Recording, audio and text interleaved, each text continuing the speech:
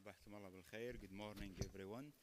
Bring me great pleasure to start our third day of the 23rd Kuwait Dental Association Conference. We couldn't not have picked a better speaker to start our day than Dr. Thamr Al-Nizi. Dr. Thamr Al-Nizi is duly qualified in medicine and dentistry and a licensed physician and dentist in Kuwait. He first completed his medical degree from Kuwait University in 2002, then completed his Doctor of Dental Medicine, DMD, from Jordan University in 2009. Then he further get clinical training in oral maxillofacial surgery at Glasgow University and NHS Great Glasgow and Strathclyde Hospital. From 2009 to 2014, he completed his membership of oral and maxillofacial surgery from Royal College of Surgery, Edinburgh. Then he completed his fellowship in orthodontic surgery and cleft lip and palate from Belgium in 2021. Dr. Al-Nizi interested in virtual digital orthodontic surgery, and he published in several international medical journals and international scientific meetings. Please, Dr. Thamr, the stage is yours.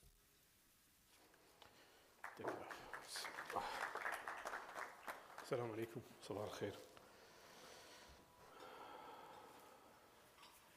Welcome to the third day of this great conference. Today we'll talk about the virtual occlusion orthodontic. As we know, all the technology now embedded in our life, also it's embedded in our clinical practice, especially the artificial intelligence and the updated software which is embedded in our especially medicine and dentistry practice, which make the life more easier and more predictable. And most of these applications need to be valid and it's user-friendly in our practice. As we know, the traditional method for achieve occlusion orthodontic surgery is manual manipulation, which is happening between the surgeon and the orthodontist to align the cast manually to get the perfect occlusion that they will want to achieve, or by intermaxillary fixation, which is by blades or rubber bands or the temporary fixation to get the occlusion, or the post-surgical orthodontist after the surgery is done, they need to do the orthodontic surgical occlusion by optional or aesthetic for the optional or aesthetic result. In division, the conventional occlusion for orthodontic surgery is the occlusion in the orthodontic surgery referred to the alignment and position of the teeth when the jaw are brought into their new ideal relationship. It's play a crucial role in the overall success and stability of the surgery. Also, conventional planning of orthodontic surgery is carried out on the basis of the X-ray, cephalometry analysis, and mock surgery on the plaster cast. Dental model mounted in the semi-adjustable articulator. As we can see here is the cephalometry analysis, then the mock examination or the mock alignment of the tooth will be handled in the semi-adjustable articulator to get the perfect occlusion, which is time-consuming and born to error. And why we achieving the proper occlusion? For functional harmony, because we need to the patient achieve to fit the lower teeth with the upper teeth to enable achieving the chewing and speech and overall dental function. Also for aesthetic appeal, which is essential for the facial appearance and profile after the occlusion, or long-term stability after the surgery to prevent any relapse. And how we do this, or how we can get this in the previous or in the past, by articulator, and it's important to select the articulator in the orthodontic surgery depending on the case. One of the articulator type or kind is simple hinge articulator, which is can be used in maxillary advancement but without any height changes, or mandibular single jaw procedure, segmental surgery without height change. And the second one is semi-adjustable articulator. As we can see in the symbol, it's only direction in 2D or in 2-direction way of the surgery. In semi-adjustable articulator,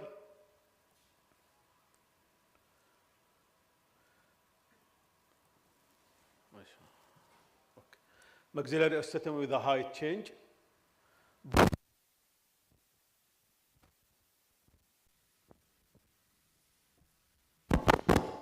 And segmental or mental maxillary osteotomy or case of facial asymmetry. Also, when we have select the articulator, we need to register the bite and transfer it from the head to the articulator, which is done by, or we do it by the face bow selection, the previous, which is highly experienced procedure, need to accurate measurement, but also prone to measurement error. And there is many types of the face bow. One of the famous 2 or 3 face bow selection in the orthognathic surgery is irregular average value articulator or condylar average value face bow. You can see how we here to touch the head of the condyle and get the perfect or the ideal occlusion that we want to reach. Also, the function of the face bow recording is the line mounted with the maxillary cast in relation to the skull base to reproduce the anatomical position of the maxilla in its relation to the skull base. Then we remove the maxillary, we keep the maxillary cast and we recording the mandibular cast according to the maxillary mounted cast. And after that, we get the relation between the two casts to reach the good occlusion. And as we know, the cast model planning is very complex, and error during the transfer of the occlusion plane and occlusal count and asymmetry deformity of the skeletal bone cannot be assessed. And the cast model planning is complex, and risk of incorporate error during the transfer of the occlusal plane may lead to error in treatment measurement. Furthermore, occlusal count in the asymmetry cases or deformity of the bone, it's even not accurate in recreation of the measurement. As we can see here, it's popular to miss that the face bow registration are inaccurate, especially if you can see here from the figure. In the most cases, face bow will overestimate the maxillary occlusion angle, plane angle. As we can see here, if we put the maxillary cast as it's in Frankfurt plane compare it to the cephalometric position of the maxilla, we can see the difference between the two articulators. So in general, there is advantage and disadvantage of conventional occlusion. The advantage, it's well-established technique, can be combined with surgical orthodontic, allow precise control or even occlusion, even occlusion, or even it's very taking a lot of time. And this advantage is time-consuming, potential to occlusion stability during the immediate post-operative period, and may require additional corrective surgery steps. So from this, we can know that the occlusion, it can be assessed before by conventional way, and added the two-dimensional facial analysis to get the ideal or perfect occlusion or orthognathic planning. As we know, the tracing method of the orthognathic in the planning of the orthognathic surgery. As we can see here, there is software doing the job for the planning, but before it was in 2D dimension. As we can see here in CASOS software, how we can do the cephalometry and how we can use the 3D photo of the patient, but still in 2D. As we can see here, how we put the cephalometry instead with the patient photo to get a good ideal occlusion or give a better picture for the occlusion. Then with the improvement of the technology, we go to the 3D dimensional planning phase, which is make the data analysis easy to collect, transfer the ideas and in advance, and connectivity is better than before. As we know from the history, it's the three-dimensional preoperative orthognathic surgery planning in 1999 with one of Japanese doctors who's invented that combine the conventional clinical diagnostic material or cast and cephalometry to produce three-dimensional virtual image for routine practice in three-dimensional graphic. Then the image of dental cast was generated with the laser surface scan, and the three-dimensional skeletal image was constructed based on the coordination of anatomical landmark. That's how we can create the 3D cast or planning in front and lateral view. More, it's improved more, and then there is a pathway or there is a steps to get this 3D virtual occlusion or 3D virtual planning for the orthognathic. This is one of the famous papers or steps in the orthognathic, and this is how the steps can be done here, from the image acquisition to the 3D patient, virtual diagnosis, and until we reach the surgery and the outcome in 3D. This is one of the famous books that talking about the three-dimensional cephalometry, which is make a revolution in the 3D planning in the orthognathic surgery. And this is here how we can collect the 3D points in cephalometry converted from 2D to 3D, soft tissue and bone tissue. As we can see here, how it's joined the lateral view and frontal view with the soft tissue to get the depth of the point or in the cephalometry. Also, with improvement of the technology, now we have the 3D cephalometry.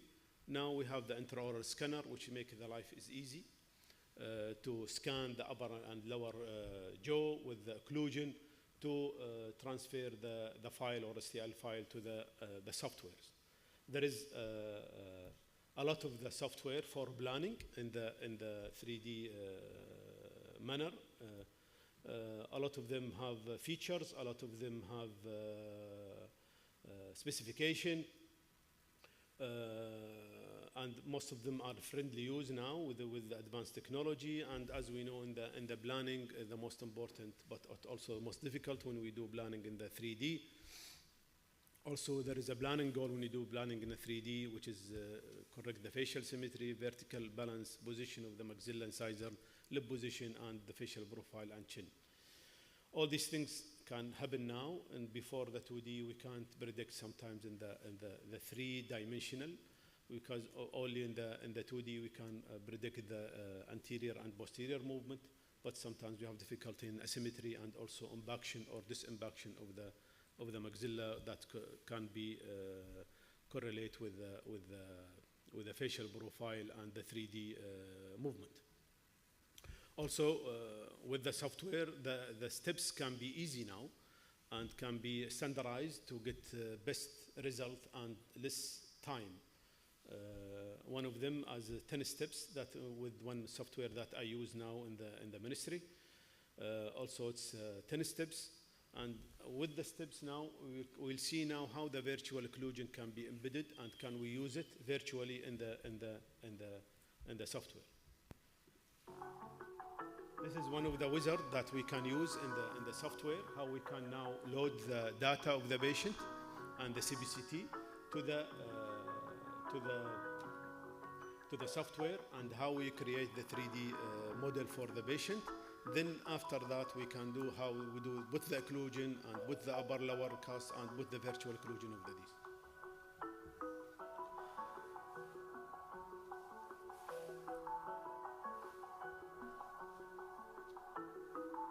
Here we have play with the threshold of the bone, especially when there is artifact, to reduce the artifact, and we can get the best threshold for the bone to let the software detect the bone threshold, and also here the soft tissue itself also we can predict, especially with the artifact. And here we can put the natural head position of the patient, that we can simulate the natural head position different than Frankfurt line, which is more difficult, I think now it's or not accurate in the planning. And we can play with the patient CBCT in 3 directions.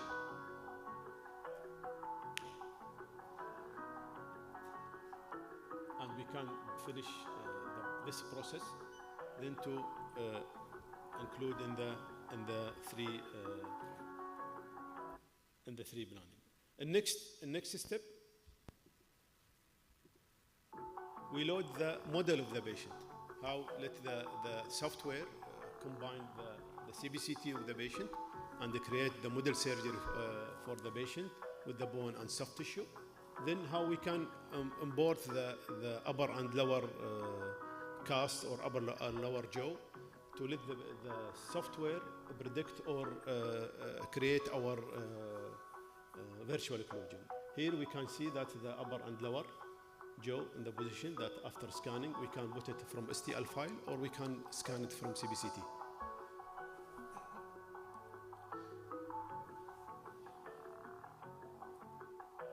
Here we can see that we can manipulate the cast right to left. And here this steps, it's like simulating the articulator. So we just give the software 3 points, which is the condyle head, the mesial cusp of the lower upper 6, and the central, and the left side of the mesial cusp. And the software itself try to triangulate the maxilla position to the skull base. Now it's positioning the maxilla to the skull base as the step of the face bow and articulator.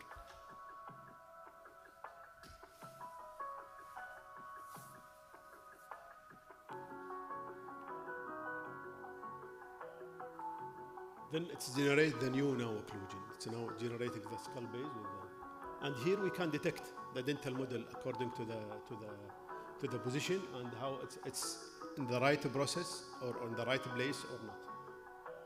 Also, if you put the mandible and the maxilla after this process, the mandible will occluded with the maxilla that you articulated according to the skull base. If there is any error, the software give you a signal that it's not accurate. So you need to put the mandible in the relation to the maxilla now, because the maxilla now is with the skull base.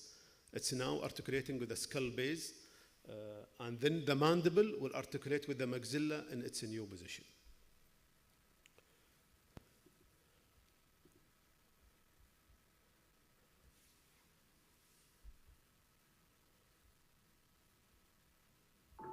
Here,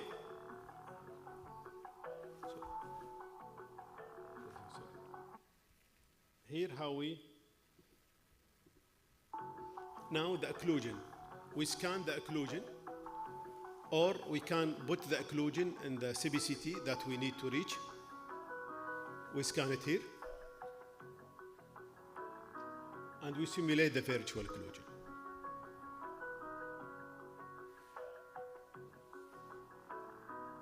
As we can see here, there is a surgical cut. Maybe it's not our now time to concentrate on it because it's more surgical procedure. But here, the softwares detect the occlusion now. You put the 3 points or 4 points or whatever points that you need to be detect, and then let the two casts will release together.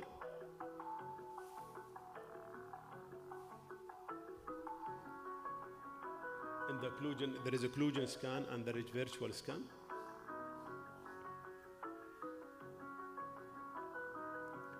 We can load now the final occlusion from DICOM or STL file, which is the occlusion that we need to create, not the virtual occlusion.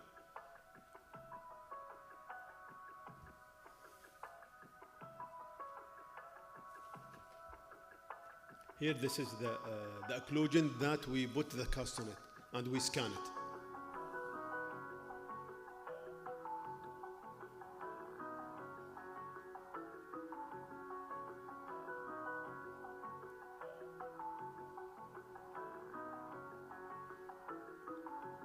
Here we can trim the axis base of the cast, and here the software is now detecting the occlusion itself and tell you where is the contact between the teeth.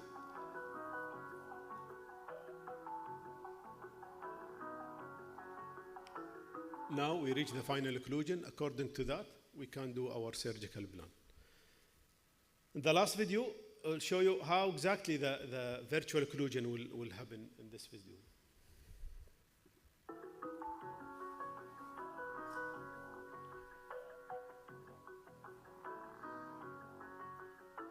The cuts, surgical cuts already done in this model. We start from the occlusal wizard. As we said before, we detect the points that we need to detect by the software. And also on the left side, we see the occlusogram. We can know if it is premature contact or not. So we can detect the trimming area. Where we can do the trimming area before we do the surgery.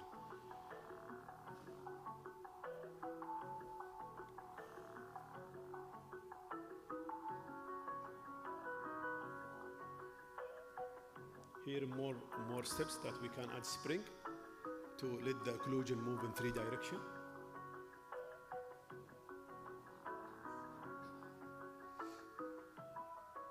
And from the occlusogram, we can see where is the contact between the incisal edges of the tooth. And from the other side, in the function side, we can see how we play with the occlusion in 3 directions.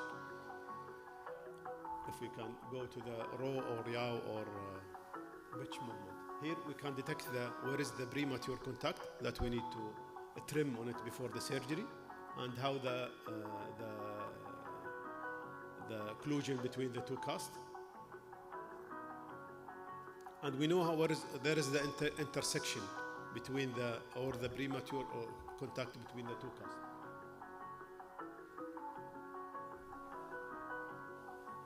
Now we can load either the virtual occlusion or the loaded occlusion, and we can compare between them. So let the software detect and compare between the two occlusions.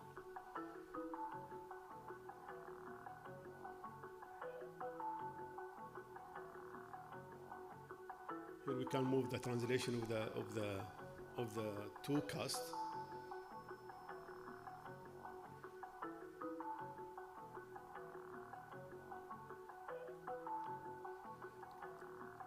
The most important, the center of rotation, where we need to the maxilla or the mandible will be rotate. We can detect from the software itself. As we can see here, the 3-dimensional movement of the cast.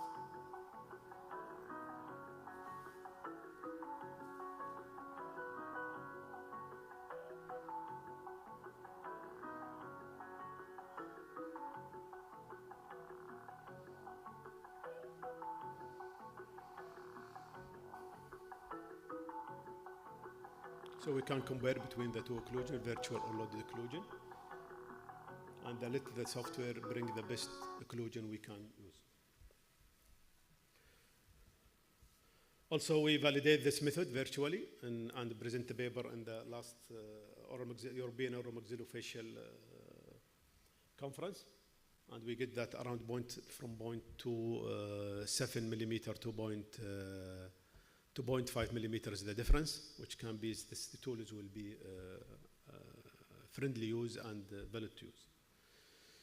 Also, from all these steps, we need to be standardize our work to get a best result. I think this video will be how our work is to be standardized and to be get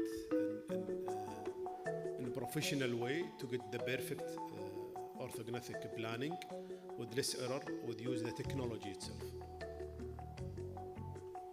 And how the patient need to be informed about all the steps about the orthognathic, and what is the complication, what is the recovery period, and all the steps that our documentation we can take to the patient.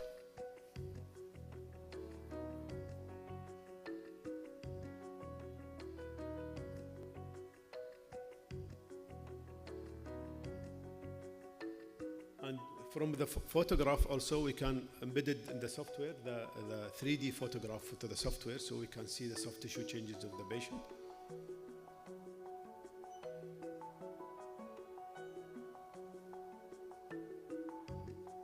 And how we scan the patient in the CBCT in the perfect way or in the ideal way to prevent any movement or extra movement that will affect in our planning, and how we take the bite also to scan the bite.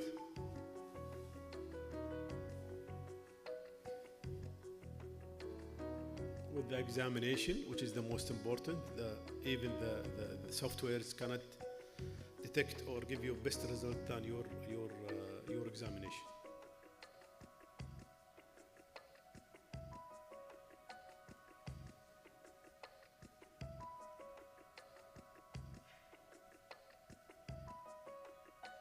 Here in the wax bite registration is to need to use the wax bite to have the occlusion in the chair is similar that the occlusion in the operation table. So that's meaning the condyle positioning in the same place.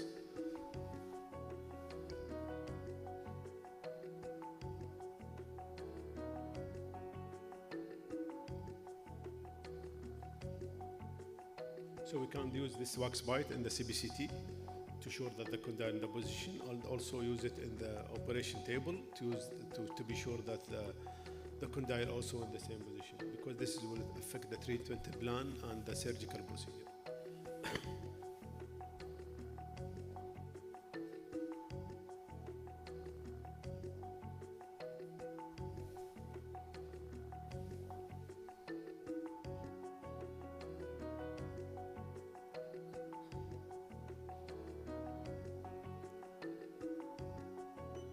We can use the normal alginate, but this I think is more dimensionally stable.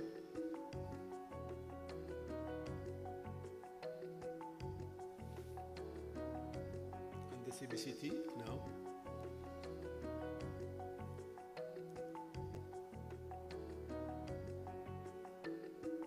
We use the same wax bite that we have to take the condyle in that position.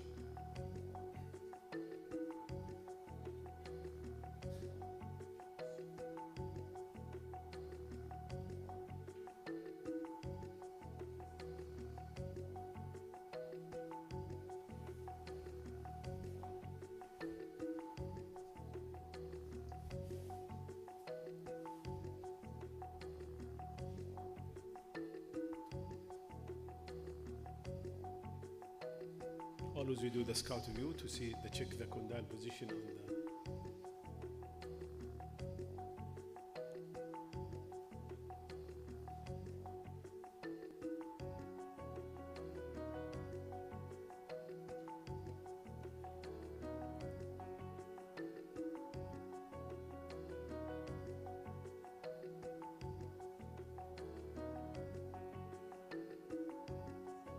We do also 3D photograph for the patient.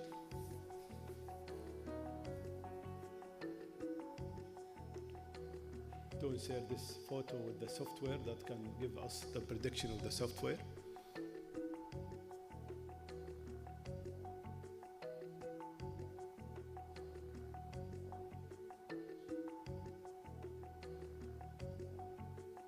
We scan the impression, so it gives us a CL file to try it when we need to load or import the CL file in the software itself, as we can see here.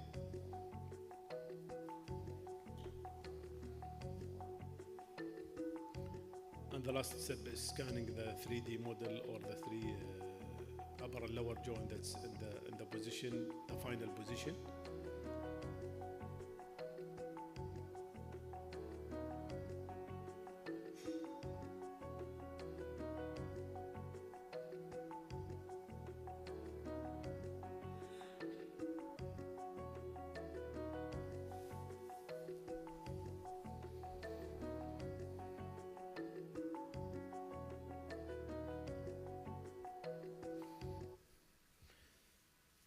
So in brief, we can use these tools together and standardize our work to get the best result and perfect, or let's say it's ideal occlusion with less time and less error to get the benefit for the patient. Thank you.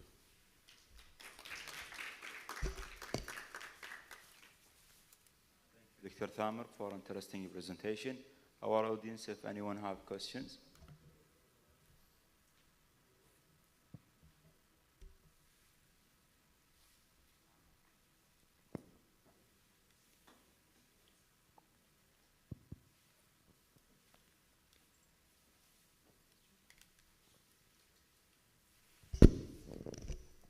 يعطيك العافية دكتور. عافيك. سؤال in terms of combining files when it comes to CBCT files coming in like DICOM versus STL files with your scans. Do you face any problems combining those different kind of files, or do you just superimpose the two? You mean to use two different files? Yeah, different files. Yeah, either because it's give you the option. It's a STL file or DICOM file, but always DICOM file we use to CBCT. Sometimes you don't have the facility for intraoral scanner, like they said in the ministry now, not all the centers have intraoral scanner. So I need to take the cast itself, put it in final occlusion, and take it as a CBCT, and the CBCT as a DICOM file. So this software gives you the option if you don't have this facility. But if you have intraoral scanner, you can scan it with a STL file. But combine the two. Yes, it's combined. You see the occlusion, the virtual, there is virtual occlusion, there is loaded occlusion, and there is combined occlusion. It's combined the both. So both of them are the same file types? Both of them are both like STL files, this one, the CBCT and the there is CBCT, no, there is DICOM file, but the STL file is for the scanning. Yeah, but you can combine. The software have the ability to read these two files and combining them to give you the virtual occlusion after compare from loaded and virtual occlusion. Yeah. Thank you. Thank you.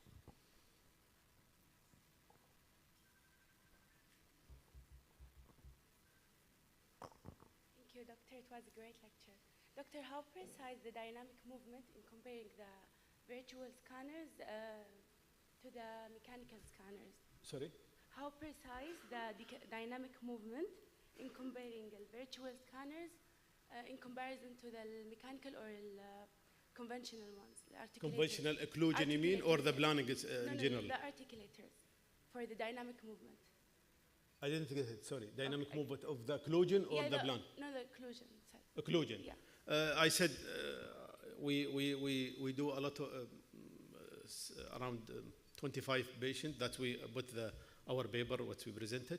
It's less than 0.5 millimeter. So if you use the occlusion, so it's still valid. This is what I'm answering, or you have?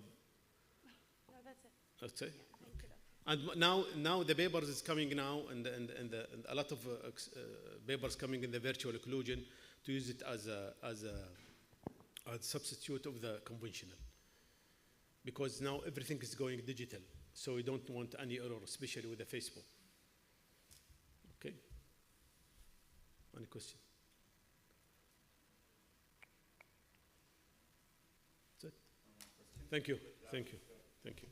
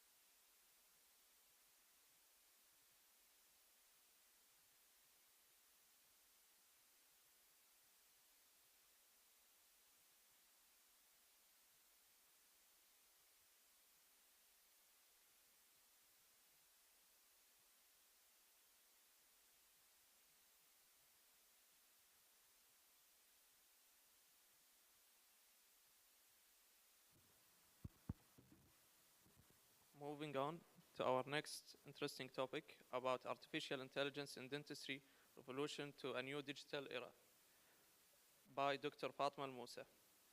Dr. Fatma, dedicated senior registrar in advanced general dentistry. Her academic foundation was laid at Kuwait University, where she earned a Bachelor of Medical Science in 2011. She also earned a Bachelor of Dental Medicine degree with honors from the same institution in 2014.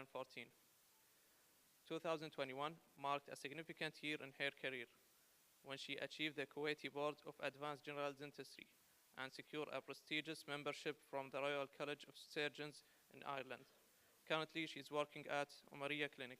Please welcome Dr. Fatma Al-Musa.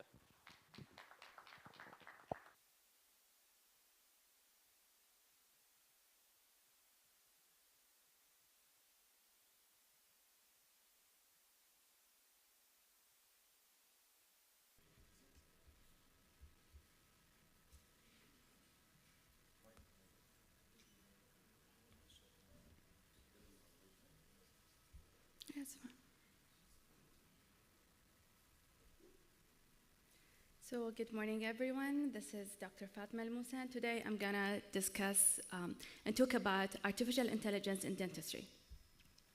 So to begin with, I'll give you some introduction and definition, history of artificial intelligence, basic concept of AI, some clinical application in dentistry, ethical and limitation, and finally, AI demo with Pearl second opinion. So just to start with, what do you know about AI? Before asking this question, can a machine think? Do you think so? Will robot take human jobs? Is it a time for turnover? No, just relax, it's not yet. So what is the meaning of AI? Artificial intelligence is a branch of computer science that aims to create machines that can perform tasks that would typically require human intelligence. In simple words, AI is about making computer think and act like a human. And according to the Oxford Dictionary, AI is the theory and development of computer system able to perform tasks that normally require human intelligence, such as virtual perception, speech recognition, decision-making, and translation between languages. Do you think that you are using AI in your daily lives? Do you know Siri? Hi Siri, how are you? No response. Okay, when you is trying to type some words in WhatsApp and then you see a suggestion underneath, this is a type of AI. It's basically trying to predict what you are trying to type. What about Instagram? Okay, what about Instagram, retinal scan, WhatsApp, Google Maps? All of these are type of AI that we cannot live without it. Okay, who is this guy? This guy is engineer John McCarthy, who is the father of artificial intelligence. He coined the term in 1956. So how does AI work? You can see all of this boring terminologies. We are not engineers, unfortunately. So let's concentrate on the three general concept of AI that you will encounter when you are reading papers: machine learning, neural learning, and deep learning. So let's give some example. When you see a self-driving car that can drive you to your destination safely, and you can take your coffee and read your story, this is the type of artificial intelligence. When you see a lot of movies and watch a lot of movies in Netflix, and the Netflix is trying to suggest some similar movies. Basically, my kids like to watch the Charlie and the Chocolate Factory. So Netflix is suggesting these movies for them. Why? Because it's trying to predict what they like to watch. And finally, facial recognition in your iPhones. How can the iPhone recognize your face? Whether you are wearing makeup, you are wearing glasses, it can figure your face, although I can't figure a lot of similar faces due to maybe Alzheimer or wearing lots of makeup.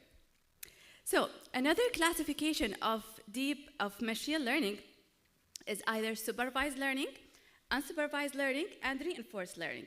The supervised learning, basically you are sitting with the machine, you are giving the machine certain data and try train the machine to give you the predicted outcome.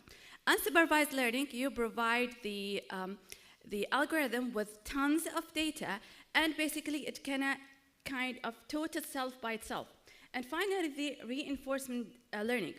Basically, you give the algorithm the data, and then it's trying to learn by reinforcement, such as if the machine will give you a certain result, you can reword the machine by saying the word good or great. If you say good or great, the machine will know that it's going in the right direction. What are the uses of artificial intelligence in dentistry? Using the machine learning, the deep learning, and the neural network, the artificial intelligence can help you in disease diagnosis, treatment planning, prognosis, landmark detection, and risk assessment. Today, I'll talk about the use of IA in operative dentistry, periodontology, dental implant, endodontic, orthodontic, oral pathology, and patient education. Starting with operative dentistry. Caries detection is still achieved by clinical examination and radiographic examination using bite wings, basically. So, with the use of digital imaging and scanners and the AI, we can detect caries better, or let's say faster. So, how can we achieve that? We give the algorithm a lot of X-rays. It can reach up to million, let's say, and then we get the help of an expert, a dentist, who can label the caries correctly on the radiograph, and then you give it to the algorithm, and it will learn or teach itself by itself to figure such characteristic as a caries and such a characteristic as normal dental tissue. So it's basically data collection, data processing, algorithm training, model testing, development, and so on. Okay, as you can see here, the AI could predict the ECJ correctly, and then the enamel correctly, the bone correctly, and the restoration. So in the first figure, as you can see, this is a bite wing that the dentist himself labeled the various dental tissues. Like, for example, yellow is the dental pulp, red is the caries, blue is enamel, and then it's gonna give the algorithm this X-ray, and it can predict the dental tissue and what if the dentist taught correctly. So as you can see here, if you have lots of patients and you have you want to chart the patient, you have like full mouth survey, it's gonna really help.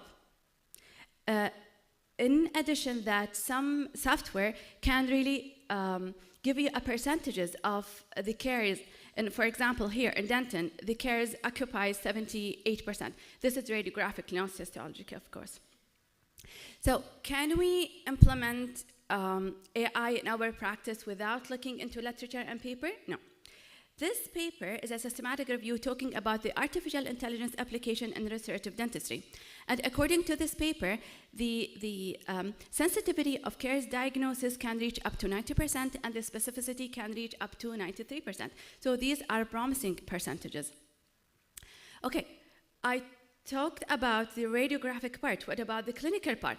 Can we take a clinical photograph of the patient maxilla or mandible and give it to the algorithm, and it can kind of tell us whether there's caries or there's no caries? Of course, there is a chance. Give it a chance.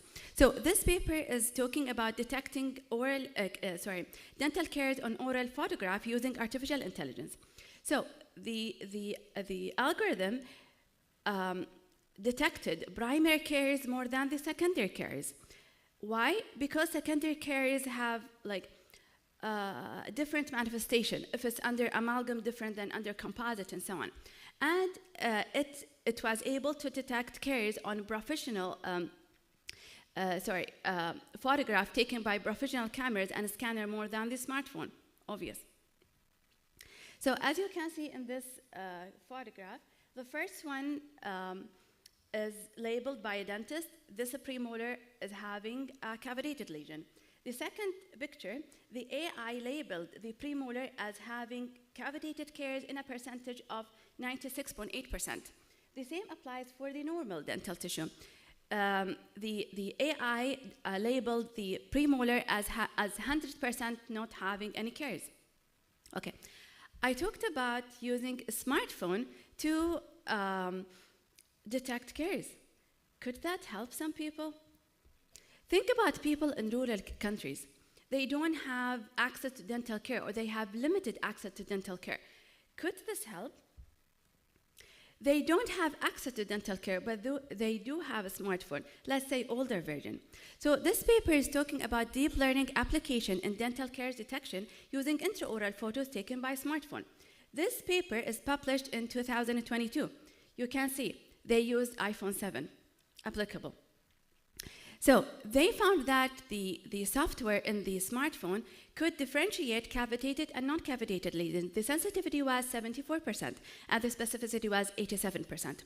But unfortunately, the sensitivity of detecting no surface change versus visually non-cavitated was difficult for the algorithm.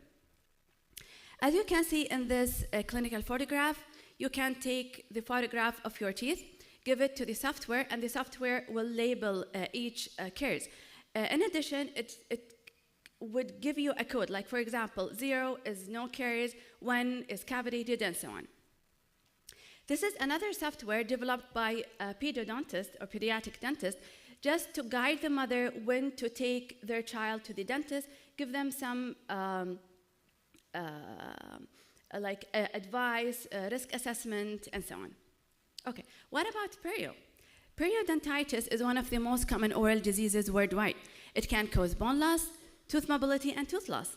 And the diagnosis of periodontitis is achieved by a clinical and radiographic examination. Analyzing and calculating the radiographic bone loss is time-consuming. So can AI help? Use of deep learning approach to measure alveolar bone level. So measuring radiographic bone loss is important for making a proper periodontal diagnosis, especially when comprehensive and longitudinal periodontal charting is unavailable. So there was no significant difference between the radiographic bone loss calculated by the professional and the AI, but there was a significant the AI was faster than the expert. So can you calculate the radiographic bone loss using the full mouth survey? It's really time consuming. What about dental implant? Dental implant has been broadly used since 1980s. There's over 2,000 companies. So I encountered this a lot. The patient came with an implant to place in X countries long time ago, and the fixture or the implant is broken. I need to replace it. How can I replace it? I don't know this implant. So let's see this paper, a performance comparison between automated deep learning and dental professional in classification of dental implant system from dental imaging in a multi-center study. They collected data from 3 centers. They could get 12,000 BANO and PA. The sensitivity of detecting dental implant correctly was 95%, and the specificity was 85%. So they tell us that we demonstrated that the accuracy of deep learning outperformed most of the participating dental professionals. One of these AI systems that is available is a spot implant. Basically, you attach the PA, and then it's gonna ask you some question: where was the implant placed, which date if the patient recall, and so on, and it's gonna give you the top matching implant. What about the treatment planning? I've done one of these cases. Treatment planning using virtual methods is really time consuming. Can IA help? This paper is talking about artificial intelligence and augmented reality for guided implant surgery. This is a case report. So what they did, first of all, they scanned the jaws, both the maxilla and the mandible. They did CBCT for the patient, and then they gave the DICOM file and the the oral scanner and the CBCT to the IA, and basically the IA is doing the job. What you can do, you can just refine it if you don't like it. Also, it can give you the surgical stent. What about endo? Like endodontic is a branch of dentistry encounter with dental pulp and surrounding periapical tissues. AI can help us in working length like measurement, periapical lesion, and root canal anatomy. Let's see this paper. Deep learning for detection of periapical radiolucent lesion, a systematic review and meta-analysis. I know all of us can detect PA lesion, but sometimes the PA lesion is small, or the X-ray is not really clear, or you have lots of patients and you don't have really a time to spot all of the PAs, especially if you want to do a full treatment plan for the patient. So can AI help? Basically, yes. According to the systematic review, the AI have a sensitivity of detecting PA lesion in 91% and a specificity in 85%. As you can see here, small PA lesion, if I have a lot of patients, sometimes we tend to miss it, yes. So the AI will give you a hint, oh, doctor, stop, there's a PA lesion here. Why we need to spot this lesion? Because our treatment will differ. The same applies for the CBCT. Okay, what about figuring the root morphology? This paper is talking about a deep learning artificial intelligence system for assessment of root morphology in mandibular first molar on a panoramic radiograph. Mandibular second molar, in most of the cases, tend to have two roots, but it can have third root. A lot of us might miss this information. If we miss it, it's a missed canal, the endo will fail. So can AI help? Yes. So deep learning system diagnostic accuracy in identifying the third root in the mandible was 86.9%. So it's promising. What about ortho? AI application in ortho is really promising. It can identify various anatomical and pathological landmark, identification of reference point, and support the decision making. I know, mashallah, the orthodontist, when looking at this stuff, they can figure all the point, all the angles, set you a treatment plan.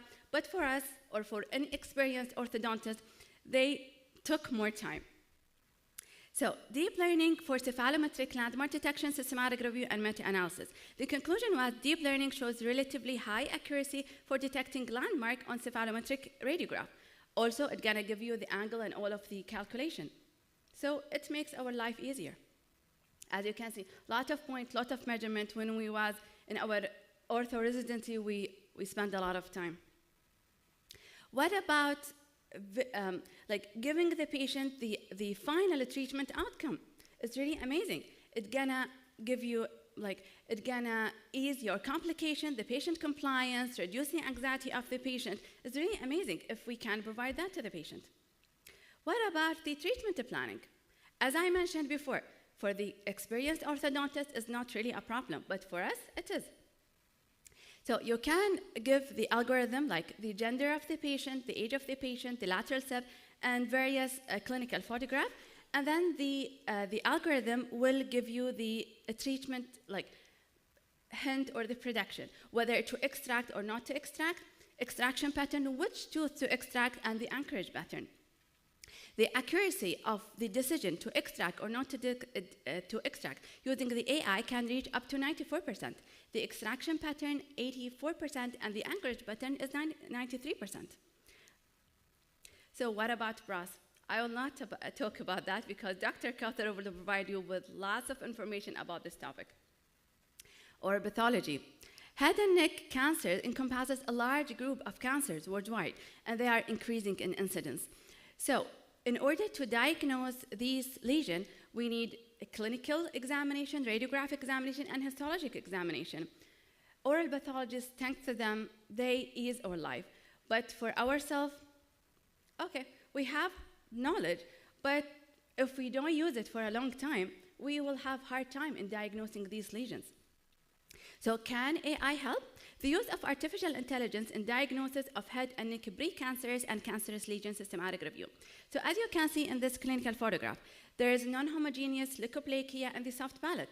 The AI is able to detect and mark this lesion, and it can give you a predicted differential diagnosis. The same applies for the histology. So in the first image, as you can see, this is a clinical photograph of a lesion in the buccal mucosa. The grounded truth is the expert labels this lesion for the AI so it can learn. When you give the photograph, whether this lesion or any other lesion, it can detect the lesion. So here, it's telling it's 91% lesion, and then it can predict whether is it benign or malignant. So the true label given by the expert, this is a benign lesion. The predicted label is this is 99.8% benign lesion. So what about patient education? The most important point here. How can I educate my patient using AI? It can be either through interactive mobile application. You can let the patient download certain application, and it can give the patient like oral hygiene hint, some other instructions. What about chatbot? For example, you did extraction for the patient. You gave the patient the post-operative instruction. He returned home. He was not paying attention to you. So now the patient is having bleeding or any other issue. Should I seek the dentist now, or should I wait for like tomorrow? Instead of just calling a friend, hi, I have a bleeding, what shall I do? You can't just provide the patient with chatbot, which is a trusted information source. He can't just type, oh, I have a bleeding, what shall I do? Shall I go to my dentist now, or shall I wait? What can I do in these cases? What about like online educational platform? You want to do like sinus lift for the patient. You don't have the required like photograph of the procedure, or you are scared to show them to the patient, and the patient is really anxious. You can't just provide the patient with online educational platform. He can see them at home, and the stress level will go down, hopefully. What about monitoring tool? Some advanced brushes can provide the dentist and the patient with the brushing habit of the patient. He is brushing 3 times, 2 times, he cannot cheat, basically. What about the patient education at the clinic? This bite wing of one of the patient. And instead of telling, oh, did you see this white? This is the amalgam that you have. The light grayish is the caries, which is happening in the other dark grayish. It's really confusing. You can't just show them the AI. Color code. See this pink? This is a caries. It's passing the enamel into dentin, so you require a filling. See the other enamel caries is confined to enamel. Please use dental floss and brushes. Okay, before going on, is it ethical to use AI in dentistry? Or we are just going into it and that's it? Before using AI, one should consider when to use AI, how to use AI in a responsible manner, and how to avoid unethical behavior. When to use AI? You have to use AI when it enhances oral and systemic health and it is cost effective.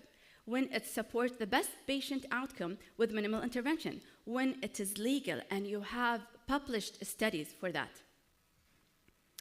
If there is any risk in using AI in dentistry, yes, unfortunately.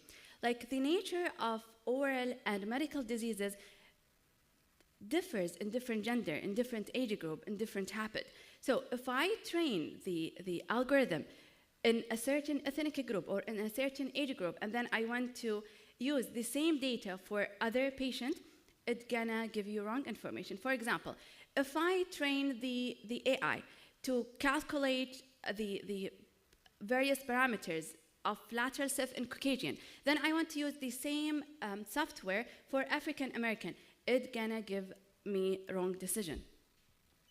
If there is any bias, I ask this question the AI itself, which is a ChatGPT. If there is bias in artificial intelligence, yes, bias is a recognized and significant issue. AI system can exhibit bias due to various factors, often reflecting biases present in data that they trained on, as I mentioned before. How to use AI in a responsible manner? You should comply with the legal regulation. You should supervise and monitor the AI. You should test it before implementing to the patient. And you should adhere to the ethical practice in data collection, privacy, and protect the patient information. How to avoid unethical behavior? You should disclose any personal interest. You should support yourself. It's your decision. It's not the AI decision. It's gonna give you just a second opinion. So, if I have my AI and my treatment plan or recommendation is different than the AI, should I ignore myself and listen to the AI? Should I consult my colleague? No, it's your role. You are the dentist, you are the human. This is an AI. It will advise you, but not necessarily guide you. So that's why in 2022, FDA has approved I think 500 software to be used in medical and dental practice. And one of these software is the Hello Per Second Opinion. So let's see.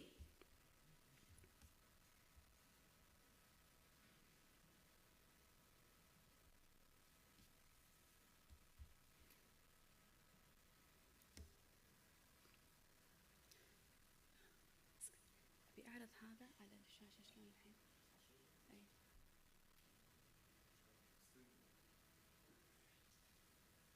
يعني ما أبي مرر سكرين، أبي هو العادة إن أنا لما أحطه هني خلاص يعرض.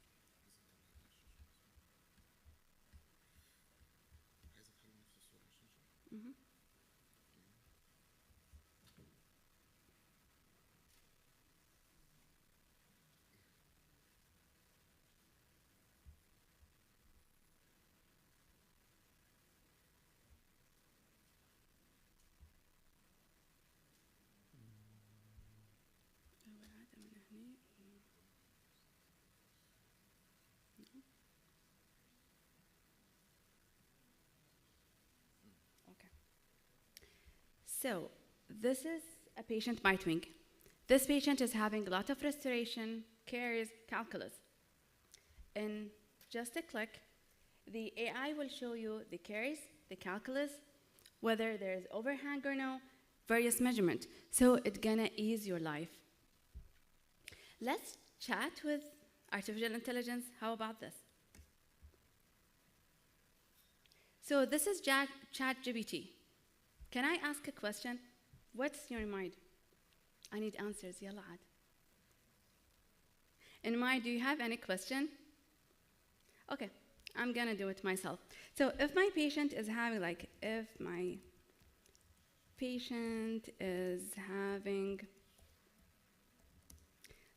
reddish, whitish lesion in the gingiva, and it is peduncle.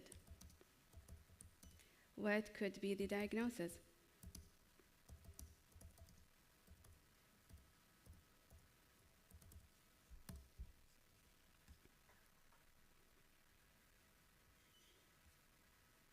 So basically, it's gonna give you differential diagnosis. It could be like pyogenic granuloma, periapical ossifying fibroma, peripheral giant cell granuloma, and these all of stuff that we need to review before the board exam. And thank you very much. That's it. Any questions?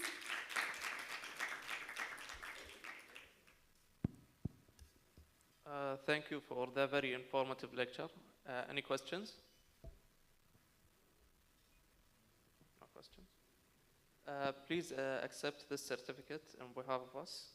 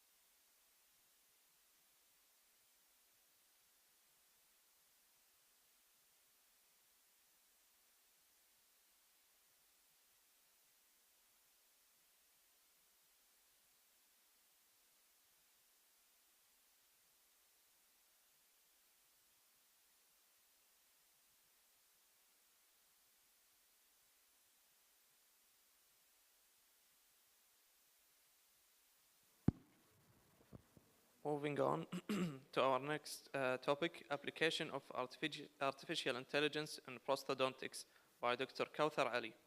Dr. Kauthar Ali received a Bachelor of Dental Medicine and Bachelor of Medical Science in Dentistry from Kuwait University Faculty of Dentistry in 2016 and in 2013, respectively, and she was the class valedictorian. She received a certificate of prosthodontics from Loma Linda University Faculty of Dentistry. In 2021, she completed her fellowship in implant dentistry at Loma Linda University Faculty of Dentistry. In 2022, she won Pacific Society of Prosthodontic Research Award while completing her studies in the United States. She's a diplomat of the American Board of Prosthodontics and a fellow at the Royal College of Dentists in Canada. And she's currently an assistant professor at Kuwait University Faculty of Dentistry Prosthodontic Department. She has published and presented posters of her previous research in well-known journals and meetings. She has received a certificate of academic excellence from Kuwait Prince Council in 2016. Please welcome Dr. Kauthar Ali.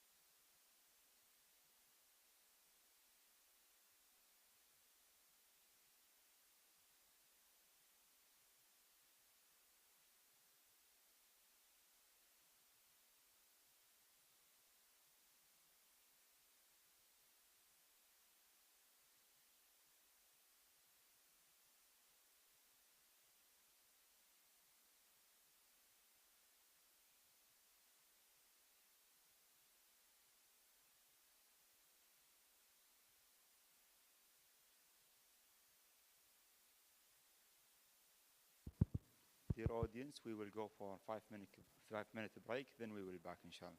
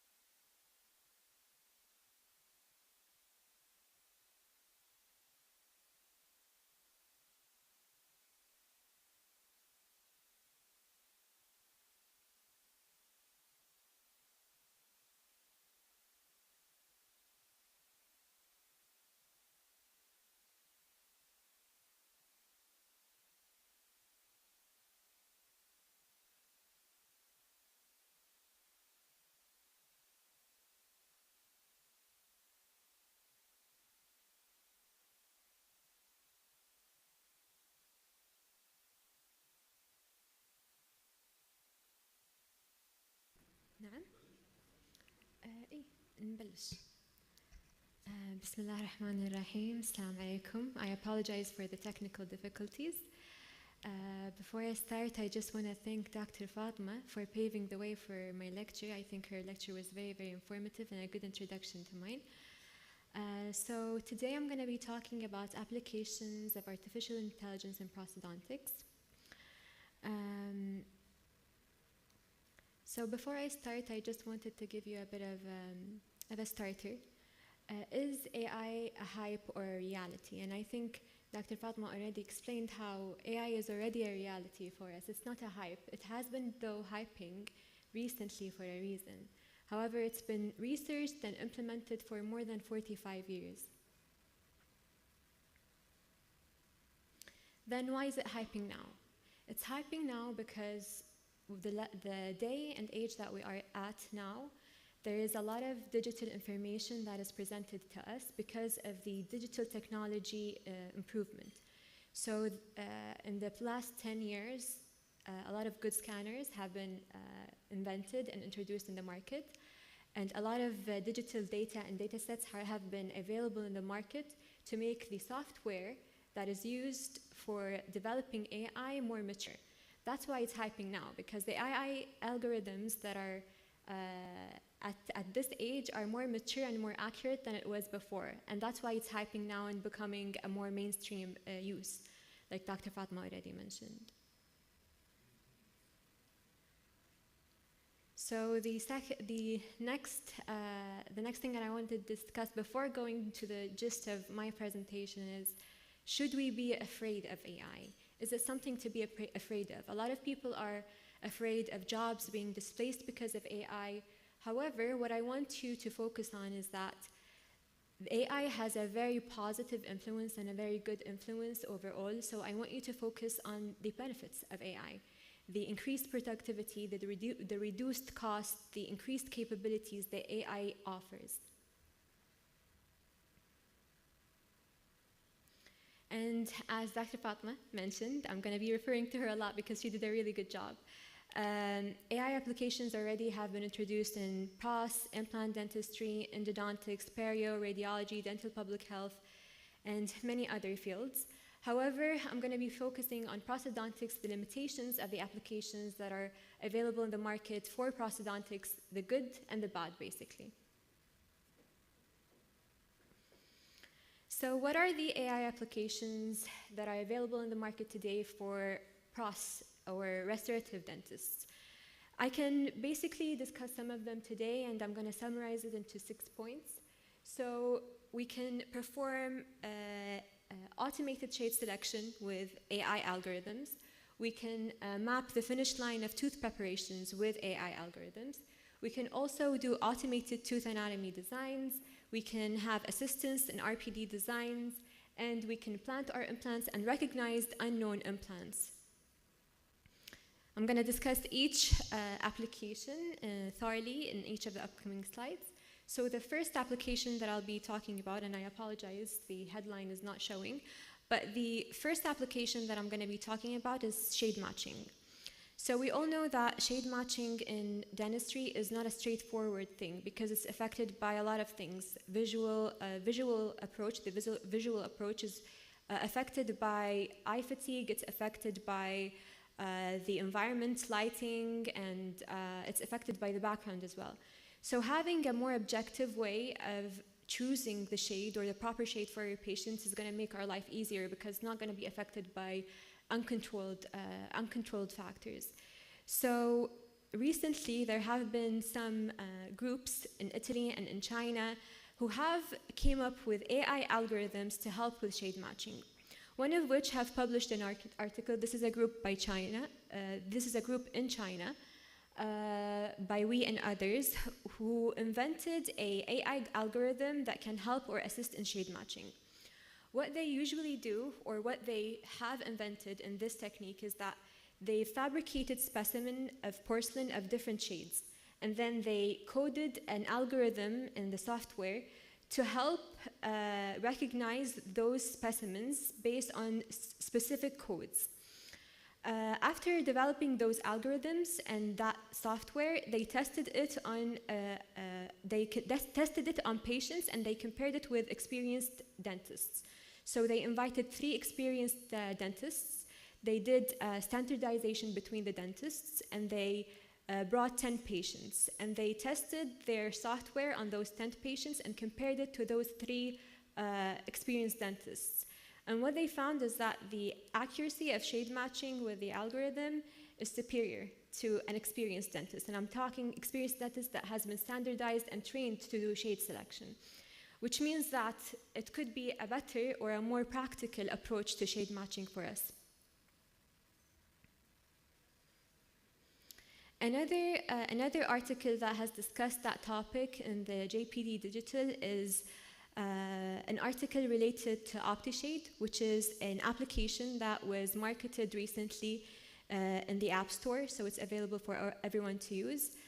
Basically, that application, what it does, and the application, by the way, is invented by a group who is called Style Italiano. I think most of us are familiar with that group because they're dedicated to aesthetic dentistry. And I'm not trying to market any product or market any group in this presentation. I'm just presenting what is available in the market for you guys to know. But what they did is they invented an application, and that application works on an AI software or algorithm that does the same thing that the previous algorithm that I presented in the previous slide does. What they did is, instead of making it a cumbersome software, they made it available to everyone in an application. And what the dentist has to do is basically purchase a colorimeter from the company and then use it in the patient. The colorimeter is kind of like a spectrophotoradiometer, and that spectrophotoradiometer gives the LAB value that is, we all know from the Munsell color system, and it plugs it into the application. Then the application generates a number for the technician. The technician then uses another software called Matisse and comes up with the right shade that can be used for that patient. So this is what the application looks like. And as you can see here in the slide, this is the colorimeter, and this is how the information is generated in the application. So in the application, the LAB scores are calculated and shown, and then they're sent to the Matisse software for the technician. The technician, based on the LAB scores, comes up with the right shade for their patient. The second application that I'm going to be talking about today is marking the preparation finish line. So conventionally, we're used to do die ditching for every preparation that we do, right? If we make a final impression, we pour it, we have to do die ditching to know where the margin of the crown has to end. But thanks to digital technology and AI, we're able to mark that finish line with a digital approach or an AI approach rather than a conventional approach, which is ditching. That is subject to errors and then repetition, right? So with softwares available, and I think most of our technicians right now use it, if they're using ExoCAD or 3Shape, they already are using those algorithms. But these algorithms and softwares have been tested by many researchers in the literature, some of which are Zhang and others, and what they found is that those softwares have more than 90% accuracy. So basically that means that if you have ExoCAD, 3Shape, or any kind of software that maps the finish line for you, trust it. It's probably good enough for mainstream use. The third application that we're going to be talking about today is automated tooth anatomy design. So for any case, you have to do a wax up for the future crown that the patient's going to have. However, the softwares that are available now, they do automated wax up or tooth anatomy design for the patients, but their accuracy is not that great. And this has been tested by many researchers, one of which is Litzenberger, that I've mentioned here in the slide. But most of the literature says that the accuracy is up to 80%, meaning that for me, 80% is still not accurate enough for me to implement for mainstream use. So that means that the technician, if they're doing a digital wax up, they should pay attention and modify manually rather than trust the automated design that the software comes up with. And this is because any AI algorithm, when it's developed, it needs data sets to be put into the software, train it, and then come up with something that can be used mainstream. What happened in this situation is that most of the data sets that were plugged into the AI algorithm softwares, they did not have worn dentition or multiple occlusal schemes. So the outcomes of the automated tooth anatomy designs were not applicable to every situation. That's why the accuracy is still not above 90%. Another implementation or application of AI in PROS is related to implant dentistry, and more specifically implant planning. I think we're all familiar with one software that uses AI, which is Blue Sky Bio or Blue Sky Plan. And recently they've developed many AI plugged in functions in their software, of which I'm going to only discuss the parts or the functions that I think are relevant. So of which is nerve detection. It's been implemented for a long time. Instead of you tracking the nerve, you just basically click on the opening or the framing of the mental nerve, or you ask the software to map it for you, and it does it in seconds, which helps a lot. Of course, sometimes there are errors, and unfortunately there haven't been a lot of studies discussing how accurate it is, but I think it does save time for the clinician, as I have used it myself.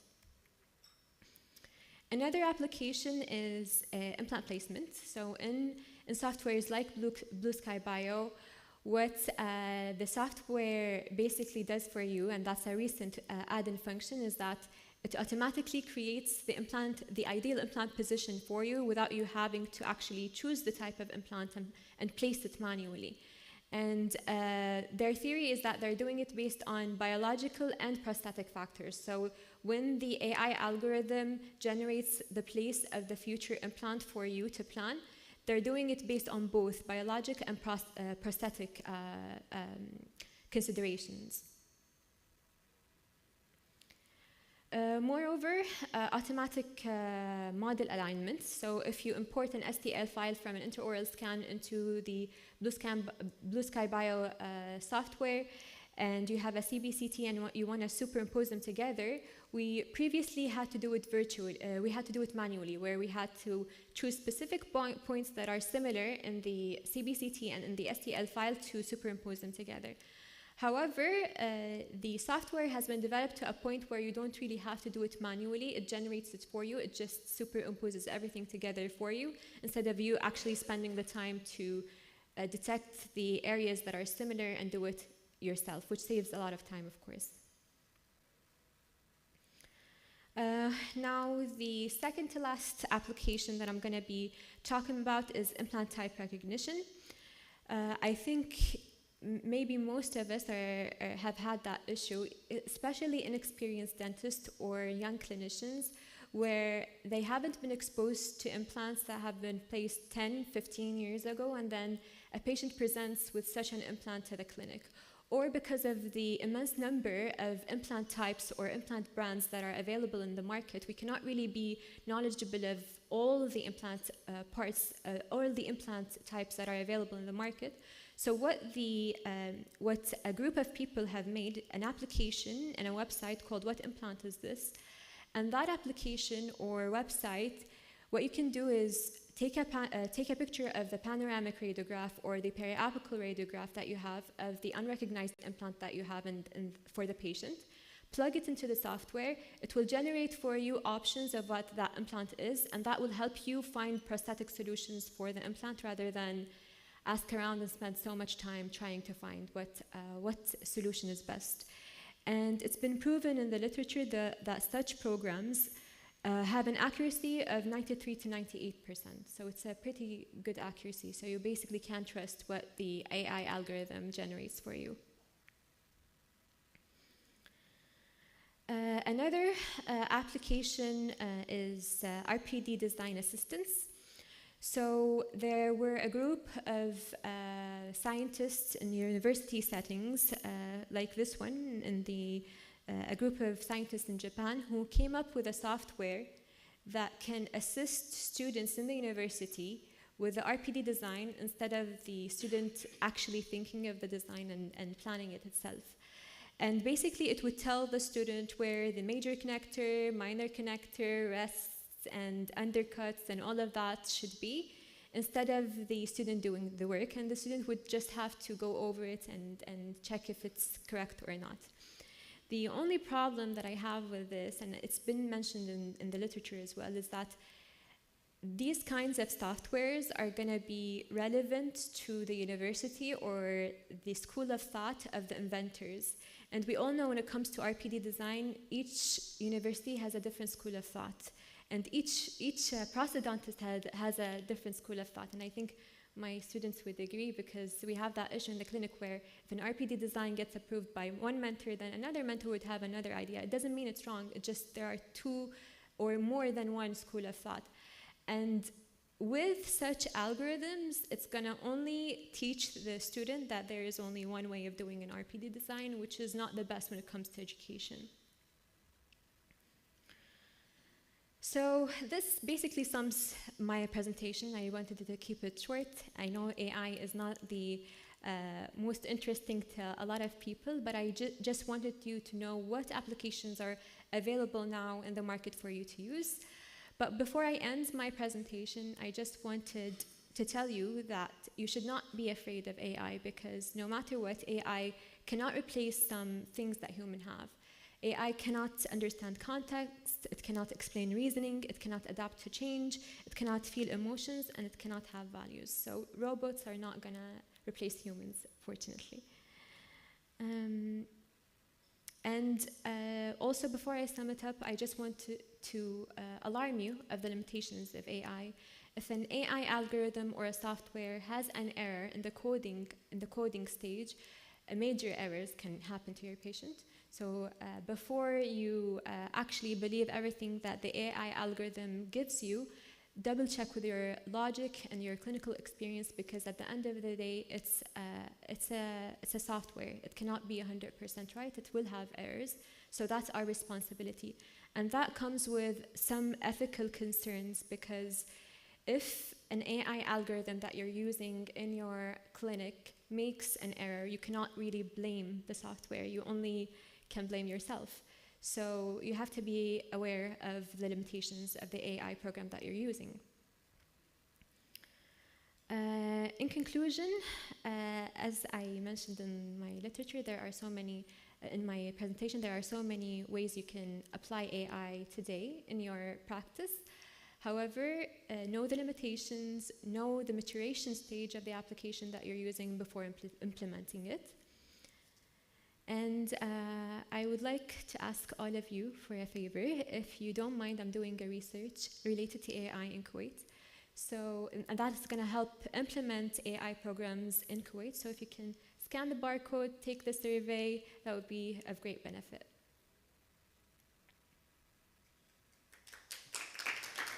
And thank you. Thank you for the very informative lecture. Anyone with questions? I actually have a question. Is it limited to the open system only, or it can be used both in open and closed system? It depends. Some applications are open and some applications are closed. So the applications that are already marketed, meaning whether there's an application in the App Store or it's a website that is available for everyone, it's an open. But not all programs are open. Thank you. Please accept this certificate on behalf of us.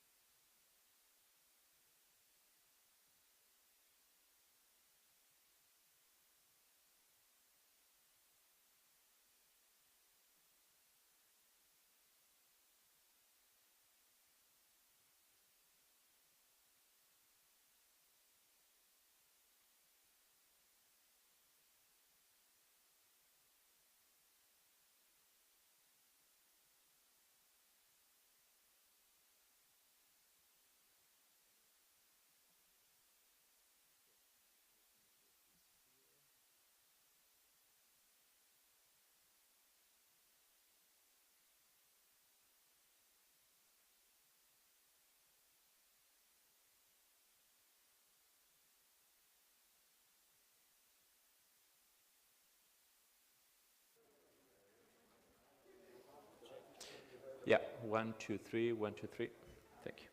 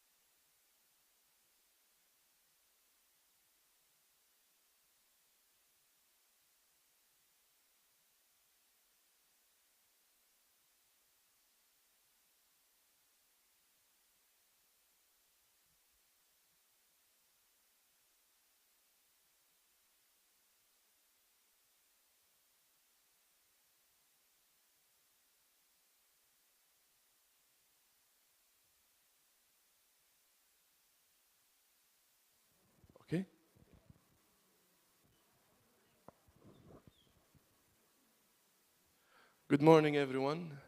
Please allow me to introduce Dr. Gonzalez. He will be talking about dentin preservation without compromising the irrigation and the obturation process. Dr. Gonzalez received his dental degree from the European University of Madrid in 2006. In 2008, he completed his endo program at the European University of Madrid with honors and received the AEDE Best Research of Graduate Student Award. He served from 2009 to 2013 on faculty at the school while maintaining a private practice limited to endodontics. He was in charge of the bibliographic reviews of graduate students and served as a clinical assistant professor of the graduate program. He received the title of active member of the Spanish Association of Endodontics in 2011. As a faculty member, he is active in research, teaching, lectures nationally. He has published 9 articles in peer-reviewed journals along these years. After finishing his graduate program in endo, most of them about root canal disinfection and more specifically about fluid dynamics and apical negative pressure. He became assistant professor of the Department of Endodontics at the University of Washington in 2013, where he served as an clinical assistant professor of the Department of Endodontics and as a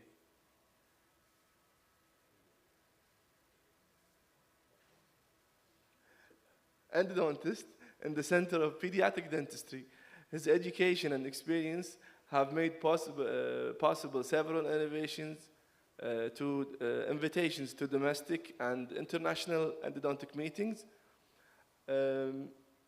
He serves currently as a sub-director of the graduate program in advanced endodontics at the University of Rey Juan Carlos, Madrid, Spain, as well as working as an endodontist in his private practice. This is one big autobiography.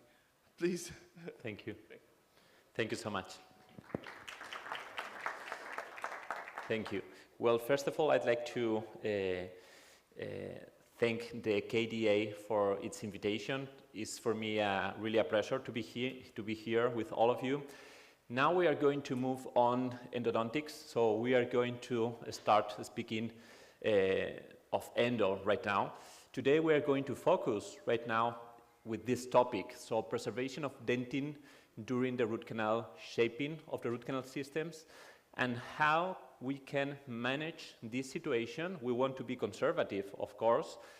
I think that in every specialty of dentistry, we are doing a great effort in order to be more conservative, but at the same time, for example, in endo, in my field, we have to also try to avoid any problem during the disinfection and obturation phase. And this is sometimes not possible if we are being so conservative. So let's try to keep that balance and to see what the literature says about it. And also, I'm going to explain a little bit about the protocol that I'm using and the systems that I'm using in order to get this conservative approach. So first of all, we are going to speak about this topic, conservative shaping. I'm going to give you a brief introduction about this topic. We are going to review also some critical aspects of the conservative approach in endo, and also what the papers, the literature says about it. After that, we are going to move on the files that we can use in order to get a more conservative treatment. So we are going to try to keep as much structure as we can, of course, without affecting the irrigation and obturation.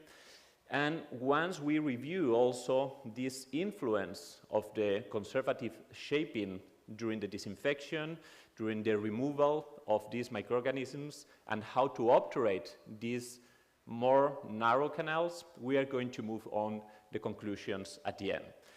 So some years ago, when I was treating this kind of anatomy, you can see here that there is like anatomical variation. We have this lower molar, and we have one extra root. If you are aware of that extra root at the lingual area, so we have an entomolaris. These kind of anatomies are quite challenging, but when I was doing these treatments a few years ago, I was very happy having that result. So I was enlarging more the canals that I am doing right now. I am using maybe 8% taper or even more in the middle third and in the coronal portion. And also this extra root, this lingual root, I was doing more or less exactly the same protocol than for the other roots. This is something that is fair, but today we are going to explain something a little bit different. So now where we are facing especially a complex anatomy, and we are going to review as well what the literature says about the thickness of dentin that we have surrounding the canal, we are going to see that it's much better to adapt the shaping procedure to the anatomy than the opposite. So a few years ago, we were using most of the time like a very fixed recipe in order to get our shaping. Right now, we are adapting the shaping in order to remove less dentin, especially in those areas that we are going to see later. So currently, when I am facing a case like this, for example, this is the sagittal view of the CBCT on your right side, we have this apical curvature. So I was anticipating a quite challenging anatomy when I was facing this case at the beginning. That's the reason because I took the CBCT. It was not very clear what was going on in the apical area. So once I see this very complicated, very complex anatomy in the last few millimeters, I choose more conservative files. So in this case, for example, I was using an 0.4% taper. In this case, I used Trunatomy for that case.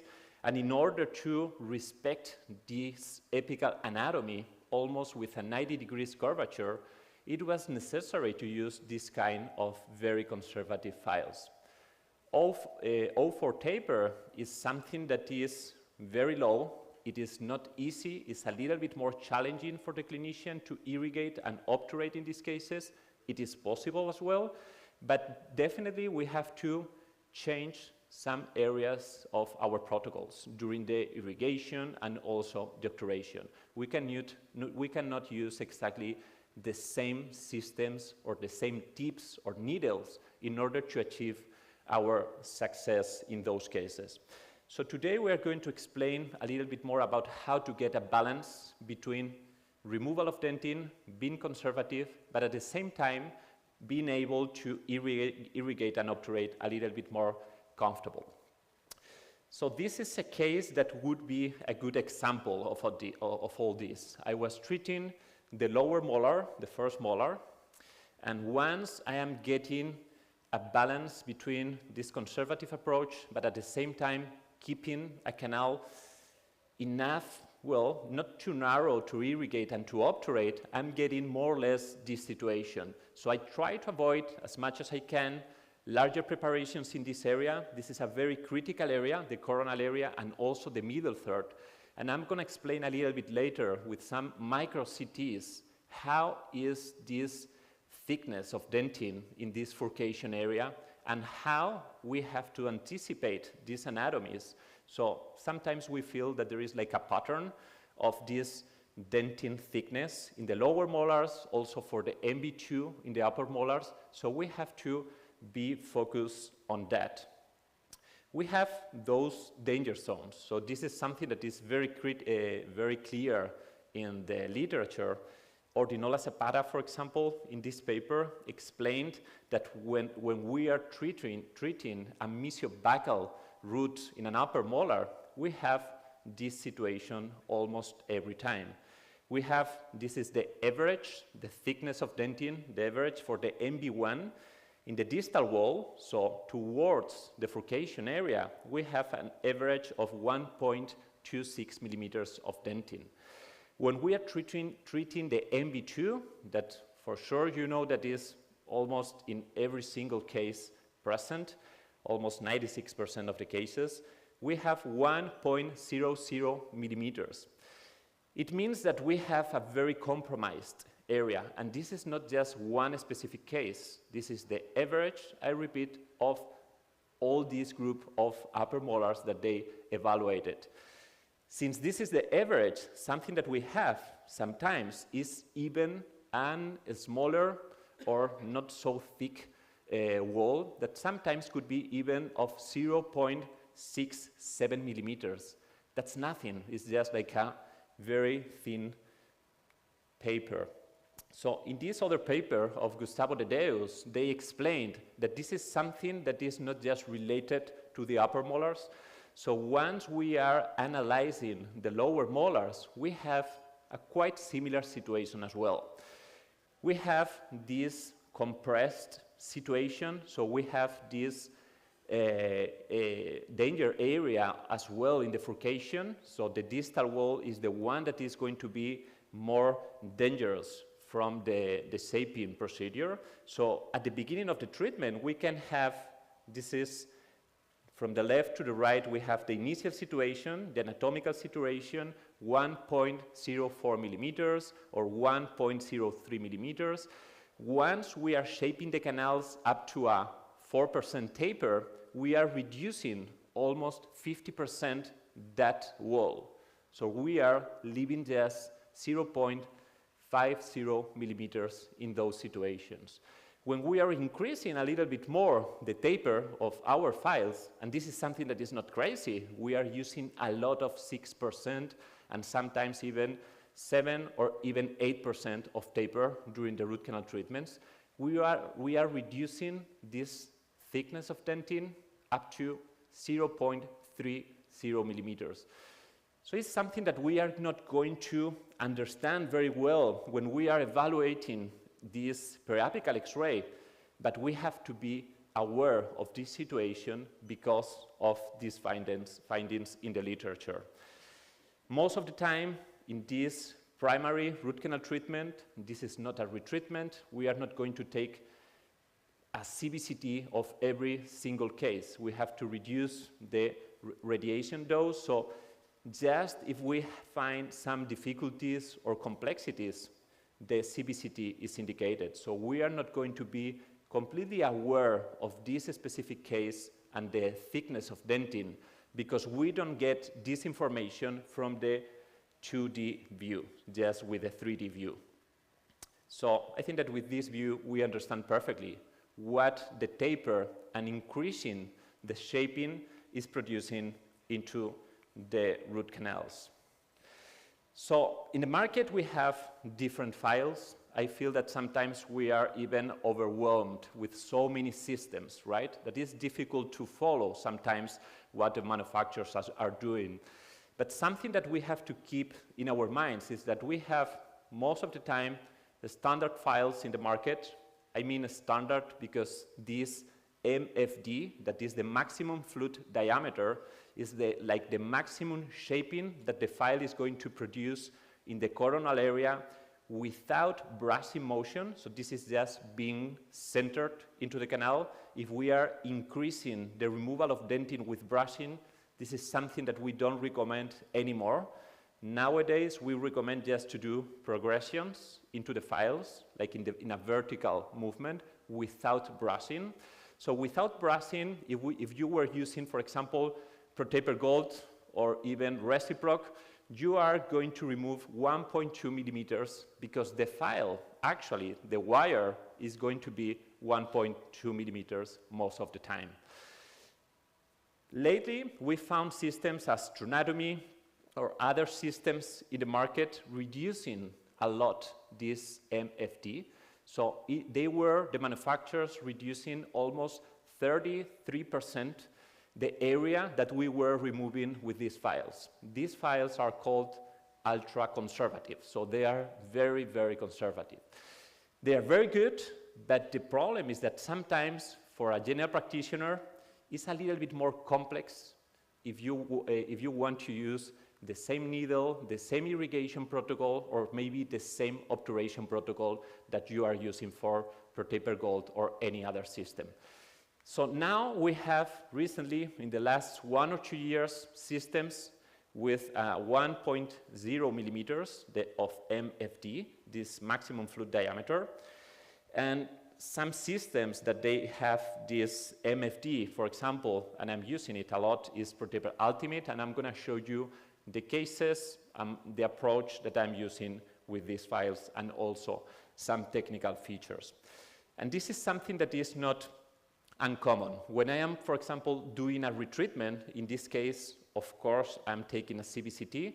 A retreatment is a complex case. I have to get more three-dimensional information. So in this axial view, we see more or less everything absolutely normal. The canals, the preparations are quite centered into the roots, so I didn't find any alteration in this case. But same tooth, once we are going at a different level, in the middle third, that's the coronal one, this is the middle third, we found sometimes even some very small perforations or strippings in this area. So there is a perforation in the distal wall that we cannot even perceive when we are taking sometimes a periapical X-ray.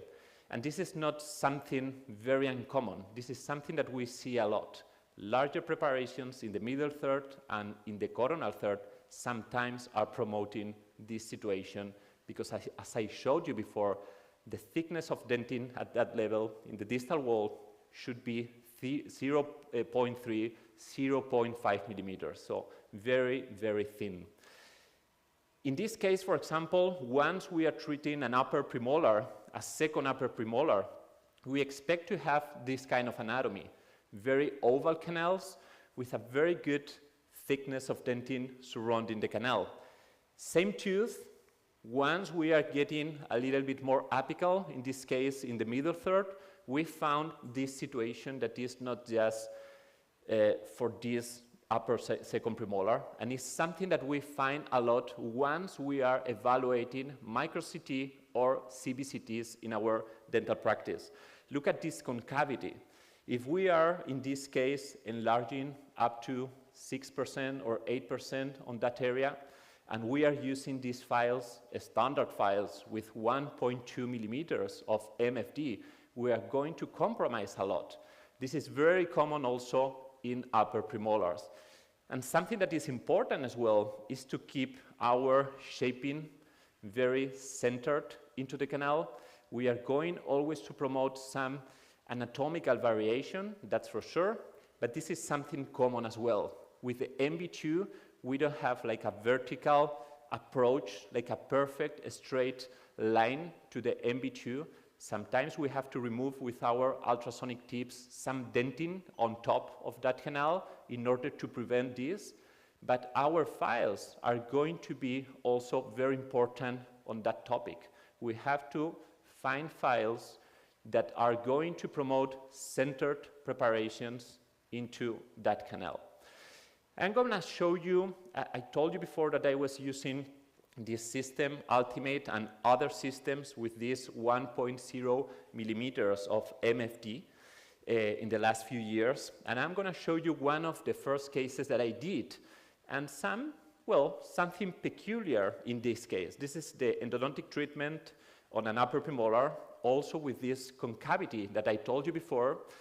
I was going to treat tooth number 14, so the first premolar, with this deep restoration, irreversible pulpitis, and I was, trying to evaluate this possible anatomical complexity.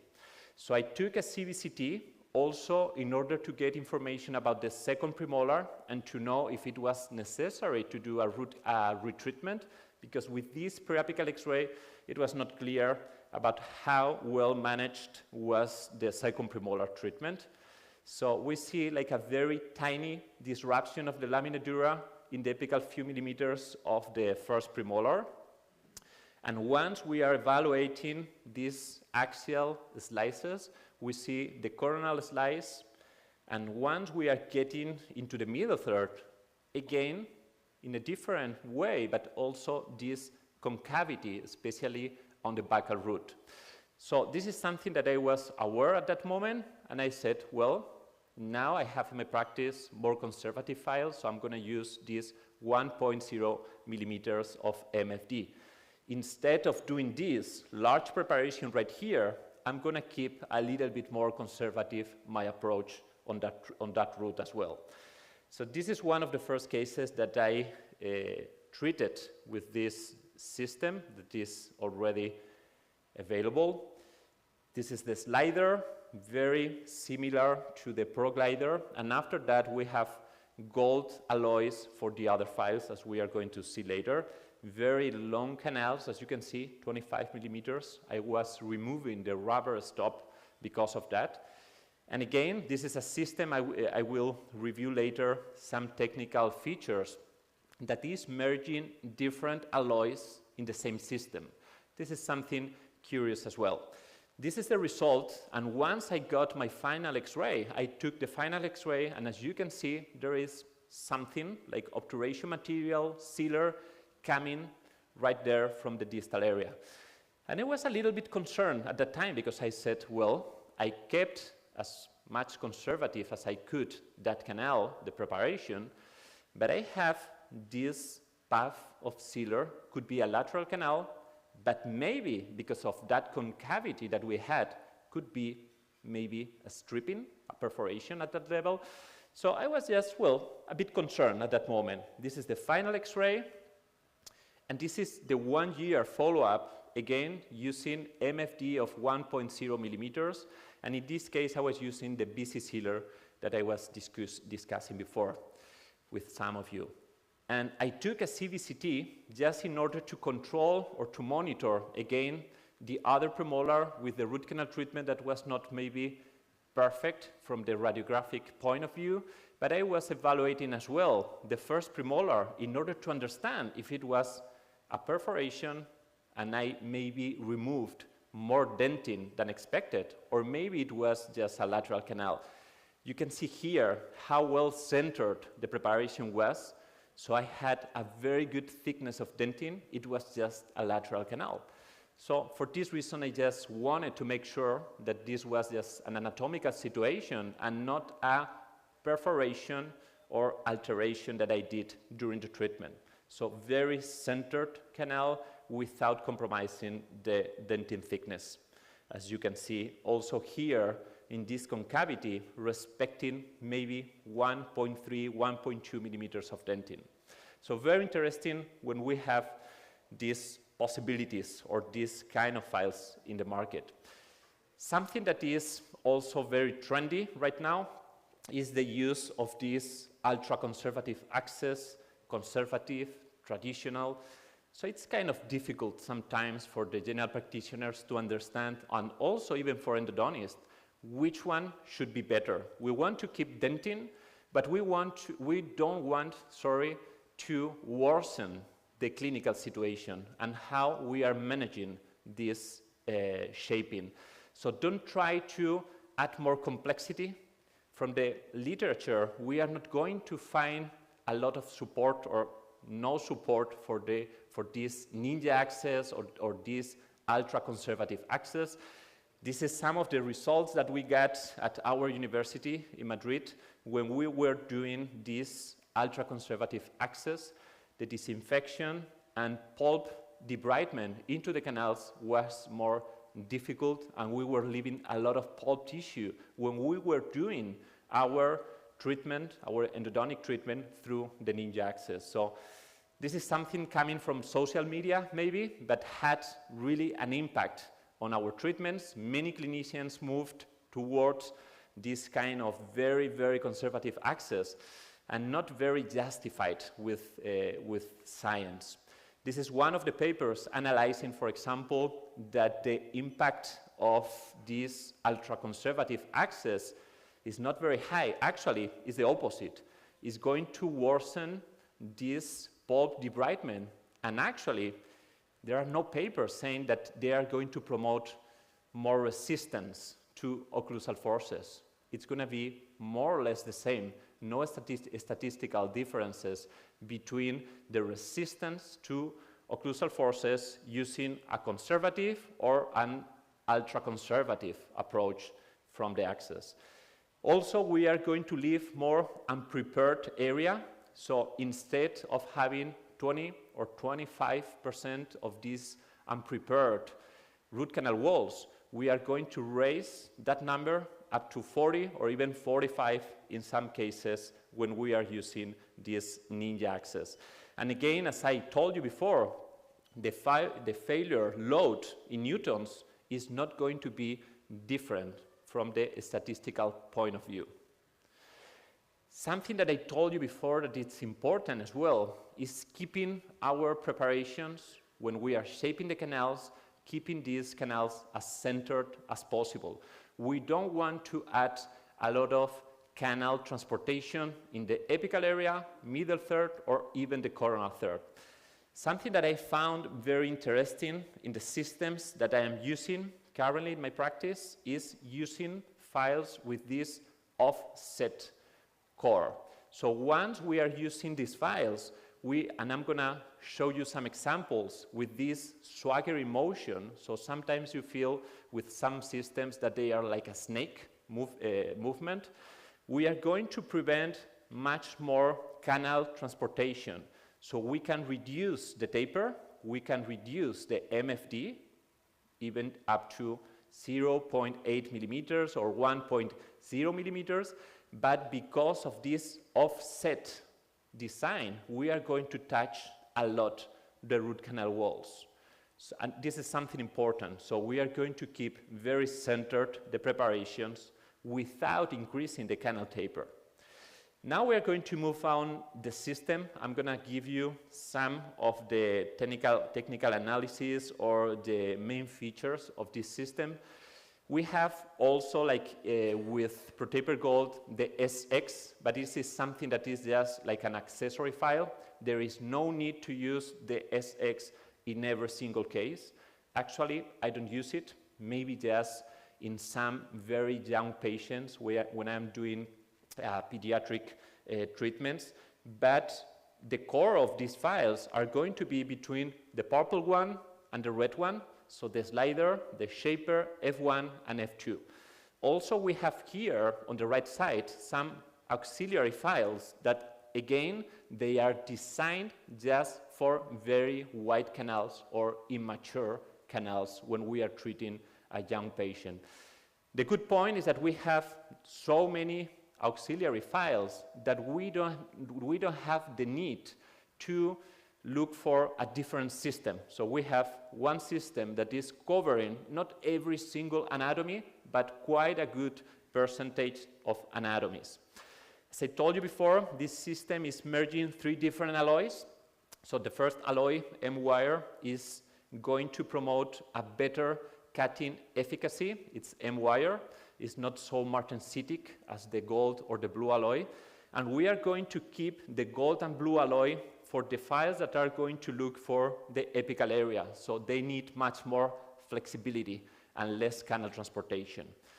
The cross-section for this system is this parallelogram. It is almost like a square, but as you can see here, there is 1 point of contact or maybe 2 points of contacts per millimeter. So it's not touching in these 4 edges, so just 1 or 2 in order to decrease the torsional stress of these files.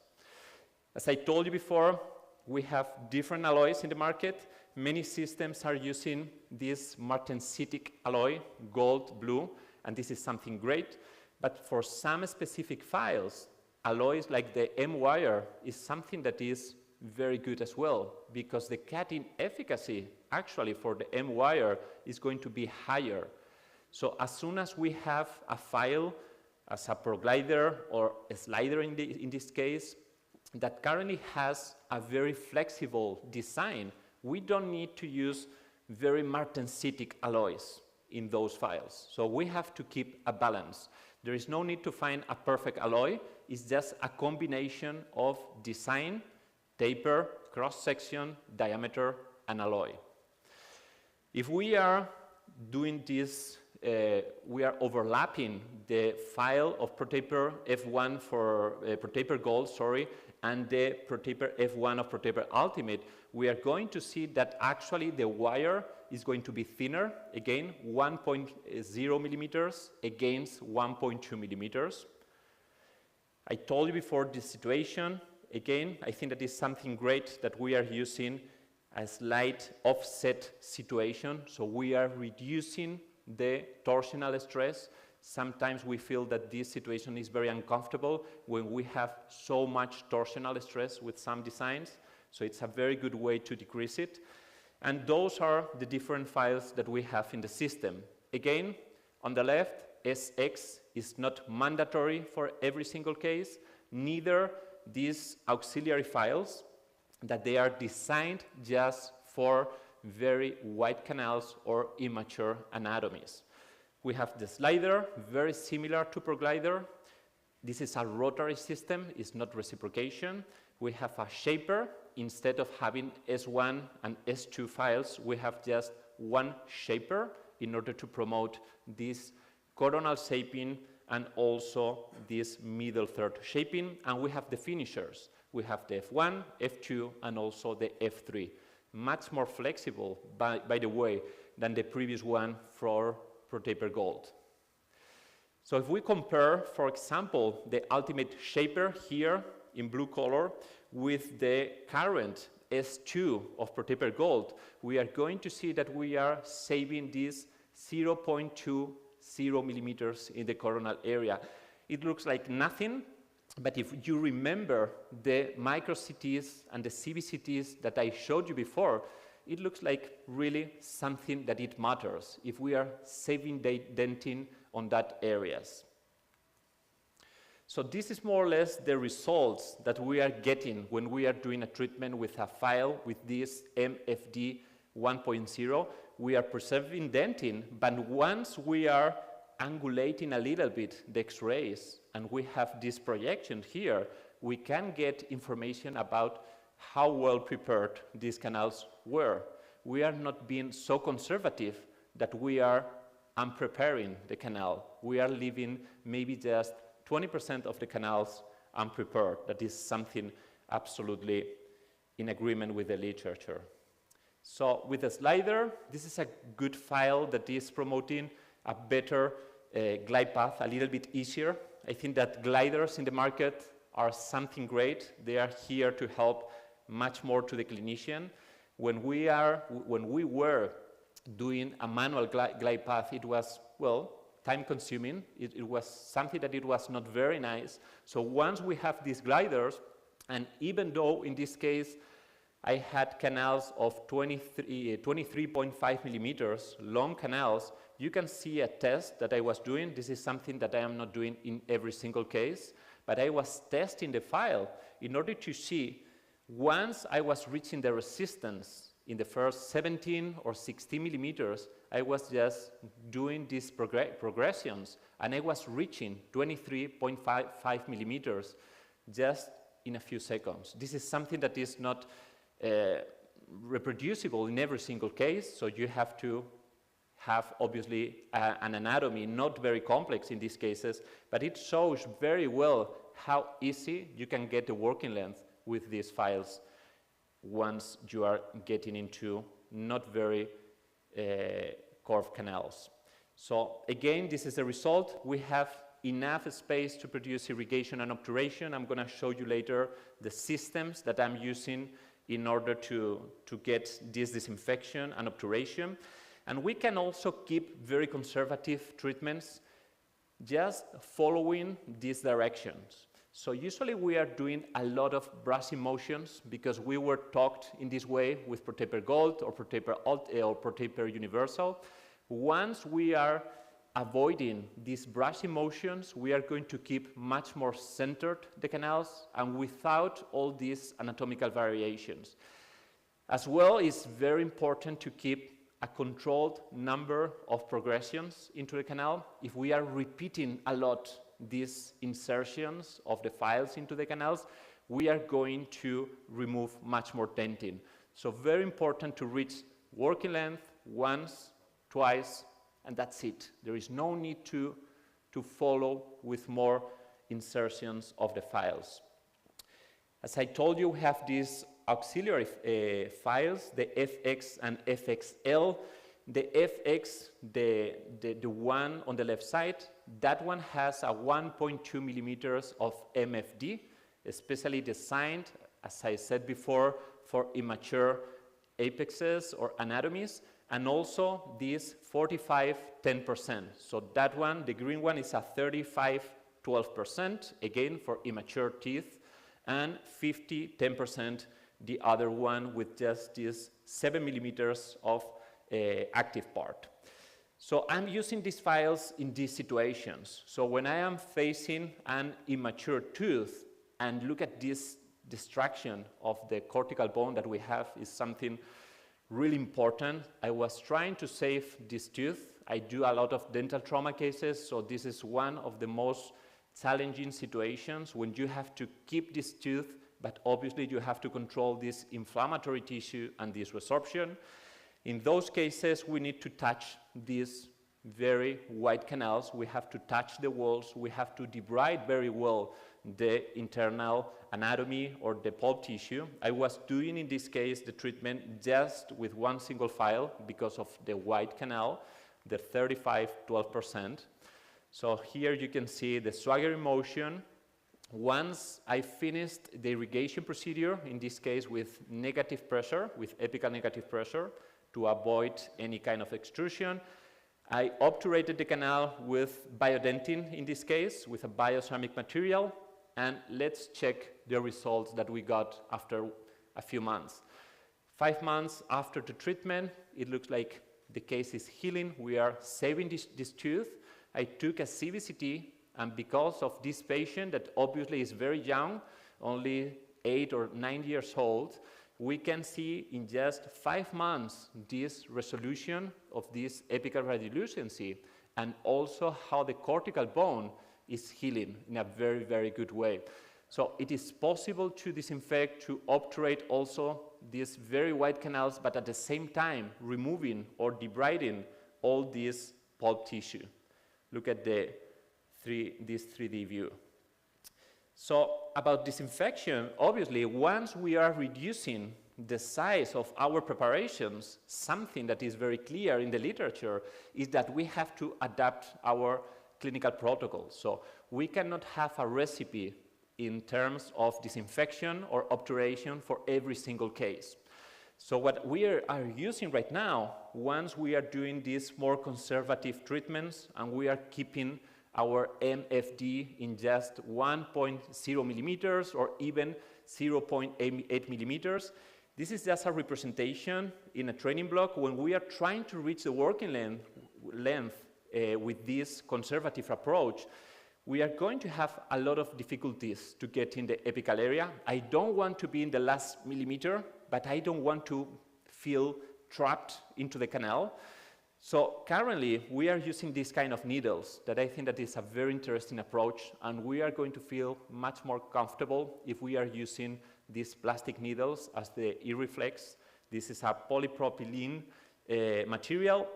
It has a double side-vented needle, so we are going to promote as well a very good disinfection, promoting this shear stress against the root canal walls because of the double side-vented needle.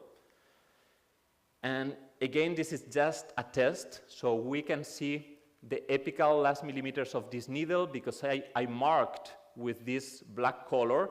I don't want to reach, again, the last millimeter. This is just a test in order to know where are we reaching with this plastic needle, and we can go very, very deep. I don't want to stay there. This is just an example, but I can keep my needle, in this case, 3 millimeters away or 4 from the working length, but I am not going to feel trapped or blocked into the canal.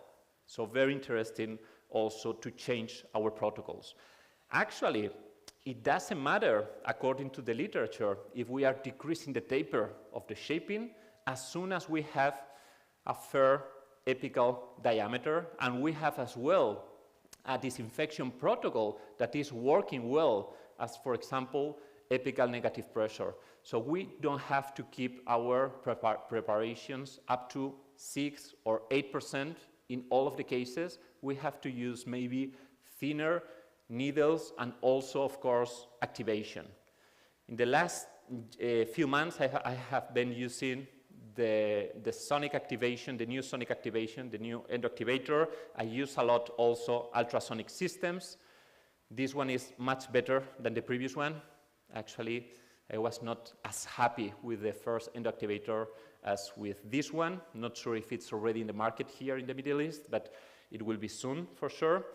It has almost double of the frequency that we had before, in this case 18,000 Hertz. Also an elliptical motion that you are going to see here, so it's not just a vertical motion, actually it's promoting this elliptical motion into the canals. And I'm going to show you, in order to finish, some difficult cases that I did or I performed with this MFD 1.0 millimeter file. So this is one of the most challenging cases that we can face, these 3 rooted premolars. Once we are evaluating this in the CBCT, we understand that it's going to be very difficult sometimes to get into the distal bulkhead canal. We have this situation in the coronal third, but in the middle third, we have this bifurcation in a very tiny space. The pulp chamber is going to be really, really small. So once we are shaping the canals up to MFD 1.0 with any file, it doesn't have to be with a specific file. I'm just telling you my experience with this system. We are going to have enough space in order to place our gutta-percha cones, to irrigate and obturate more or less in the same way that we were doing before, just maybe using the plastic needles and sometimes adapting the heat carrier that we are using for the vertical condensation, or if you are using just a hydraulic obturation with bioceramic sealers, you are not going to need even to use the heat carrier. So this is the result. We are preserving anatomy, but at the same time, I don't feel that I am keeping the canals so narrow that I am going to feel or have any difficulty during the irrigation and obturation. Here is the result. Very thin walls at that level, but well managed with these conservative files. So in order to avoid any delay, I'm going to move on the last case. So we have also this lower molar with an extra root, and once we are taking a CBCT in those cases, we understand that those extra roots are very challenging. This is the same tooth. It looks crazy, but that root that looks completely straight, once we are taking a CBCT, we have this abrupt curvature in the middle third. This is a file breaker. This is this kind of canals that you feel not very safe when we are shaping with a rotary system or a reciprocation system. So I took the opportunity to test here as well these files, the MFD 1.0, Ultimate in this case. And once we are taking the final X-ray, we don't feel something special. We see, well, one more root canal treatment that I did today. But once we are taking a CBCT and we are evaluating the result, this is just the postoperative CBCT, just to make sure that I didn't compromise the dentin at that level, we understand how important is preserving dentin in those cases. And again, those are cases that we are going to face in every single day in our clinical practice. Just the final case, an immature tooth. We can treat these teeth as well with the auxiliary files. In this case, we have a pulp tissue, sometimes very difficult to debride with conventional files. In this case, this offset design of this 35-12% file with this swaggering motion, with this offset design, is helping a lot in order to debride very well. And this case was obturated with this bioceramic material. So just as conclusions, I want to emphasize that instruments with a MFD of 1.0 millimeters show, a good balance not Goro, good balance between preservation and dentinal and dentin and clinical comfortability during the root canal treatment. There is no scientific support to perform this kind of very, very or ultra-conservative access. So try to keep your access as practical. If you have magnification, you can reduce the size, of course, and if you have microscope, a little bit more, but don't try to add more complexity to a root canal treatment. Systems like this one with an offset mass or core are going to help a lot in order to promote more center ability into the root canal system. Using these plastic needles as Irreflex or other needles that we are going to find in the market are quite important when we are using conservative files in order to promote a good disinfection. The use of warm techniques is possible with some manufacturers. We have to check into that, but in those cases I was using resin-based sealers or BC sealers, and on my hands I like to use vertical condensation for both of them. And very important to do a good decision making. So instead of doing a standard recipe of files that we are using for every single case, we have to adapt our shaping procedure in order to understand how the anatomy is and how can we respect a little bit more this thickness of dentin during the root canal treatment. Hope you liked the presentation. Let me know if there is any question. Thank you so much.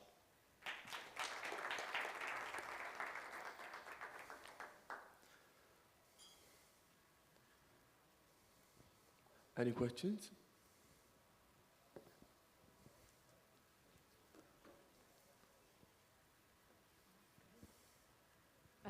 Amazing lecture, Doctor. Thank you. I've been using that system for maybe a year now, and even the true anatomy. And I totally agree with everything you said, but my only question is, what apical size do you usually encourage us to stop with a smaller taper?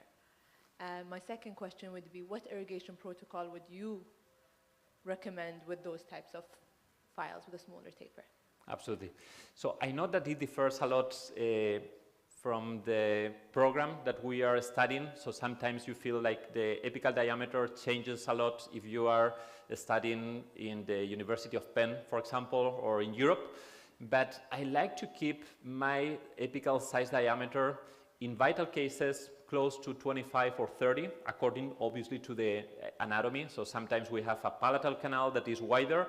So I try to keep more or less maybe 1 ISO diameter more than the one that anatomically we have before the treatment, unless we have a necrotic pulp.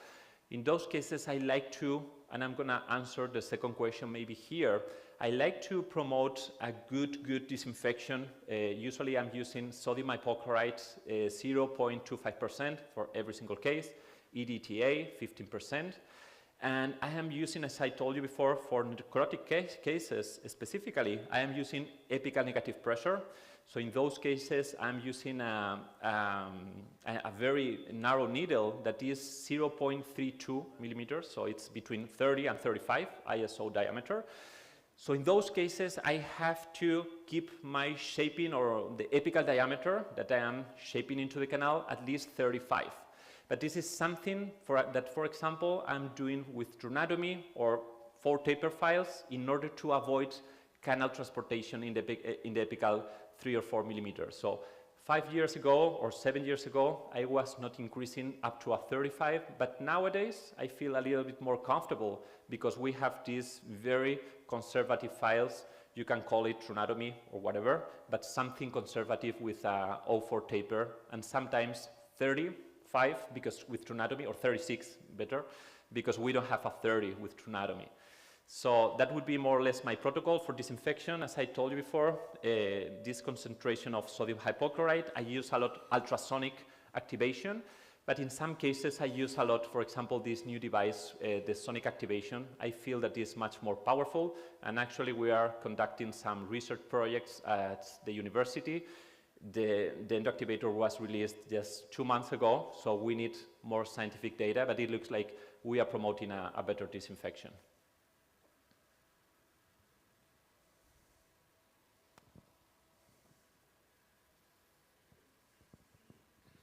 Any more questions? Thank you very Thank much you. for the My pleasure. informative lecture. Thank you.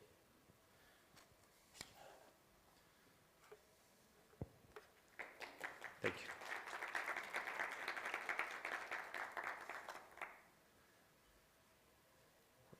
Here I am. There it is. Thank you. Perfect.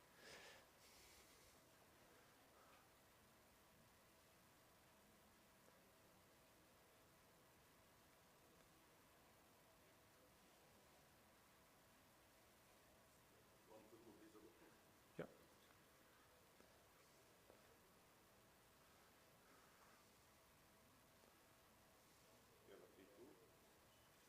Thank you. Thank you very much. Thank you so much. Thank you. I appreciate it. Okay, I'm gonna take the micro. I think that there is a break right now. Yeah. Okay.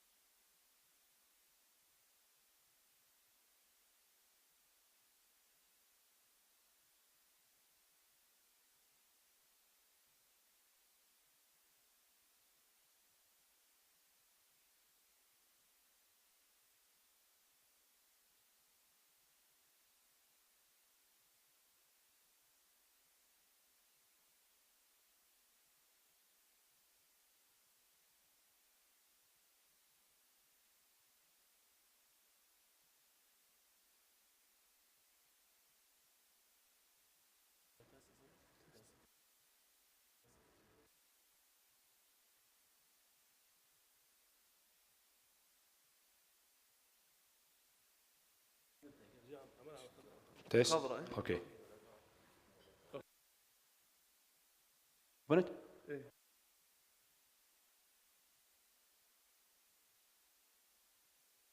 Hello, everyone. We are very happy today to have Dr. Braykan Al-Ajmi with us to talk about management of endodontic emergencies.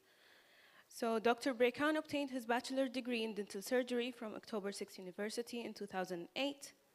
Then he enrolled in advanced education program in general dentistry from Temple University, Pennsylvania in 2015. After that, Dr. Al-Ajmi completed his master in clinical endodontology from Cardiff University in 2018 and became a member of the Royal College of Surgeons in Edinburgh. Dr. Al-Ajmi currently works in a government sector, the MOH, in Al-Adan Dental Center. So please welcome Dr. Al-Ajmi. Thank you so much. Good afternoon, everyone. اليوم إن شاء الله we're going to talk about one of the important topic in dentistry in general and the endodontic field specifically. Management of endodontic emergency. We'll start as usual with the before we start, just I want to show you the outline of this lecture. In the beginning, we'll start with a brief introduction about the emergency cases on emergency of endodontics. Then we'll go through available classifications. After that, we'll move to management of endodontic emergency, which is considered to be the core of these lectures. We'll start as usual, the definition of an endodontic emergency. What's the endodontic emergency? It's defined as a pain or swelling that's caused by different stages of inflammation of the pulp and the periapical tissue that required immediate diagnosis and treatment. Actually, it has been reported that these cases must become common in both general clinics practices and endodontics clinics. So for that reasons, it must be able, both of them, a general dentist and the endodontist in general must be manage this case properly. We need to know how often we see that cases. It's rare or usual to see endodontic emergency or an emergency in general. We'll go for the reported that in the current literature, actually about the incidents, it has been reported that over 80% of the patients that attended for casualty clinics have or had a pain associated with localized dental infection or dental abscess, and I think that's a high number. It has been reported in another study that nearly 90% of the patients required emergency dental treatment has a symptom of pulpal or periapical disease. I think it's clear that and significant cases that attended for casualty clinics had or has a pain related for endo tissues. Another study that shows approximately 85% of all dental emergency come or seen as a result of a pulpal or periapical disease, which would require either extraction or endodontic treatment. Again, to confirm that the endodontic cases, I think, should, seen highly in the clinics. Before, always we're thinking about the cause. What causes that case? That's emergency cases in the clinic. Before we start any diagnosis or management, come to our mind that the caries will be in the first line, always most common cause of an emergency or any infection related to tooth or endo. Secondly, it has been reported also that defective restoration can cause that emergency, also the trauma, one of the scenarios that can be seen on casualty or emergency clinic as well. Finally, that cases receive recent dental treatment such as crown preparation, and that's supported by a lot of studies that mention a lot of cases that received single crown or fixed bridge will be back up to 30% for endo treatment later. When do endodontic emergency occur? That's not talking about the time. However, we want to talk about the available classification. There is a different and variety of classification available in the literature. However, the most commonly used one is that consider the relation between the time of the happiness of an emergency and endodontic treatment. What does that mean? It's right. We will clarify this in this classification. There is a classification done according to a time, as I mentioned, for emergency and endo treatment.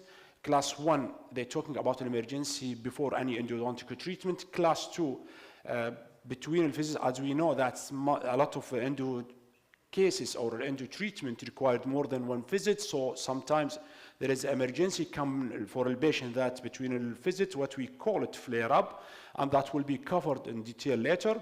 Third type will be cases that just finish the endo treatment. The management will be according for that classification. This classification will be covered in detail later. Before we start the management and the core of this lecture, as I mentioned earlier, we need to know our goal of the management. What's our goal of management of endodontic emergency? First, come to our mind that management of pain. It's actually mentioned that quickly and effectively management of pain and the infection. Why? We need to prevent or minimize the persistent pain and prevent the development of pathologies. However, before we start the management, there is another factors that can make this situation stressful for both the dentist and the patient. What's these factors and how can we reduce or minimize these factors to manage that case properly? They said the anxiety, we know that a lot of patients who attend for dental in general or dental clinics already they're suffering of anxiety. However, that cases or patient come with pain. I think the anxiety will be high.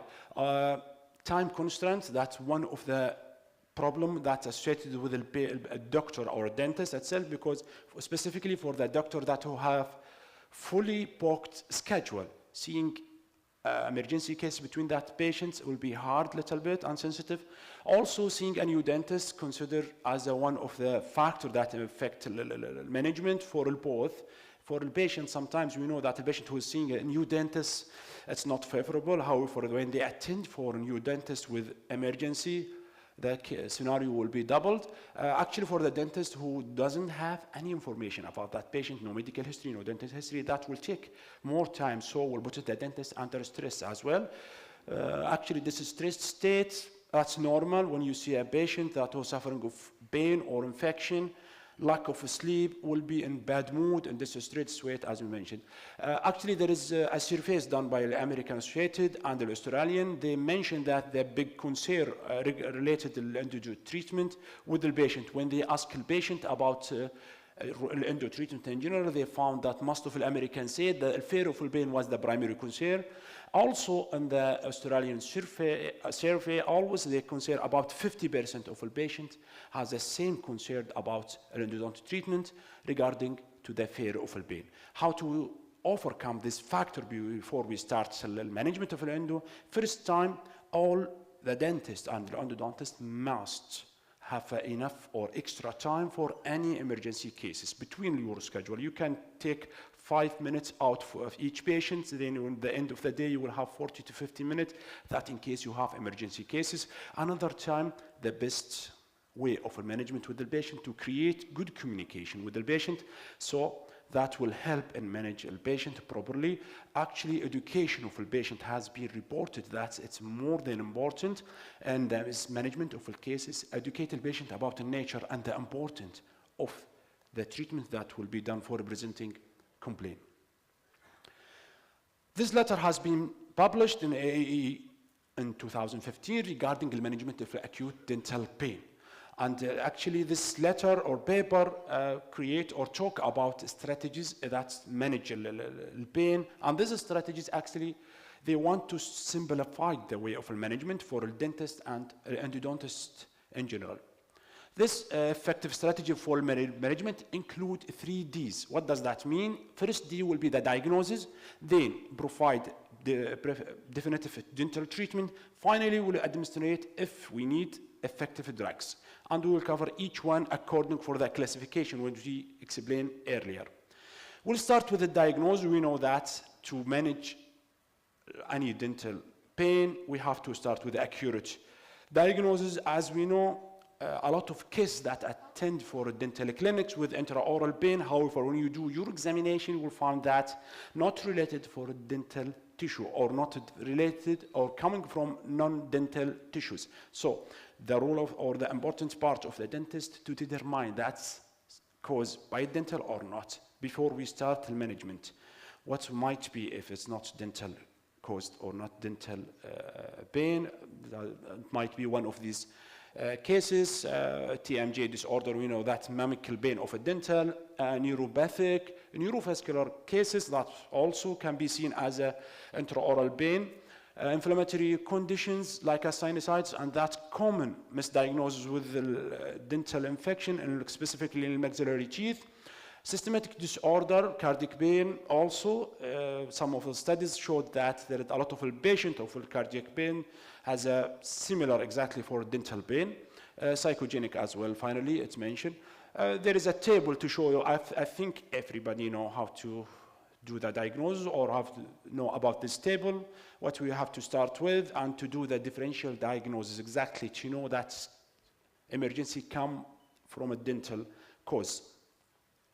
After we start or after we check the medical and the dental history of a patient, always come to our mind initial diagnosis, specifically if we have any chief complaint. However, we need to do some procedures like a clinical examination, x-rays, periodontal evaluation, using all the tools in the clinic to do your proper diagnosis and differential diagnosis to confirm that initial diagnosis. After we diagnose the case, what condition can be seen in emergency, or what do you think that cases can be seen in an emergency clinic? Most of the cases that can be seen, or these scenarios can be seen as an endodontic or dental emergency, pulpal pain, symptomatic apical periodontitis, acute apical abscess, internal inflammatory resorption, also reported to be one of the endodontic emergency or dental emergency in general. Finally, cracked tooth can be seen as emergency or associated with severe pain or infection as well. In management, that's the second D. We finished the first D of the strategies diagnosis. Right now, we'll start the second D, which is dental treatment. We know that appropriate treatment will reduce the inflammation, pain, and that's, as we mentioned, that's our goal, to manage dental acute pain or acute dental pain. What's management it's available in endodontic? It will range from simple as bonded restoration to more invasive approaches like extraction, apical surgery, hospitalizations, and these will be covered later. Right now, we'll start with, as I mentioned, simple cases. What we said, any case with the fight or bulbar pain, started with reversible, irreversible bulbitis. Some of them will be just remove a source more than enough to control pain. Cases with symptom irreversible that required endodontic or root canal treatment. It's removal of this irritant, then doing your root canal treatment, and that's more enough for control pain. We'll see in the study. There is a letter about, or survey done by diplomats of the American board regarding, they compared between bulbotomy and bulbotomy and management of endodontic emergency, and most of the endodontists inclined toward the bulbotomy when we compared it to bulbotomy. However, most of them moved toward complete debridement and instrumentation, specifically with necrotic teeth.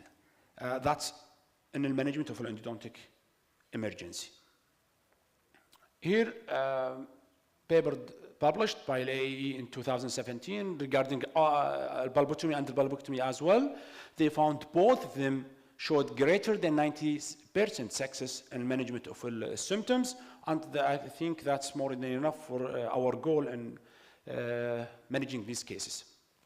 Also, there is a paper regarding root canal treatment in managing endodontic emergency that showed 90% of pain has been reduced within a week after root canal treatment. I think that's clear.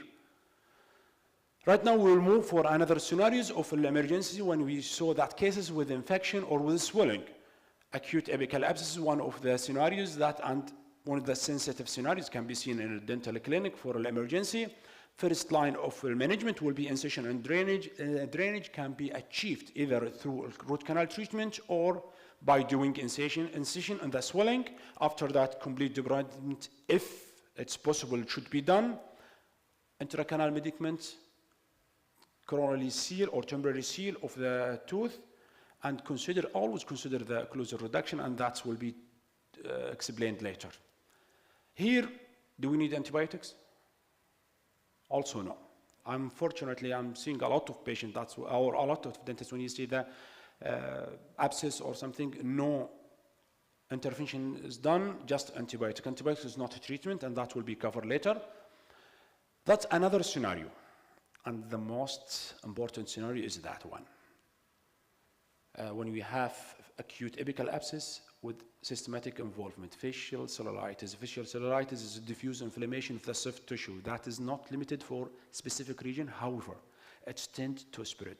The problem is the spread of this infection. If you cannot manage it properly, if it's not treated adequately, it will take this case for further complications. Cellulitis of endodontogenic origin is acute, deep, and diffuse inflammation of subcutaneous tissue that is spread through the space of several anatomical regions. Why? Due to infection of one or more of the teeth.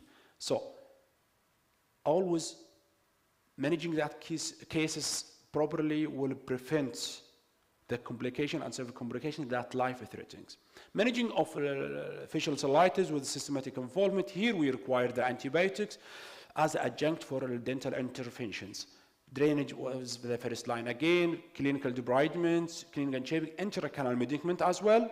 Then we have to prescribe an antibiotic, and sometimes we need to start it IV or intramuscular antibiotics.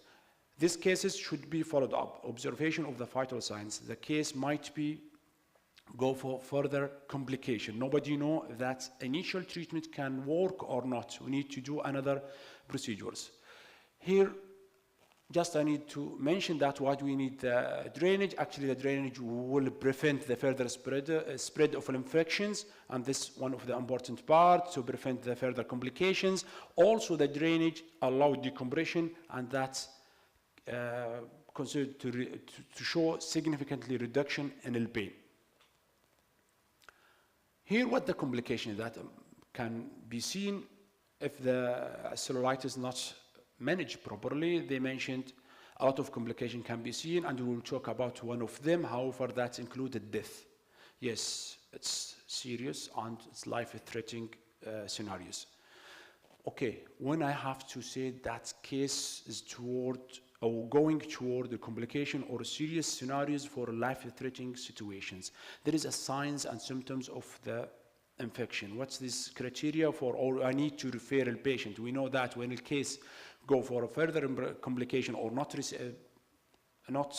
any improvement seen of the initial treatment, these cases should be referred for a hospital and admitted for further care with the surgeon. What's the criteria? What I have to see and observe? As I mentioned earlier, the cases should be observed and follow up to see the vital signs and see that the symptoms of further infections. They mentioned that rapidly progression cellulitis, patient has a difficulty in breathing and swallowing as well. Disseminated or spread to deep space, and I will explain what the deep space means. Severe trismus, limited on mouth opening. Fever, that patient who come with fever higher than 35. Initial treatment failure. No any improvement signs seen with that patient. Immunocompromised patient, of course. That's one of the example if the cellulitis is not adequately managed or the complication can result of untreated cellulitis. Sometimes the patient come for the emergency clinics at the end stage or with the symptoms. Low-dose angina has been defined as a rapidly and frequently fatal progressive cellulitis and edema of the soft tissue of the neck and the floor of the mouth. Why floor of the mouth? Because the infection is spread to the space of submental, sublingual, and submandibular, and that can cause elevation and posterior displacement of the tongue. Here, the airway will be insecure and can be obstructed. What we have to do in this scenario, or how can we manage this case? Immediately admitted to the hospital, refer for further care with the surgeon. IV antibiotic, always is thinking about the airway to secure the airway by place a tube in the tracheostomy. Also drain of the submental and submandibular and sublingual spaces. As I mentioned earlier, however, antibiotic admission as well. They have been reported that before the antibiotic used as an adjunct treatment for the definitive or surgical treatment, the mortality rate of low-dose angina was more than 50% of the cases. I think it's a high number. However, later on, after the antibiotic has been developed and used in these cases, the mortality rate significantly dropped to about 80%. Of course, plus two surgical techniques. This case report done by Dr. Ramesh regarding this patient who attended for oral casualty clinics with this swelling, fever, trismus. You see in the picture the tongue is elevated a little bit here, and difficulty in the breathing as well. Immediately diagnosed with low-dose angina, and the patient has been referred for hospital and for further care with the surgeons, medical surgery department. Airway was secure, and you will see here that the tube and tracheostomy placed in done in the place. Drainage you see in submandibular and submandibular. Antibiotic was prescribed, and the source after 3 to 5 days, the source of the infection was managed like extraction or I think endodontic treatment teeth. Here we'll go to the second type according to the classification. We start with the type 1, that cases I've seen before any endodontic treatment. Right now we'll talk about the type 2, cases that come for emergency between the endodontic treatment, what we called or referred as a flare-up. Flare-up has been defined as a swelling oral pain within a few days after the endodontic treatment initiated, asking the patient to attend for any scheduled appointment with the pain or with the swelling or whatever. We need to know the causes of that flare-up and the incidence before we go for the management.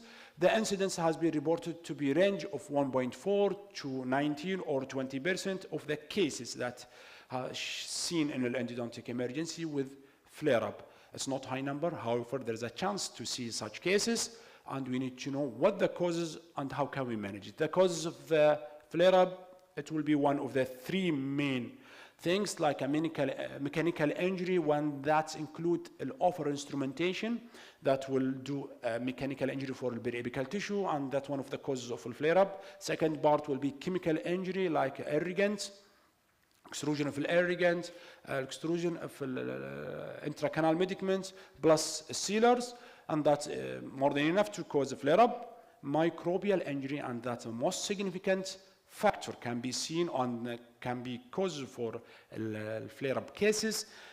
Extrusion of infective debris, also secondary intraradicular infection by introduce a new bacteria, either by a leakage of the coronal seal, not enough coronal seal between visits, or sometimes or previously they believe in leaving a tooth open between visits. That will help in manage that case. However, that will be in a negative way.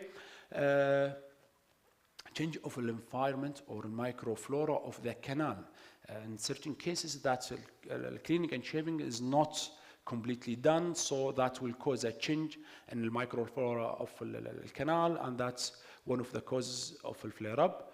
Right now we'll manage a flare-up. Actually, most of them can be managed pharmacologically. However, some or certain cases need to open the tooth and to do more disinfection, debridement of the canals, maybe do incision and drainage, or at least we'll do occlusal adjustment for these cases.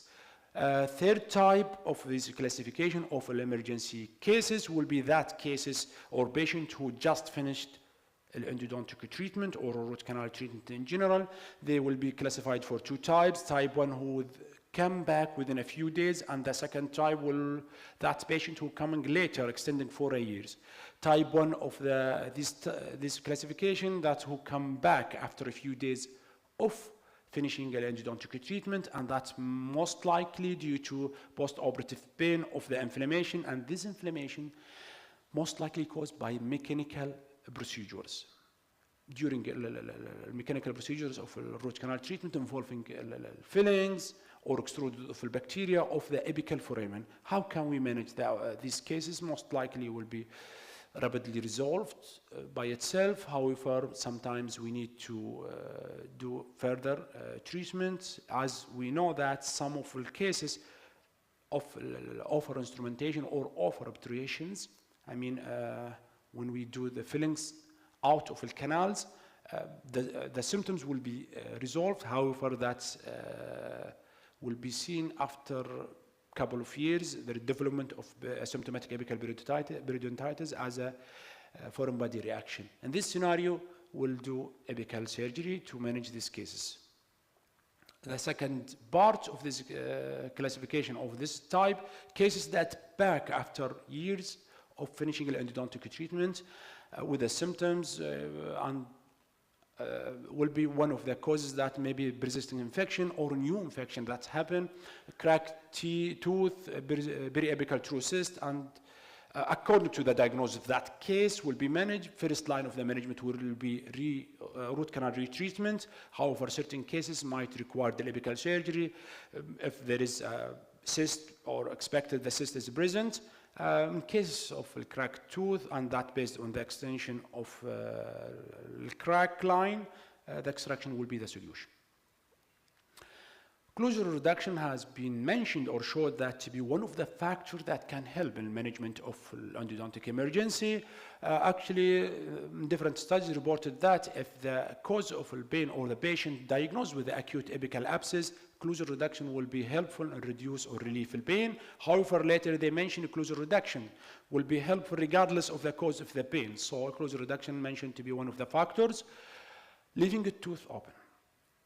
Actually, previously, a couple of years ago, they believe if the patient or the tooth has a continuous pus discharge, it's good to leave a tooth open to improve the situation or help in managing this situation. However, that found to be in the negative way. That will cause further complication, will increase the rate of flare-up, increase the introduction of a new bacteria. Sometimes we'll find foreign body, foreign object inside the canal because it's leaving open.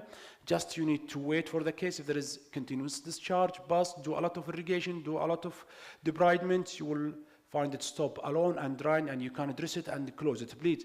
Right now, leaving open is not recommended anymore. Cracked and fractured teeth, one of the complicated scenario can be, and challenging cases can be seen in the emergency or in the emergency clinic in general. However, diagnosis and detecting their presence is essential for management of acute dental pain, and basically, the management of these cases will be rely on the extension and the present location of that crack or fracture. Actually, will be ranged from maybe some of the vital teeth can be as simple as bonded restoration, gold crown can be placed. However, most of the cases that attend with the cracked associated with pain required endo or extraction, as I mentioned, rely on the prognosis of the tooth and extension of the cracked line. Here there is a case to show you that patient attend for a clinic with the pain and symptoms tooth. After the investigation that has been done, the tooth diagnosed with vertical root fraction, and the extraction was the choice of a treatment. Third D, if you remember the strategy of AAE, there is a 3 Ds: diagnosis, definitive treatment, right now, drugs. The third D, right now, we'll talk about the drugs and the management of endodontic emergency. Actually, it has been reported that drugs should be used as adjunct to definitive treatment. Cannot be manage these cases only with the drugs. We need to do definitive or clinical intervention. Then, based on the case, we can prescribe some medications. Endodontic emergency required analgesic or antibiotics, and we know that the antibiotics limited for certain cases. Not every case can be treated with the antibiotic or required antibiotics in the endodontics field in general. Before I start about talking about drugs, I need to mention that local anesthesia, we know that achieving good anesthesia in management of a hot bulb or a symptomatic patient, one of the important parts in the management of acute dental pain. It has been reported or showed in a lot of studies that cases attended for a clinical or an emergency clinic showed a high rate of failure to achieve good anesthesia with the symptomatic patient, and it has been reported in this study that 8-fold increases in the local anesthesia failure with the symptomatic patients. Okay, what we have to do? It has been suggested that some techniques can help and to improve that anesthesia, to achieve dental anesthesia, like this supplementary injection. We'll start with the long buccal infiltration, and you will go either with the intra-ligamentary or intraosseous injection, and that can be repeated until the target achieved. Finally, when we open the tooth and still the patient has symptoms or pain, we can go with the intrapulbar injection. Back to the analgesic, it's one of the two things that's required to, in a medication, analgesic or antibiotics. Right now, most of the cases can be treated with either anti-inflammatory or analgesics or combined of these drugs. These tables will show the strategy of use of drugs in endodontics. There is a two different groups. First group that who can take non-steroidal anti-inflammatory drugs can start with ibuprofen. As we know that in mild pain and in moderate to severe pain, sometimes we required or we need combination between ibuprofen, acetaminophen, or non-steroidal antihistamine with the opioid medication. And the other groups who cannot use or cannot tolerate a non-steroidal anti-inflammatory can start with acetaminophen, or in the moderate to severe pain can use the combination with the acetaminophen with the codeine or opioids in general groups. Systematic antibiotic and endodontics, actually most of the cases of endodontic emergency can be managed without antibiotics. However, in certain cases might require an antibiotic if we need it in that certain cases, only can be used as a adjunct, not alternative to a definitive treatment. According to the guidelines of the AAE, they mentioned what cases can be used, can the antibiotic be prescribed with. They mentioned systematic involvement. I mentioned that, or we talked about earlier, facial cellulitis with systematic involvement, or immunocompromised cases, which is for a prophylactic measurement, and that's different story, not related for our topic today. What's available, or what's antibiotic can be prescribed. This table will show you the available penicillin. After 84 to 72 hours, no any improvement, I can go with the combination with the penicillin with the metronidazole, or I can switch for amoxicillin with the metronidazole. Patient who has an allergy for penicillin can move for the another group, clindamycin and its group. Finally, accurate diagnosis will be the key of success of the management of endodontic treatment. Definitive treatment should be provided at the emergency appointment wherever it's possible. Don't delay that management of emergencies. Should do anything in that visit. Drugs are very useful in managing dental pain, but only as adjunct again and again. When managing an acute endodontic problem, antibiotic should only be prescribed if there is sign of spreading infection, if there is systematic involvement. Otherwise, no need to manage antibiotics. Offer use of antibiotics will not help to manage these cases. Management of these cases with a definitive treatment in the clinic. Finally, I want to thank you all for paying attention and attending this lecture. Any questions?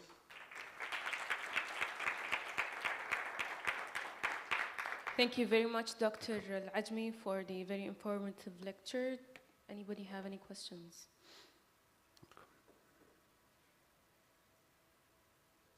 Yes.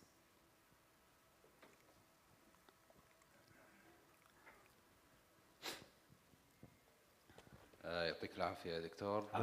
Thank you so much for this informative presentation. Welcome. But I think there is للأسف most of the clinicians when they see a swelling, the first thing that comes to their mind is antibiotic, and this is the reality. Based on the assumption that local anesthesia is not going to work, I think this point has to be stressed, that it's not going to work. You can give anesthesia and you can do the case. So what would you say to this group who wouldn't treat this patient, worrying that the swelling will get worse or the antibiotic is going to fix the problem? Actually, thank you for this good question, Dr. Samhan. We can manage, as we mentioned, these cases. If you are not managed or you think that anesthesia will not work, what you have to do, you will leave the patient to go for further complication? No. We have to start treatment. We'll try first time. If it's not working, the anesthesia, I can follow the suggested supplemented technician. And another or a lot of the studies they mention using medication, a pre-medication before we started treatment, that would help in achieving a proper anesthesia. So don't think that any case attend for the clinic with a swelling or any big infection will not receive or not anesthetized or cannot be treated. It's manageable. Believe me, just try and start management these cases.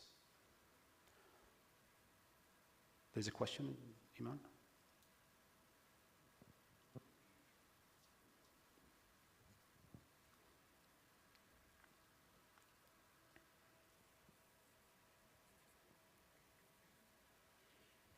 Actually, okay, first of all, thank you for your presentation. Welcome. Secondly, I had a similar question. Is like, if a patient came with extraoral swelling, okay, is it better to anesthetize him, do bulbectomy, or wait? Okay, Give him extraoral antibiotic and wait. Extraoral swelling, you mean if you need extraoral incision, that different story. We'll refer the case for surgery.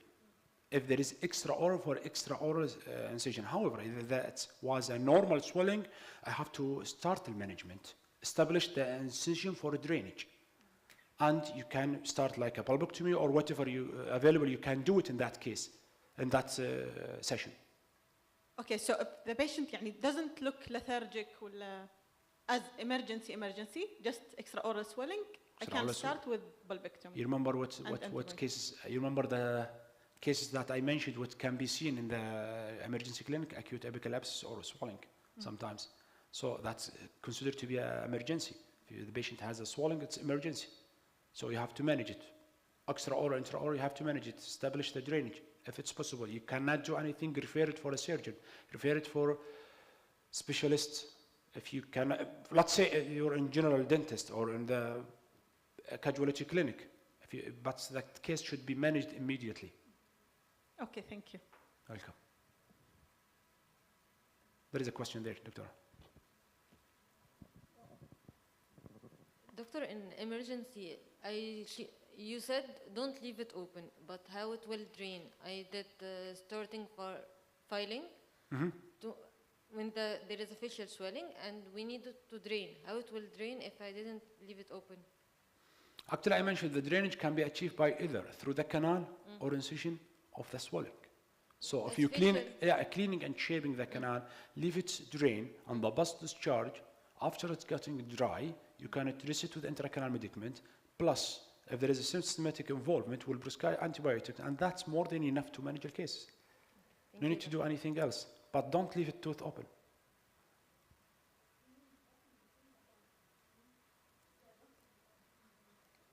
Thank you very much, Dr.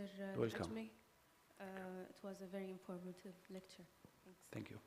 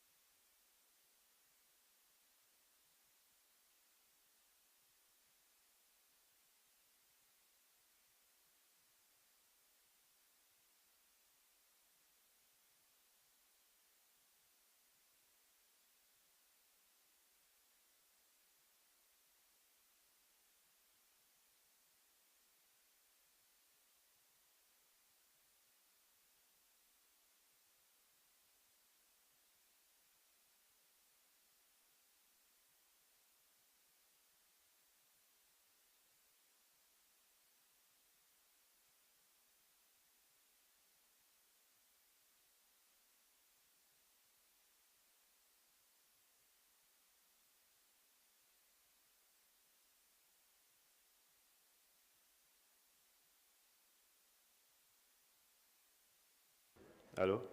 Okay.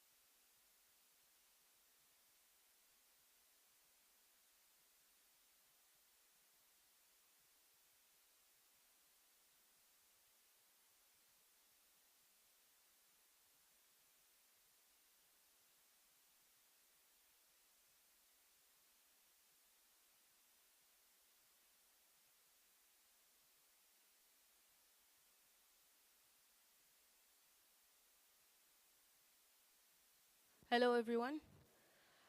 We are very pleased to have Dr. Abdullah Abul with us today to talk about endodontic mishaps. Dr. Abdullah is a senior specialist working as a lecturer and clinical tutor in Kuwaiti Board of Advanced General Dentistry. Dr. Abdullah obtained his bachelor's degree in dentistry from Masr University of Science and Technology in 2008, followed by a diploma of a membership of Faculty of Dental Surgery in Ireland in 2011. Then he finished Kuwaiti Board R1 and R2. Dr. Abdullah completed his master's degree in clinical endodontology in 2006 and became a member of the Royal College of Surgeons of Edinburgh in 2017. Currently, Dr. Abdullah is working in a private sector and as a full-time staff at Kuwaiti Board of General Dentistry. Please welcome Dr. Abdullah. Thank you. Thank you for the introduction. Hello, everyone. Thank you all for coming today. Our presentation is about endodontic mishaps. And the reason why I chose this topic is many of these mistakes can be avoided and can be prevented easily before they happen. And this is the aim of today's lecture. So hopefully at the end of the lecture, I will show you how to identify, how to detect, how to prevent such cases when they happen, and how to manage them. And before we start, if you are a general dentist, if you're starting to do dentistry, or you're about to do root canal treatment, please do not feel intimidated by the cases I'm going to show. These are my best cases, and these are the best management I provided to the patient. And I had my fair share of failures. And of course, I'm not going to show it to you today, but I had my share of failures. And راح أقولها بالعربي جل من لا يسهو وما في أحد ما يغلط. So we all do mistakes. We all learn from our mistakes. And this is the aim of today's lecture. So, and Yusuf just told me I have only 30 minutes to give the lecture, which is impossible, but we're going to try to do it. Now, what is meant by iatrogenic errors or endodontic mishaps? These are mistakes that are created into our patients. They call it unlucky accidents created into the patient by us. So we are the dentists who create these mishaps. And كلكم تعرفون دكتور محمد دشتي. He did a lot of mishaps to me in the past, and I forgive him. Anyway, so these are the mistakes that we create into our patient. And we all know that in order to complete root canal treatment, we need to go through phases. And these phases includes access cavity, cleaning and shaping, and obturation. And because we are limited on time, we won't be able to cover the obturation mishaps, but we will cover some of the mistakes that happens during access cavity and during cleaning and shaping. Now, one of the most unlucky thing and embarrassing thing that could happen to any dentist is accessing the wrong tooth. And this usually happens when you do elective root canal treatment, or when you provide root canal treatment or endodontic management for teeth that have suffered from traumatic dental injuries. And the reason why I'm saying traumatic dental injuries, because luxation injuries usually don't show signs of pulpal involvement, and there is no breach into the canal. So accessing the wrong tooth could happen to anyone. Please take care when providing root canal treatment for your patient. Then, on the other hand, we have gouging, and we have crown root perforation. Now, these are very closely related to each other, and usually they happen because of the same causes. Gouging is the unnecessary drilling of a tooth in a mesial or distal direction, or labial or lingual direction, before reaching into the canal orifice. Usually there is no breach, as you can see in this X-ray. بس عفوا هذا شلون لا أبي بس أعلم okay. So there is no breach, there is no communication between the canal cavity or the pulp chamber and the PDL or the oral cavity, and the dentist keeps drilling in all directions before reaching into the canal. And usually the tooth will end up weakly destroyed. Sometimes we will end up taking out the tooth from the patient mouth because the tooth became non-restorable. Where, on the other hand, crown perforation is the end result of gouging. Do you understand? If you follow? I mean, if you keep drilling a tooth in a mesial or distal direction, or lingual or buccal direction, without reaching the canal orifice, you will end up perforating the tooth. And this is a very nice X-ray. It was a coincidence. A patient came to me, and I took an X-ray, and you can see this is gouging. There is no communication. And on the left is a perforation. And this is a CBCT scan, a sagittal view, where you see the canal, the root filling material is extruding into the PDL. Now, this is every endodontist's nightmare. And these are the challenges that we face when doing root canal treatment. And they need to be identified whenever you're providing root canal treatment. And as I said, number one enemy is calcification. And calcification can happen because of the buildup of tertiary dentine, or because of the formation of pulp stones, or following trauma like pulp canal obliteration. And it will make your life very difficult when trying to locate the canal. So you'll have cases where you can see the canal orifice is way over-located. I mean, it starts from the middle of the root. In all of the X-rays, you can see that the pulp chamber is reduced because of the buildup of the tertiary dentine. And in these cases, it's very easy that you will end up perforating the tooth if you don't identify the problem. So this is a retrospective study done by Vinsland. So they looked into 55 teeth that have been perforated, and they found that 42% of the cases that have been perforated because of decalcification. So it's a real problem that needs to be identified before doing root canal treatment. Now, this is a case, and I'm going to show you how we manage this case. So this is a case that has been sent to my clinic, and as you can see, there is gouging in the root, and thankfully, the dentist stopped the treatment, and he decided to refer the patient. لحظة. وايد طاير هذا الفيديو. So he stopped, and he sent the patient. Usually, the way I deal with these cases, after identifying the error, I do my access cavity without placing the rubber dam. And the reason I do that without placing the rubber dam is because I want to see the angulation of the tooth and follow the angulation of the tooth. And once I reach the pulp chamber, usually I place my rubber dam. And this is a sagittal view of the tooth. As you can see, this is my first attempt to locate the canal, no rubber dam. Again, I broke a file while trying to reach that pulp.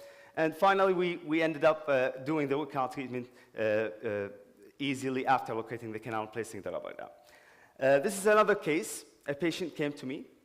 He's a pilot, actually, and he had severe pain, as Dr. Brekan just said. He had an emergency. And he specifically wanted me not to remove the bridge that he had because he's a pilot and he wants to smile to his passengers while traveling.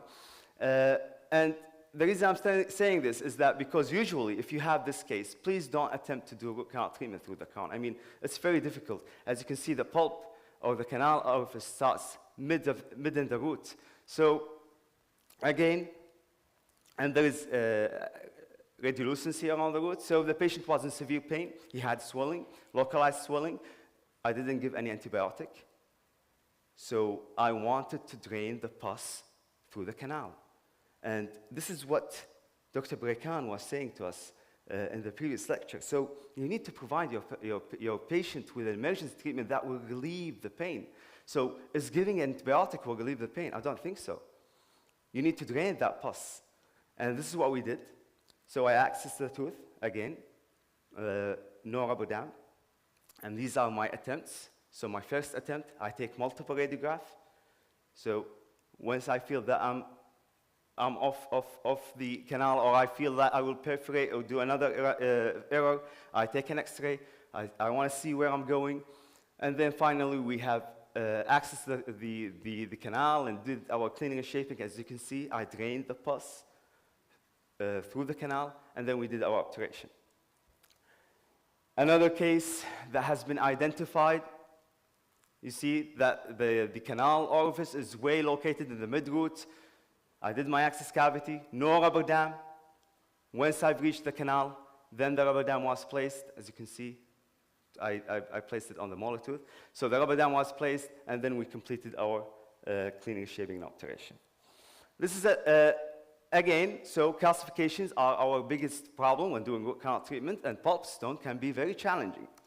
And this is a very nice review article if you're interested in pulp stones and all that, and you want to read about it. There is a very nice review article that's in the International Endodontic Journal, and they're talking about the types of the pulp stones and according to location, according to the structure. We're not going to cover this because we are very limited in time, but they can be very challenging when doing root canal treatment. And this is a case that came to my clinic at the Kuwaiti board, and you can see, actually, I did this case with Dr. Mohammed Dashti at the Kuwaiti board, and he perfectly identified that there is a calcification, and there is a problem in this tooth that needs to be, that needs extra care and extra management. So we started to do the treatment. CBCT, of course. Every case that I find interesting or I find myself confused about, I take a CBCT. So CBCT was taken. You can see from the sagittal view. Then we started our access cavity. So drilling through the crown because the patient wants to keep the crown. And I was very lucky. I was lucky enough that there was composites inside. So someone attempted to do a root canal treatment, but the treatment wasn't completed. So after removing the composite,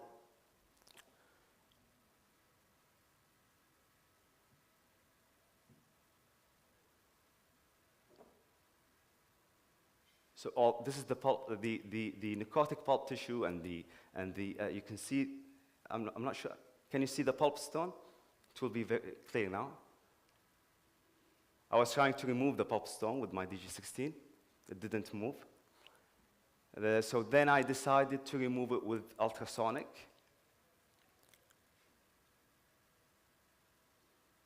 This is the pulp stone.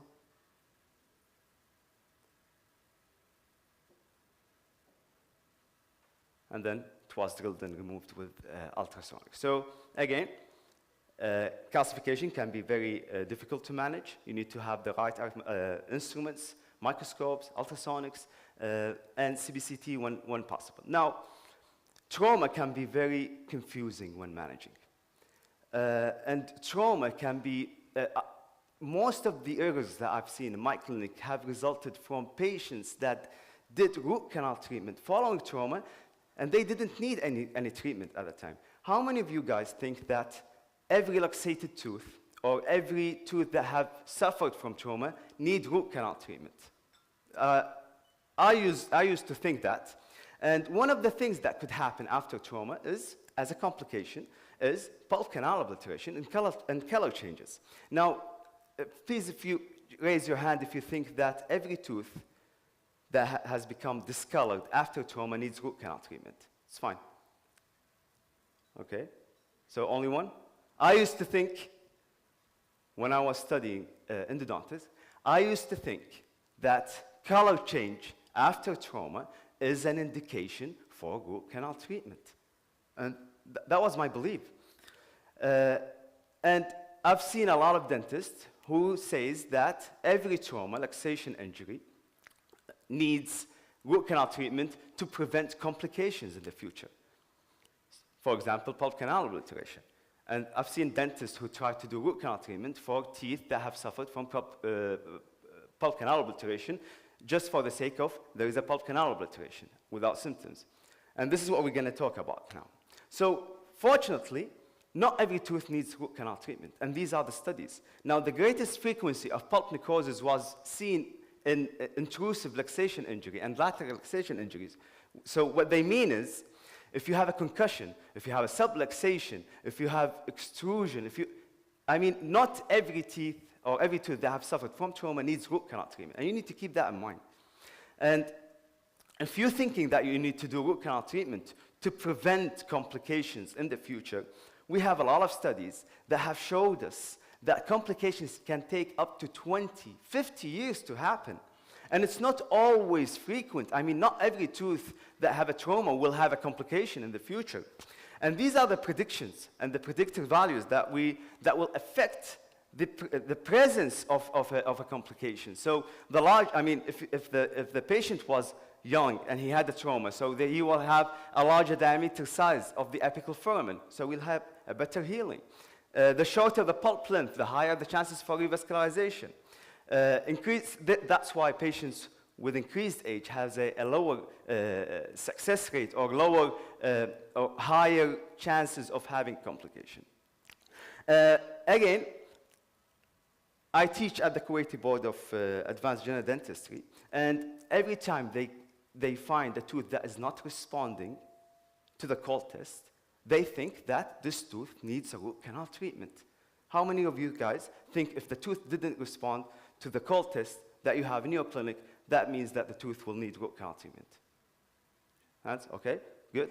All right. So you need to know that the pulp tests that we have in our clinic, they are not reliable.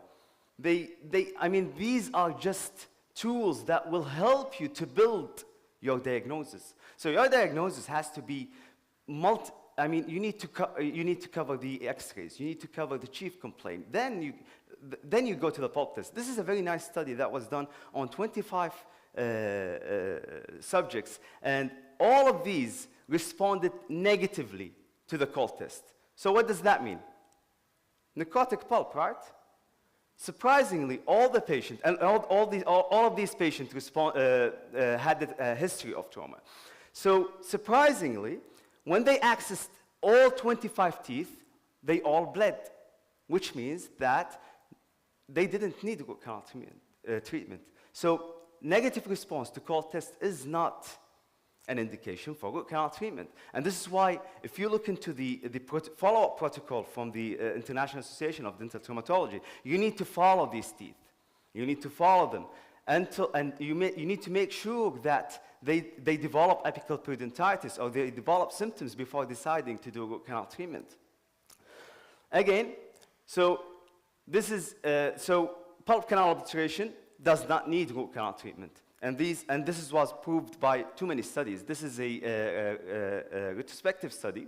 So periapical radiographs were taken for 881 teeth. 41% of them showed calcified metamorphosis, which means 3.8%. Only three out of the 881 tooth developed apical periodontitis on the X-ray. So if you look at this percent, this is very low. Again, more studies, only one tooth developed pulp necrosis out of 637. If you look on the left, out of 189 teeth, only 7% develop pulp necrosis. So this means that not every tooth needs root canal treatment. More studies have showed that frequency of pulp necrosis following pulp canal obliteration is between 7 to 40%, which means that pulp canal obliteration is not an indication for root canal treatment. In matter of fact, it's pulp canal obliteration is showing you that the pulp is healthy, actually. This is how the pulp is reacting. He is surviving. He wants to survive. He's fighting. That's his way of protecting himself, is by building up all this calcification. So again, pulp canal obliteration, if you have a pulp canal obliteration, if a patient comes to you and by coincidence you find that from the x-ray that the pulp is completely obliterated, this is not an indication for root canal treatment unless there is a radiolucency or there is symptoms surrounding that tooth. Otherwise, you keep following that tooth. And this is not, I'm not saying this because of my conclusions. This is the recommendation by the American Association of Endodontics. So pulp canal obliteration is not an indication for root canal treatment, and unless there is signs and symptoms of pulp necrosis. So color changes, again, color changes, as I said, so I used to believe that when a tooth color changes, this means that this tooth needs root canal treatment. And this is my son, Faris. He had a trauma when I was studying, and he was 6 years old. And so these teeth just erupted. And as you can see, the tooth on the left discolored. So immediately after trauma, in the following after 2 days, it became bluish in color. And I was thinking, oh, what's happening? Do I need to do root canal treatment? It was very, very confusing to me. And I went and asked my mentors, and I'm not sure if you have anyone studied in the UK. So they usually don't give you they don't give you an answer. They will tell you, go and look into it. So I went and looked into it, and I found that it doesn't need root canal treatment.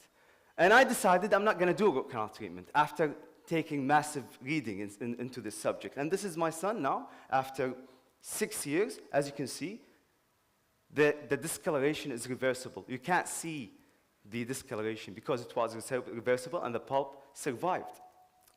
And again, this is the recommendation from the American Association. Every trauma guideline, you will find that the color change after trauma is not an indication for root canal treatment.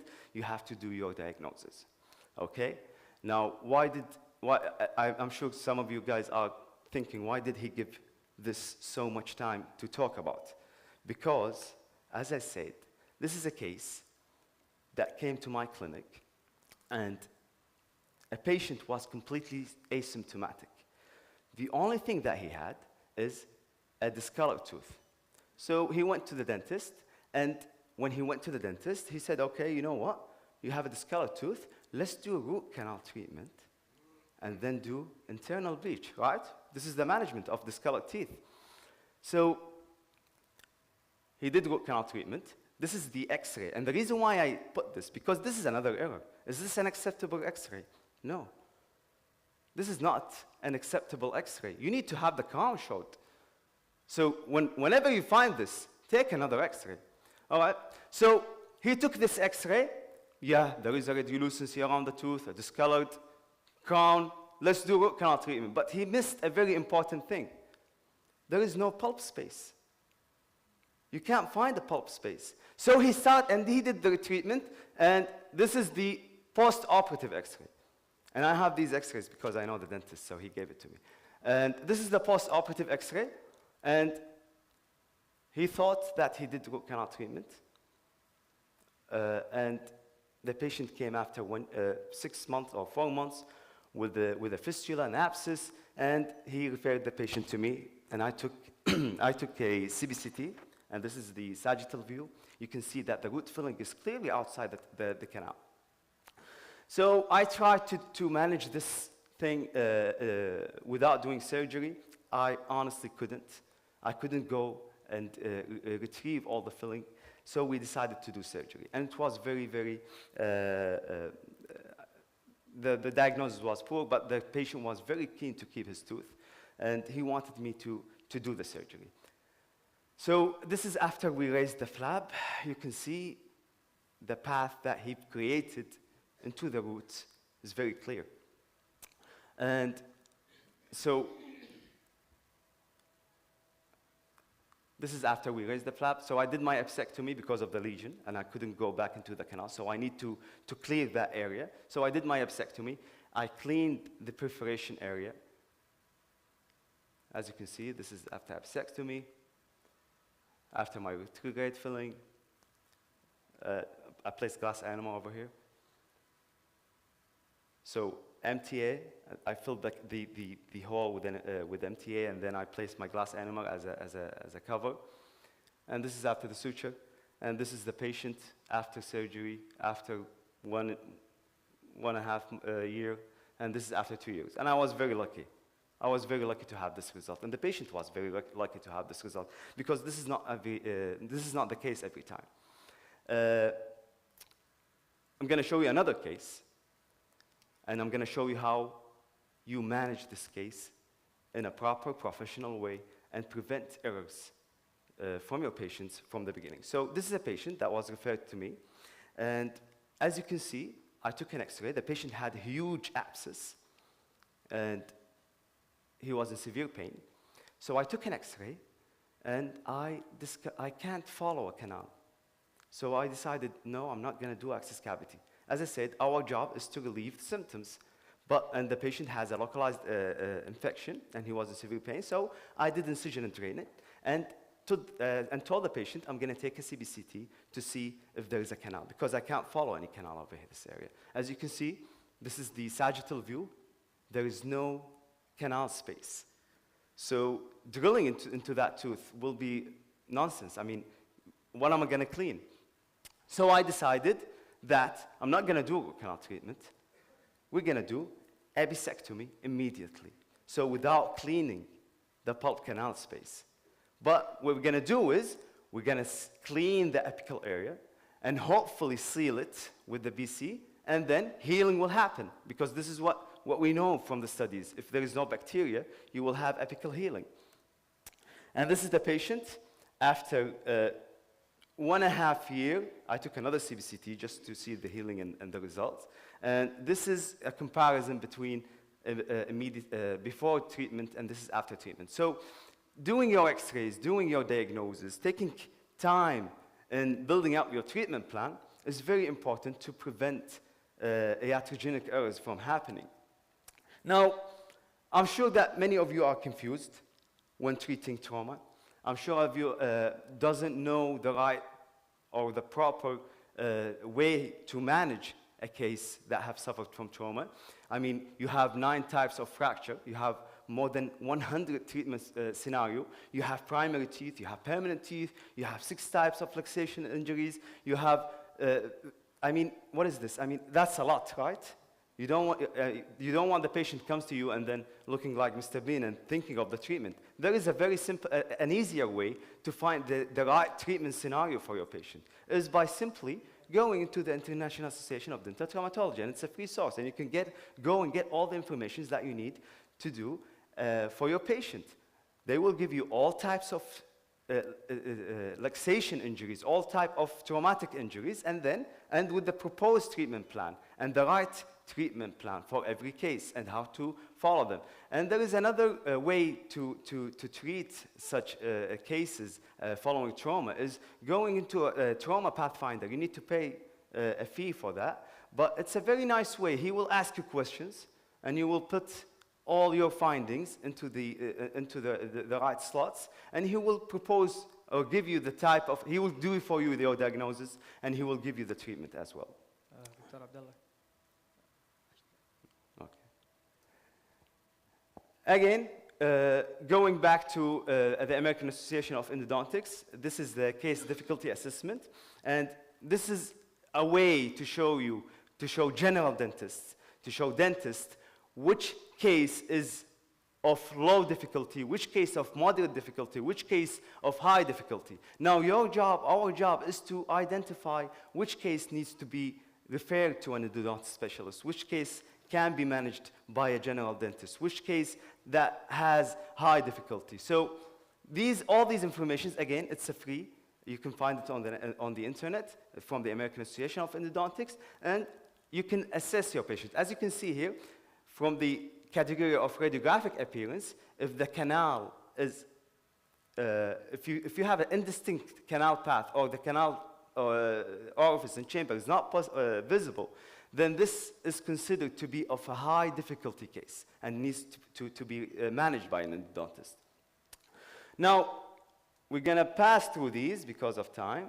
Again, guys, if you have a perforation, please don't advise your patient to extract the tooth, okay? If you have a perforation, consider of referring the patient to an endodontist. Perforation is not, I mean, sometimes we will extract, but we can manage some of these cases. I'm going to show you this. So we're not going to talk about this, but the easiest way to detect perforation, guys, is by using an apex locator and confirm it with a radiograph. Okay? So if you're suspecting that there is a perforation, there is excessive bleeding, and you don't know if this is a canal or this is a perforation, just place a file with the apex locator. If it beeps immediately, then there is a perforation. Then you need to confirm it with a radiograph. So this is a case. A patient came to me with a persisting sinus tract. She was a female, young female, 18 or 19 years old. And when I saw the case, okay, so we suspected that there is a fracture, there is a crack, and she came with a fallen crown in her hand. So I took an X-ray.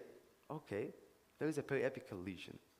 But what's wrong with that patient? Why is it persisting? I mean, everything looks fine. There is a post, fiber post, but everything looks fine to me except for that apical lesion. So I said, okay, I decided to do root canal retreatment.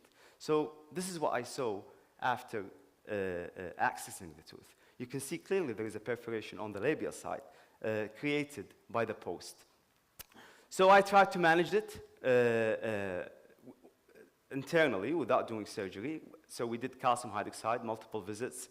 The sinus didn't disappear. So I decided to repair the perforation orthogradely without doing surgery. And the sinus didn't disappear. This is the perforation, by the way, after confirmation. So then I decided to do surgery because the sinus didn't disappear, and the patient was very anxious toward her smile. And she wants to have a definitive crown. And I told my patient not to place a crown unless we solve this problem. So we did surgery, and that was during the coronavirus. And you can see there is a perforation here. And because we had a lot of time on our hand, me and Dr. Mohammed Habib Dashti, we decided to do something new. So we took a CCT, and we decided to do guided surgery. And as I said, we didn't have anything to do during that time. So we did our guide, and we decided to do episectomy using a guide. So that's I'm going to show you this because of time. We're not going to be able to show everything. So that's the osteotomy, as you can see, very small, and that's the perforation. The discoloration is because of the MTA, and this is why the sinus doesn't heal, because the cement didn't set, actually. So we decided, this is after doing the root resection. As you can see, the root was removed. That's the infection. That's the granuloma after being removed. And that's the retrograde filling. And you can see this is the MTA after removing all the unset cement. That's the MTA that I placed internally. And then I placed my glass ionomer, and this is how it looked. Unfortunately, I didn't see the patient, so I don't have the follow-up. But hopefully, because I didn't see her, I'm assuming she's okay. So now going to mishaps that happens during cleaning and shaping. We're going to go through that very fast. So if you're doing root canal treatment, you can't do root canal treatment without using sodium hypochlorite. And sodium hypochlorite, unfortunately, is not well tolerated by the body. And these are all reports and the ways how sodium hypochlorite works is by hydrolyzing protein, oxidizing protein, and then doing hemolysis to the red blood cells. This is an ex vivo study. This is what sodium hypochlorite does to your body. And this is a comparison between chlorhexidine, saline, and sodium hypochlorite. You can see that sodium hypochlorite will cause demineralization of the bone and degradation of the organic matrix, and it will demineralize the sponge bone. So it's very, very toxic to our body, and we need to take extra care when using sodium hypochlorite on our patients. Now, if you're doing root canal treatment, okay. So if you're doing root canal treatment, all these studies showed that you will extrude material into the apical area, and these are the pathways for the extrusion of the material. Now, we are not prevented from having accidents, and this is a very nice survey article that was sent to the diplomat endodontists in the United States, and 40%. When they answered, they said they had at least have experienced sodium hypochlorite at least once. So it will happen. It happens and it will happen, and you can't be sure that you will never have sodium hypochlorite accidents during your life. And these are the symptoms usually. Pain and swelling is the most two common signs for sodium hypochlorite accidents, followed by bleeding, neurological signs, necrosis, and trismus. I'm going to jump. This is a case report, very famous case report of sodium hypochlorite accident, and usually they resolve without, by itself within a month. Now, the management of sodium hypochlorite accident, we know that we have management and a guideline for everything, right? How to do root canal treatment, how to deal with pain, Unfortunately, there is no specific guideline for sodium hypochlorite accidents. So the guideline is based on case reports. And I'm going to tell you how I usually manage sodium hypochlorite accidents before the time ends up. So usually you have to inform your patient, and it's a very, very tough time when this happens, because the patient usually loses his confidence in you, and he will blame you on everything, and he will think that you're a very bad dentist, but it's an accident. It happens, so you need to inform your patient, you need to assure him and tell him that this is normal, it will resolve by itself, it takes time to resolve. Now, giving antibiotic is very controversial, but yes, you can give antibiotic. Morphine is my #1 choice of managing, and then cold and warm compressions, severe airway obstructions, as you've seen with Dr. Breikan, usually we refer them to the hospital. So there is no specific way how to treat it. I don't think I will be able to cover this, right? I'm very sorry, guys. I really wanted to show you the last part of my lecture, but maybe next time. All right, thank you. I would like to thank Dr. Abdullah for his very informative lecture. I know it's very important topics, and I'm sorry for the shortage of time. No worries. Maybe next time. Any questions, please?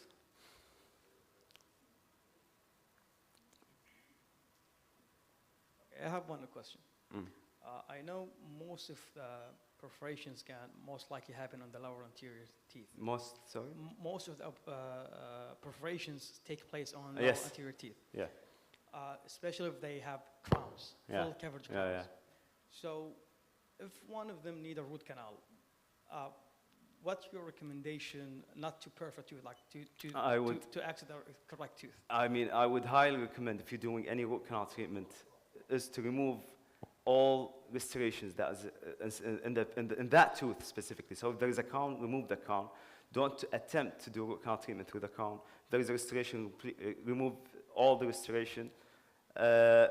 If you have doubts about your access cavity, do your access cavity without placing the rubber dam. And then once you reach the canal orifice, you can place your rubber dam.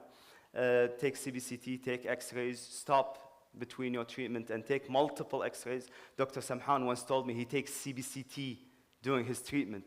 He told me when he's dealing with canals that have calcifications, he actually stopped the treatment and takes CBCT intraoperatively and then continue to do that. So yes, if you have doubt, take X-rays, take CBCTs, and do your root canal. Thank you. Thank you. Any more questions? Yeah.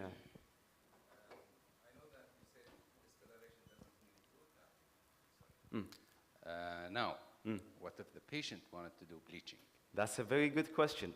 If he wants to do bleaching, you offer doing elective root canal treatment and internal bleach. Because it's the same scenario. Some patients, I understand. So he's not happy with the color. So as patients, when they do veneers, Would you just open the chamber and bleach without endo? if there is a pulp canal obliteration, Yeah.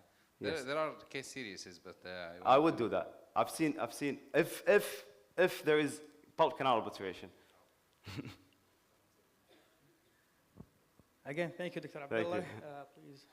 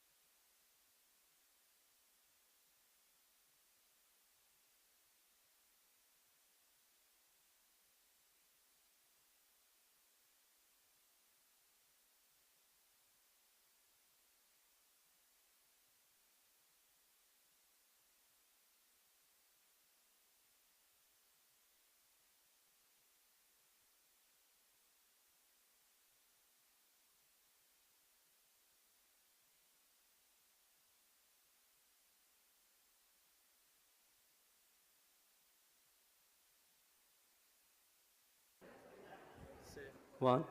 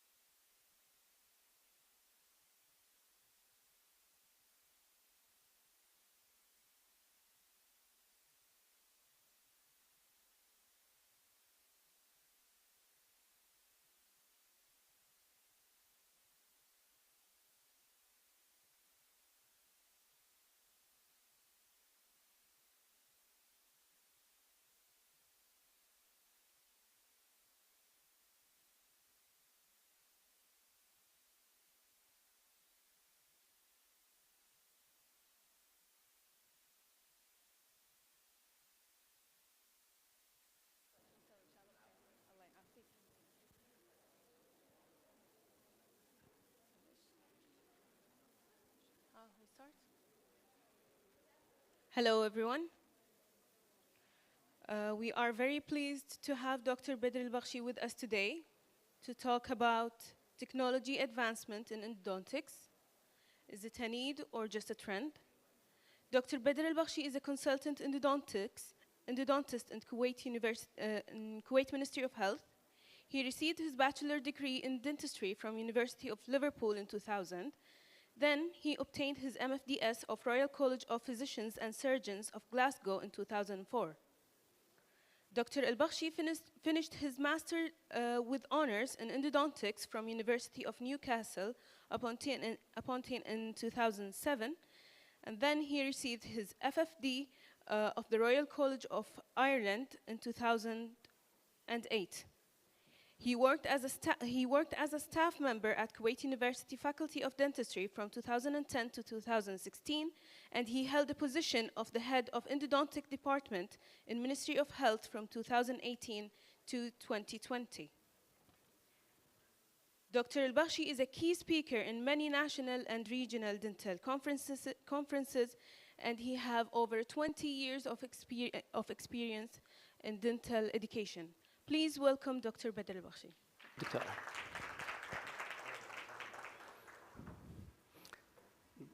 Good afternoon, everybody. It's such an honor to be among old friends and new friends, students, residents. The beauty of this gathering is not just an academic update. It's really very inspiring to participate year after year in a dental meeting that we see our field growing and we see ourselves growing together. So it's very inspiring, and I would love to express my appreciation for Kuwait Dental Association to give me this chance to be among my old and new friends. The topic I'll be presenting today is advanced technology in endodontics. Is it a need or just a trend? We have seen development, and in the past 2 days, you've seen how our field is advancing in terms of technology. You've seen digital dentistry, artificial intelligence, and if things are related to endo, you see the change in design, metallurgy, development of NITI, files, and all what have you. As part of my teaching career, I'm presenting and sharing knowledge with my beloved resident in the Kuwaiti Board of Advanced General Dentistry. And the other day, we were talking about advancement in endodontics specifically, and there were many issues, questions, and remarks that inspired me to talk to you this afternoon. When it comes to endo, we know that's what's the value of having things like CPCT, magnifications, laser, and ozone. And we are very proud to tell our colleagues in the field of medicine that we have reached such advancement in endodontics. And for guys who are practicing more than 20 years like me would know how did we struggle in the past with conventional radiograph, for example, where things are blurred and dark and you don't know where things are. And we've seen that the development going into digital radiographs up to the most sophisticated imaging, which is cone beam CT. You take things from 2-dimensional era into a 4-dimensional era, which is very pleasing, and we are very privileged to have this. In the field of endo, we do have magnifications. We use loops, we use microscope, and we are very privileged, and we are very grateful to technology that we have been accessing not only major anatomy, but also minor anatomy, and we have access to them. People in the past will still remember the struggle that we have in creating the taper using stainless steel hand file with the aggressive tip and the chance of procedural errors like our friend Dr. Abdullah was explaining. So in order to achieve 5 or 10% taper here at the apical third, we were using more than 9 files. Can you imagine the finger tiring, the time consuming, and you are inviting a procedural errors with this aggressive tip. And all of us, as an endodontist, seen the mishaps of strip perforation, ledge, transportations, separated instrument, you name it. All of these are very common errors with the use of a stainless steel. So again, we are very thankful to the revolution of an eye-tie. Nowadays, we have revolutionized our practice by having different taper size, tip size, different metallurgy. We have moved from the M wire into the gold wire to the blue wire. We have control memory files, and we are negotiating more and more curved and more complicated anatomy. So this is just to give you an overview of how advanced we are in terms of technology. We do present workshops as part of our program in the Kuwaiti Board of Advanced General Dentistry. And by the way, I'm very proud to see many names of our graduates in the scientific program of this meeting. Allah yatikum alf afia. People graduated from Advanced General Dentistry, from Pediatric Dentistry, from Board of Endodontics. They all were organizing workshops, lectures, and they are inspiring everybody. So, one of the most important questions I get asked in these workshops is, Doctor, can we do endo faster? The time factors of endo. So despite all of these technologies that we have, people are getting into a very fast-moving world. They want to finish things faster, and they want to have a result that's achieved easier. Are we in that stage in endo? This is what I want to explain, and I want to highlight to you today in the coming 30 minutes. Does speed equal success in all time? Are we having a mechanically driven goals or biologically driven goals? Let's review all of these factors. In the field of endo, we are interested in two main goals, and I'm sure my colleagues explained that to you. We either want to prevent the development of the disease called apical periodontitis, or we want to heal existing apical periodontitis. And these are biologically driven goals. They are not mechanically driven. Mechanics, by advancement in technology, is just a tool in order to deal with a biological problem. So a better question to be asked here is, has advanced technology helped us managing apical periodontitis? Let's review the literature, so it will not become like a subjective opinion regarding this topic. So, in order to achieve your goal, you need to know your enemy. So if our enemy is apical periodontitis, how much do you know about your enemy in terms of literature? So how prevalent is apical periodontitis? How common is apical periodontitis as a disease? In a very sophisticated study which was recently published in International Endodontic Journal, a global prevalence of apical periodontitis, systematic review and meta-analysis, a very high level of evidence, representing 114 studies. And as all of you know, that in any systematic review or meta-analysis, you started with a big chunk of studies, and you get eligibility and case selection criteria, you end up with a few studies. In that particular one, they ended up with 114 studies. So it's a big pool of patients, big pool of studies, representing almost 35,000 people. And the prevalence of apical periodontitis in any form, symptomatic or asymptomatic, was up to 52%. Guys, that means we have 1 in 2 people has apical periodontitis. So in the roof of this building, 50% of the population stepping in and out of the building will have apical periodontitis in a painless or painful form.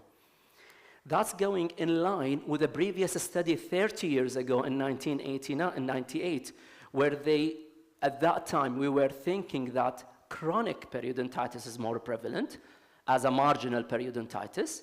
However, for people above the age of 50, we do have apical periodontitis as 57%, and marginal periodontitis was as low as 25%. So what does that tell us?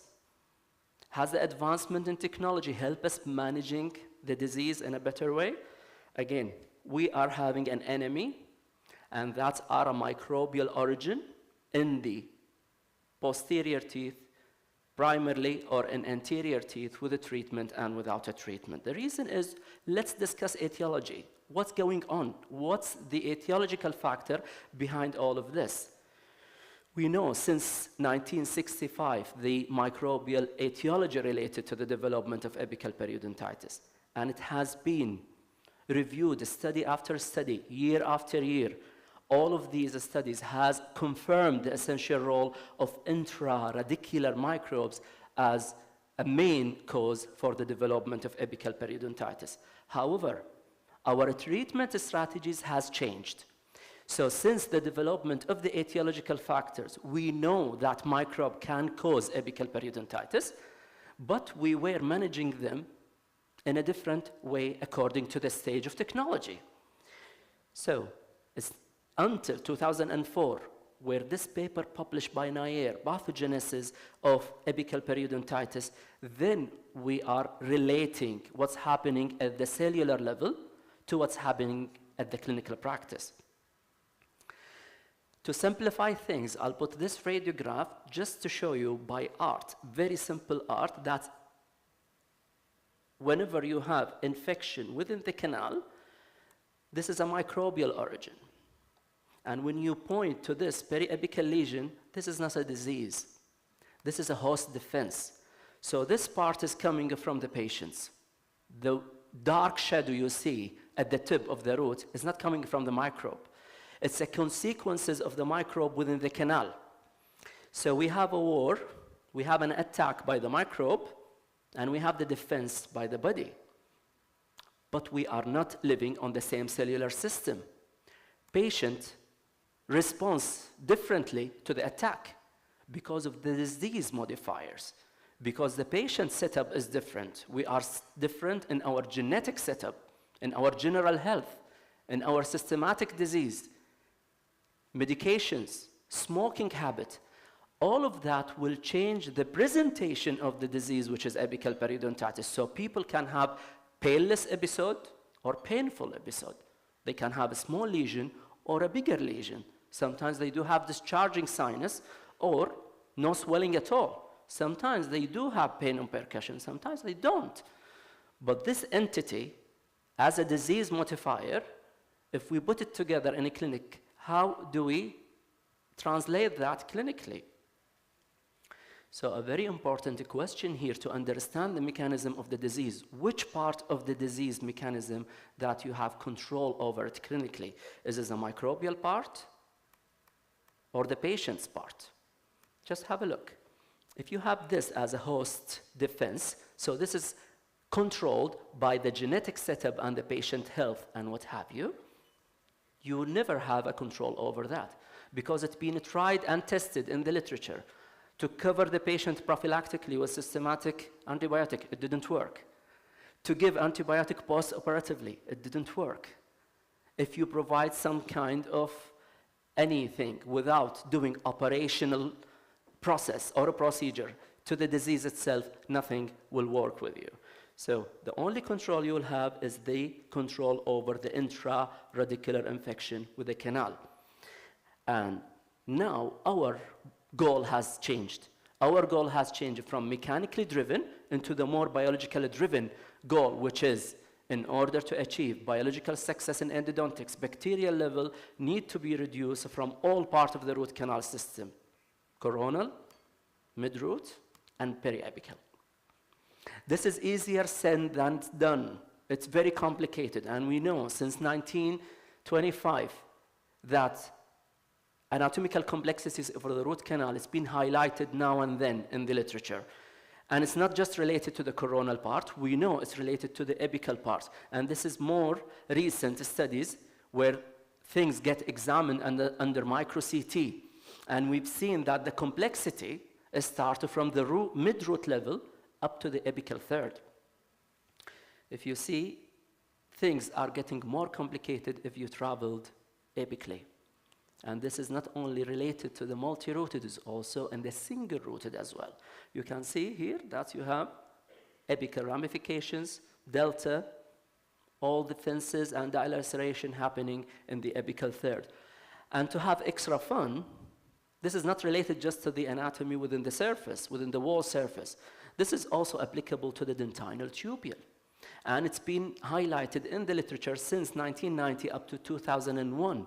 Study after studies prove that bacteria can have access to the dentinal tubules beyond a surface wall because of the diameter of the dentinal tubule is larger than the diameter of the bacteria itself. But the good news is that because of magnification, technology, CBCT, because of our tools, the ultrasonics and antimicrobial irrigation, we have a very good control over the coronal 2/3 of the canal. But we are still struggling with the apical third of the canal because of all the anatomically resistant site that is beyond your ability to reach. So, coronally you have accessible bacteria, and your technology is helping you to access it. Apically, you have inaccessible bacteria, and your technology is not helping you to access that. In the apical third, things are getting more complicated because it's merge, curve, recurve, dilacerate, and divide. So question here, how do we win? It's very unfair game to play. It's very unfair war. We have a very bad enemy, and we know that knowledge is power. In order to achieve biologically driven success, you need to know your enemy. And you need to collect more and more data related to your enemy preoperatively. So if our enemy is the microbe in the apical third, how much do we know about the bacteria in the apical third? Let's evaluate the literature to build up a treatment strategy related to the biologically driven goal. We know for a fact that 77% of the bacteria in the apical third protect itself in a microstructure biofilm. And the microstructure biofilm, it's resisting your antimicrobial protocol and my antimicrobial protocol. So at which bacterial level can apical periodontitis develop? If we know that the bacteria organize themselves in the biofilm, and they need to reach a certain stage before it's developed apical periodontitis. Can we catch that stage in order to manage it in a better way clinically? We should ask this question to ourselves, how to count the number of bacteria in the apical periodontitis? And it's been shown in the literature. Up to the 1990s, things are going related to the evaluation of the bacterial count coronally or apically related to the simple sampling and culturing. This conventional culturing is not without any limitations because we know it cannot distinguish between number of bacteria in the coronal part or the apical part. Since we have a control over the coronal part, we should focus more on the apical part. So nowadays we are privileged by the technology of PCR. Because in PCR, you cannot just only count the dead bacteria. You count dead bacteria, viable bacteria, endotoxins, as well as type of bacteria and the number of bacterial cells. PCR is a very common name that's been circulated in public during pandemic COVID-19. It's exactly the same technique, but here you are using a paper point. So yes, knowledge is power. We are getting powerful by building up more and more knowledge about the apical third. So now, we know that for cases with no treatment, PCR told us that we have 20 to 30 species of bacteria. Predominantly, they are anaerobe, understandably because of lack of oxygen in the apical third, and the count can reach up to 1 million bacterial cells. In cases with a treatment, whether you have it adequately treated or inadequately treated, the number is less because someone has visited the canal before, so the bacterial load has reduced. So here you have 10 to 20 species. You have predominantly anaerobic bacteria, which is mainly E. faecalis at that time, and you have up to 10 to the power of 4, so 10,000 bacterial cells in the apical third. Okay?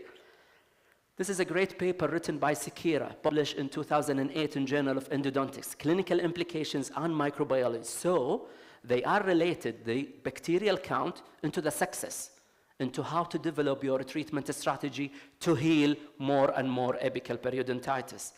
This is the concept behind it, and exactly the same concept applied in medicine according to Smith, which is the pathological threshold. Pathological threshold means that you need to reach certain number of microbes in order to develop a certain disease. So if we apply that to the apical periodontitis development, here you need the bacteria to grow in a certain number to get this periapical lesion starting to grow. And the number is now, for sure, we know by PCR, it's 1 million bacterial cells. According to that threshold, your strategies should be developed in a way that you reduce this number below the threshold in order to heal more and more disease. Arguably, that number, it's about 10,000 bacterial cells. I know we cannot do sampling or PCR at the clinical practice, but this is the concept behind our treatment, and we should get it really highlighted and clarified. So our goal has changed now from microbiological goal in endodontics, which was mechanically driven. It should be more biologically driven. So the goal here is reduce bacterial count to levels that are compatible with periapical tissue healing. So to present that again, this is before the microbial infection, increase of the microbial load. In order to get that healed, you need to reduce it to 10,000. So what are the certain things in technology helping you to reduce the microbial load? This is what should we focus on and we be privileged about. So let's go around that in 10 minutes or so. We know we have varieties of files. We have different tip size, different taper size. We have control memories. We have different motions. As my colleagues explained, we have rotary file, reciprocation file, all at our expense. And nowadays, maybe we have more than 160 systems at the low cost, easier to learn. So it's available in our hand, but let's work hand in hand with technology in order to increase our success rate. Guys, these are only round tools for oval anatomy, because you don't have an access to this unless you are using antimicrobial irrigant. This is maybe one of the most quoted paper after 2001, written by Peter et al. To show the limitation that we have with NITI rotaries. This is the effect of 4 NITI preparation techniques on root canal geometry assessed by micro-CT. At that time, 2001, micro-CT was a new technology, and we are applying it to increase our knowledge in order to have more and more success in our treatment. And it was concluded by this paper that the maximum you can achieve in touching the surfaces to reduce the microbial load is 35%. Some of the system was limited up to 48%. So more than 50% of the walls was not touched or prepared, okay? And this is a micro-CT published by Peters at that time. The green part is unprepared shape. The red is prepared shape. So just where you see more of the red, coronally or apically? So coronally, you touch more because of magnification, because of the taper, ultrasonic, irrigations. So you increase the volume more at the coronal part more than the apical part. This is 30 years later, after Peter's study, 18 years later, evaluating the same method, but using different NITI system because they are more and more available in the market, and actually they all have the same result. They concluded that you cannot touch everything, regardless of the motion or the geometry of the file, okay? So what about advancement in our clinical strategies? Is technology helping us develop more and more clinical strategies? The answer is yes. We have photodynamic therapy, we have lasers, we have ozone therapy. All of that can be applied to help the limitation of the NITI and the limited access to the bacteria. This paper is a systematic review and meta-analysis, evaluate the effectiveness of adjunct therapy in endo. And papers also, as I said, they started with a big chunk of studies and they ended up by only a little number of studies. So the inclusion criteria was only 15 randomized controlled trial. And they concluded, based on the result of this systematic review, no additional effect of any of the investigated type of adjunct therapy over conventional endodontics in terms of healing of apical periodontitis. So let's review if the classical way of doing endo is a winner in that game. So what about the effective clinical strategies in the management of apical periodontitis? Okay, so the best available evidence related to bacterial reduction, if you think about biologically driven concept and you want to cut the number of bacteria, the best available evidence related to bacterial level reduction in apical third is related to increase apical size, activation of antimicrobial irrigant, and dressing with calcium hydroxide. So we are going in a circle of advanced technology and back to square one. Things that we all know, things that we all apply, but maybe what's going on in the market now, putting less emphasis in these strategies and putting more emphasis on the tip size, ease of use, following anatomy, shorter period of time, more of a result-oriented, more of short-term result-oriented task, okay? I'm not talking about cases like that, which is the symptomatic irreversible pulpitis. These are vital, not infected apically, and you can use a single visit strategy with a minimal size apically. Our point here is you are dealing with extensive periapical lesion related to necrotic pulp. And what is reducing bacterial load in these cases is increased apical size, activation of your antimicrobial, the use of calcium hydroxide. This is not the best, but this is what we have available in our hand. So maybe it will take longer to do. Maybe you need to review your patient in a second visit. Maybe the patient is pushing you because he's traveling or going somewhere and he wants to push you to do it in one visit in a shorter appointment, but this is what we have. So let's review if that's related to our treatment strategy, and do we have a certain recommendation in the literature about how to manage a disease according to this? When we say apical enlargement, that means we are not jumping files. Apical enlargement, guys, is all related to the binding file to start with. Binding files, again, is not perfect, but binding files means when we have an apical periodontitis, the first file that binds in 2 points, so you feel tightness at the apical third, you go 3 to 4 sizes larger than that. This is apical enlargement, and that's what is discussed in the literature. So by micro CT, if you start like size 20, the yellow file, you want to increase this apical size 3 sizes bigger than the original size. So you go from 20, 25 to 30. By doing that, you are touching more of the surface wall of the apical third. You allow more volume of irrigation to go there, especially if you activate it and agitate it sonically or ultrasonically. Bacterial reduction with NITI is not different from hand file.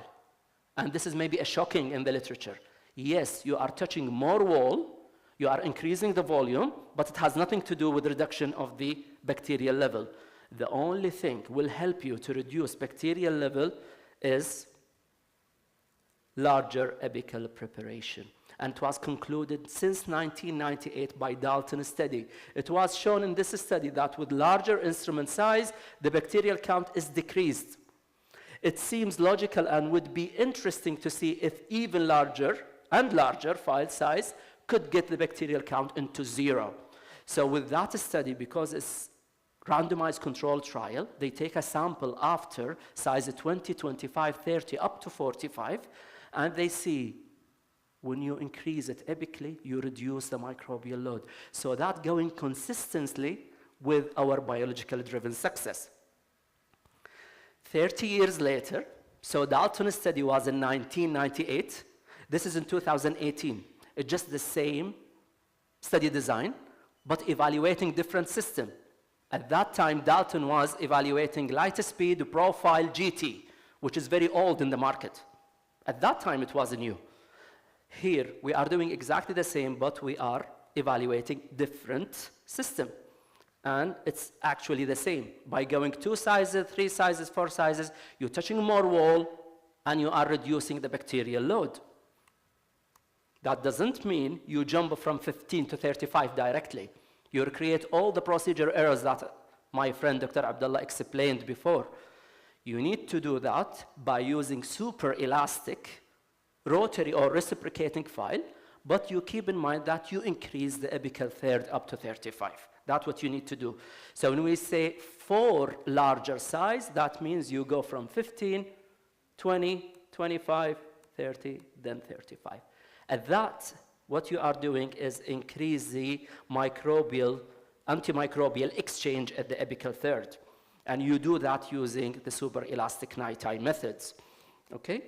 So the best current available clinical evidence suggests that patient with necrotic pulp and periapical lesion, more enlargement of the apical size would result in increased healing outcome. Effect of different apical preparation size on the randomized control trial. This is very interesting paper because now they are following up a patient in 12 months with extensive periapical lesion. What they want to see whether if you stop at size 20 will heal less than if you stop at size 40. Let's see the design here. 167 patients with periapical index more than 2 millimeter. That's mean moderate to extensive lesion. Allocated randomly in 5 groups. A group stopped at size 20, the other group size 25, then 30, 35, and 40. So allocated to different 5 apical preparation, and they obturated. They follow up the cases in 3 months for 12 months. Healing was 48% if you stop at 20. So about 50% of your cases will not heal in 12 months. If you increase it to 25, 71% of your cases will heal. That will jump to 80% if you go to size 30. If you go to 35, you heal by 84%. And that will increase to 90% of your cases will heal if you stop at the black. But have a look at the statistics here. Statistics will tell you jumping 3 sizes is significant. Whatever beyond or larger than 35 will not be statistically significant. So you will add to your success, but not significantly. Okay? Now, evaluate whatever in your drawer, in your clinic, the armamentarium, and compare that to what we know in the literature. How many systems in the market will advise you to stop at size 20? How many systems in the market will ask you to size at 25? And according to the healing, is that compatible of the healing of periapical periodontitis or not? This is the main question should be asked. It's not a time factor, and it's not availability of the technology. However, if you do that back again, using a stainless steel hand file, you shouldn't neglect ledging the canal or over instrumentations or initiation of micro cracks. So safety, safety. Safety should come first. I'm not advocating here enlargement at the apex for cases with more than 45, because maybe you'll over-instrument and you are pushing irrigant and bacteria beyond the apical third. So if it's large to start with, you rely on antimicrobial evocation. Activate your irrigant. But if it's binding file at size 15 or 20, you need to do both. You need to increase it mechanically, and you need to activate your irrigant at the apical third. So always think about increasing using super elastic NITI, not a stainless steel. Okay? What are the effective clinical strategies for bacterial level reductions? We know that activation of antimicrobial irrigant is widely used in our clinical practice. We use different gauge tip of the needle. We have 27, 30, and 31, and we have different needle tip design. We have side-vented, close-ended, double-ended opening at the apex. The most important thing here to know that you activate your irrigation according to the tip design of the needle. For example, here, if you have A double end, you shouldn't go more than 2 to 3 millimeter in the apical third. If it is side vented and close ended, it's safer. So you can't go closer to your estimated working length. You can have activation of your irrigant sonically, ultrasonically, or using expanded file system, where you soak your canal with sodium hypochlorite and you apply 1 to 5 minutes of activation of that antimicrobial. 1 to 5 minutes in the clinical setup is quite long. So you need to consider what is the minimum time that should be activated with our irrigant. According to this study, 1 minute activation is desirable. 1 minute use of ultrasonically activated irrigation following hand or rotary hand file will significantly decrease the microbial load in the apical third. I'm doing good time? Okay. Okay, yeah. So, in that study here, it's just showing that if you go line in line, if you do apical enlargement and activation of antimicrobe, you will boost your success by healing more and more of apical periodontitis. So the antibacterial benefits of sodium hypochlorite over saline were significantly evident at larger apical preparation size. So the benefit of apical enlargement and activation is touching more surface area, removal of more infected dentin, increased irrigation efficacy and exchange, delivering higher and higher volume to the apical third. So if you go to the intracanal medicament, would that help further? Do you need to keep addressing your cases with calcium hydroxide? Let's have a look. We know for sure that the antimicrobial properties of calcium hydroxide is working really effectively in necrotic cases with apical periodontitis. It has no role for vital cases, which is the irreversible pulpitis. But how well is that evaluated in the literature? We know that the pH can reach 12.5. Minimal time is 7 days in order to boost the efficacy of calcium hydroxide. But calcium hydroxide has a limitation. It cannot go for infected dentinal tubules. It cannot reach there. And some bacteria and yeast are resisting even high pH like E. faecalis and yeast. So you cannot just remove everything by calcium hydroxide. We know in the literature that single visit treatment is just at least as effective as multiple visit treatment. Again, this was randomized controlled trials, meta-analysis, which was published in 2005. But I'll ask you one question before I conclude here. Would you treat this case with discharging sinus, multiple problem, or that case where it's been treated many years ago with extensive periapical lesion, tenderness and percussion, without addressing with calcium hydroxide?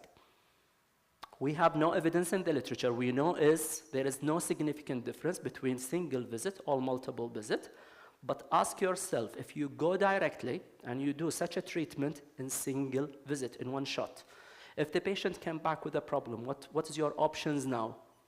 Either you do it non-surgically, and then you will address with calcium hydroxide, or you jump and you do it surgically. So, in a simple word, address it with calcium hydroxide from the beginning. You know you do your best in terms of reducing of the microbial load, and then you can actually, if you do it twice with a calcium hydroxide over 2 dressing, then you have the options of surgery, and that can be explained to the patients from the beginning using the informed consent. Okay? So to conclude things, recommendation for cases with large periapical lesion, prepare apically to size 30 or 35. Use sodium hypochlorite irrigation with 30 gauge needle. Activate the irrigant using ultrasonic or expanding system file for 1 minute at least. For molars, consider calcium hydroxide dressing because of the inaccessible bacteria in the apical third, and provide immediate coronal seal. So technology advancement in endodontics should be applied based on our updated concept of biologically driven treatment.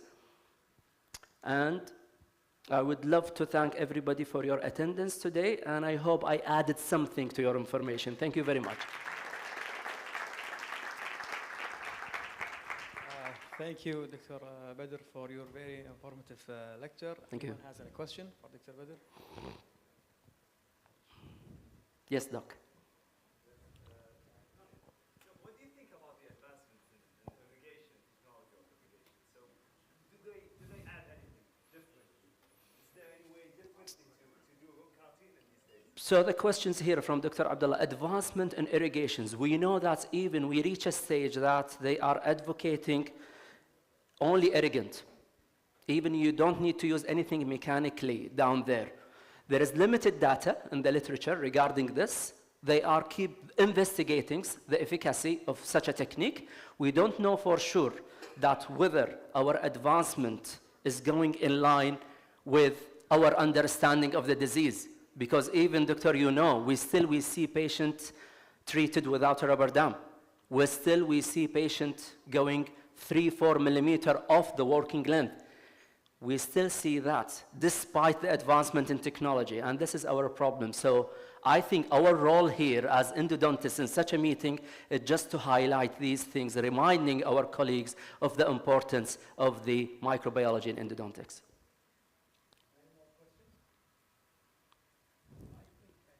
I have one more question. It's maybe the Sure. same, regarding Dr. Abdullah question. I think more of the system or file that now in the markets, they become more conservative apically. Okay, so do you think, because it has variety in the tapering, we should be more conservative apically, and open it a little bit apically so we can, coronally, so we can reach our needles, irrigation needles, maybe 1 millimeter to the apical 1/3, and then just irrigate? Yeah, very good point. Dr. Yusuf here is highlighting the minimally invasive endodontics, where we think that less is better because we want to conserve as much of the dentin as possible. This is a pure concept, doctor, but if we think about it, we are getting cases that compromise to start with, and they need a treatment by crown at the end. So what's the point of just thinking too conservative, and that all in the account of making the microbial load high? So I think at that example, if you want to stay minimal apically, make sure you activate your irrigant more than 5 minutes. So if you have all the armamentarium, all the tools, things are going in the right direction. Thank you again, Dr. Badr. Thank you very much.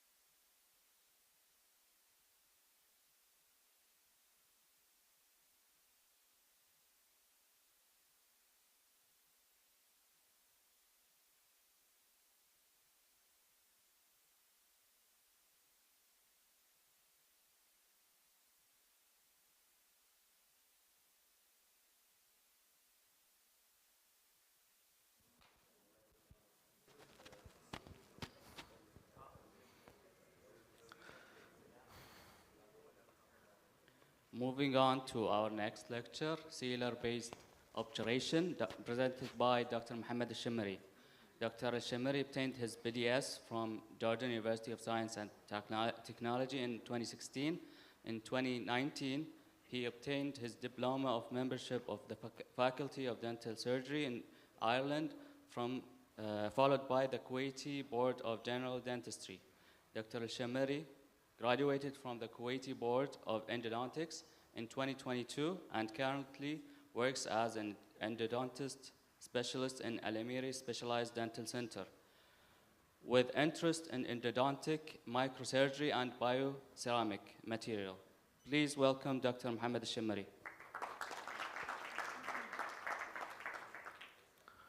Assalamu alaikum.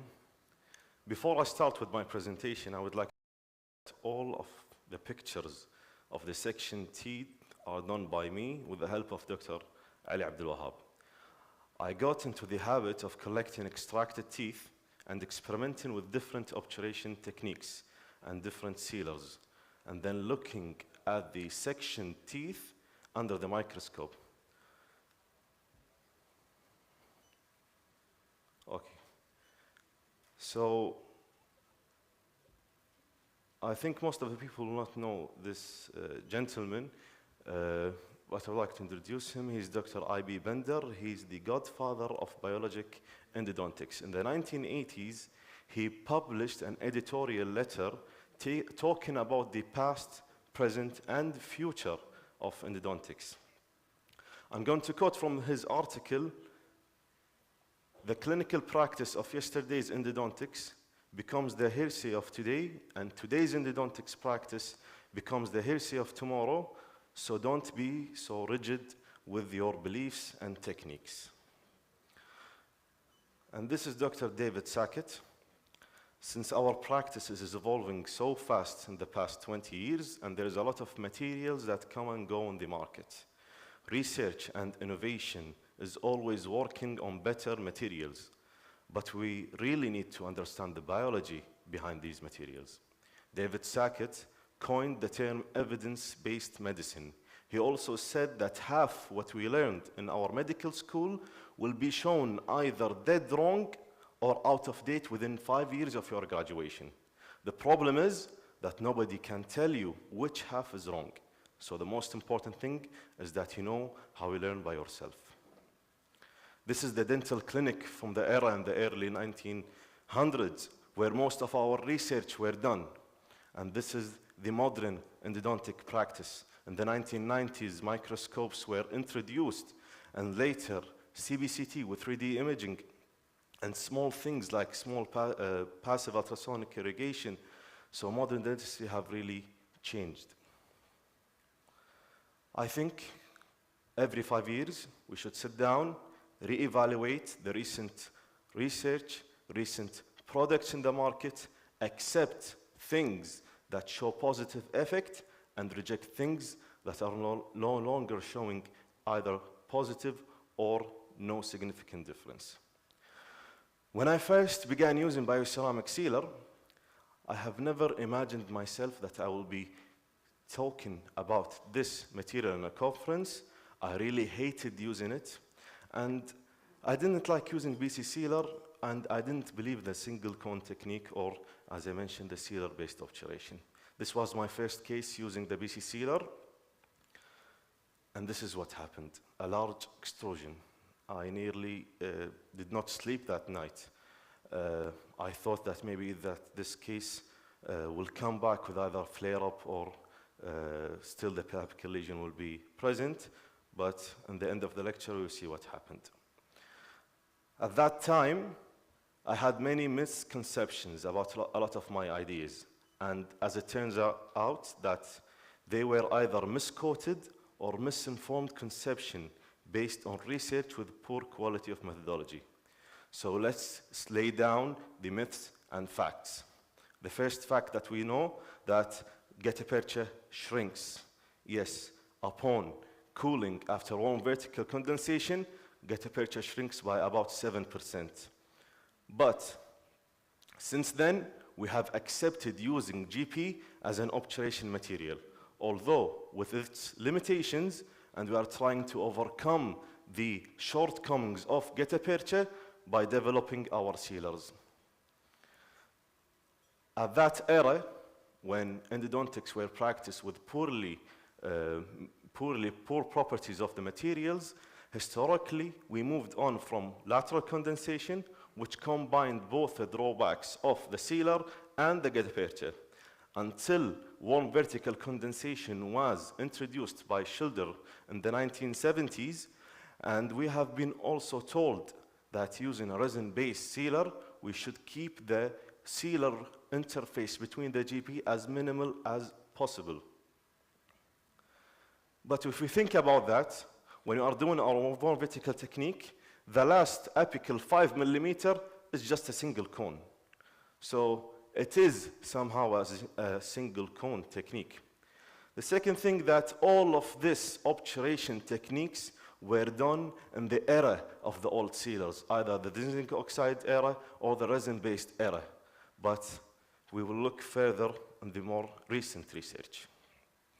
At that era, for the root canals to accommodate the gutta-percha and obturation material, we needed to make a large taper, and we also used a lot of force during our condensation. One most important thing that we need to accept now is the most common reason of endodontic failure is vertical root fracture. It is actually not endodontic pathology. Most of the extraction of teeth happens because of vertical root fracture. And as I mentioned before, increasing in taper will have an effect on fracture resistance, and this is what happened early. And using the warm vertical condensation technique will induce micro cracks on the root surface. So the change of philosophy toward more conservative endo have materialized in our practice with the help of modern technology and material that we use. Our access is now more conservative with the help of microscope, and we are locating more canals precisely with the help of the CBCT. Smaller tapered files, more active irrigation with the ultrasonics. So I like this quote by Albert Einstein: insanity is doing the same thing over and over again and expecting different results. And we are still using the same technique that we already know causes vertical root fracture. So now we are in the era of sealer-based technique. You either catch with the era or you will be too late. With the, in the past couple of years, a lot of people have resisted the change in the CBCT, but now it's in every clinic. So we need to accept and look at the recent research. So what is the ideal properties of root canal sealer? It was set by Grossman in 1981. The ideal sealer should be a biocompatible material, insoluble, antibacterial, excellent sealing ability, excellent setting time, and dimensional stability. And since the early 1900s, we have not achieved this perfect sealer. Every sealer that came in the market has its own drawbacks. Either it shrinks or it is mutagenic, it is cytotoxic, leakage. And when the MTA was released in 1990 as a sealer, it was so viscous that it showed a lot of voids.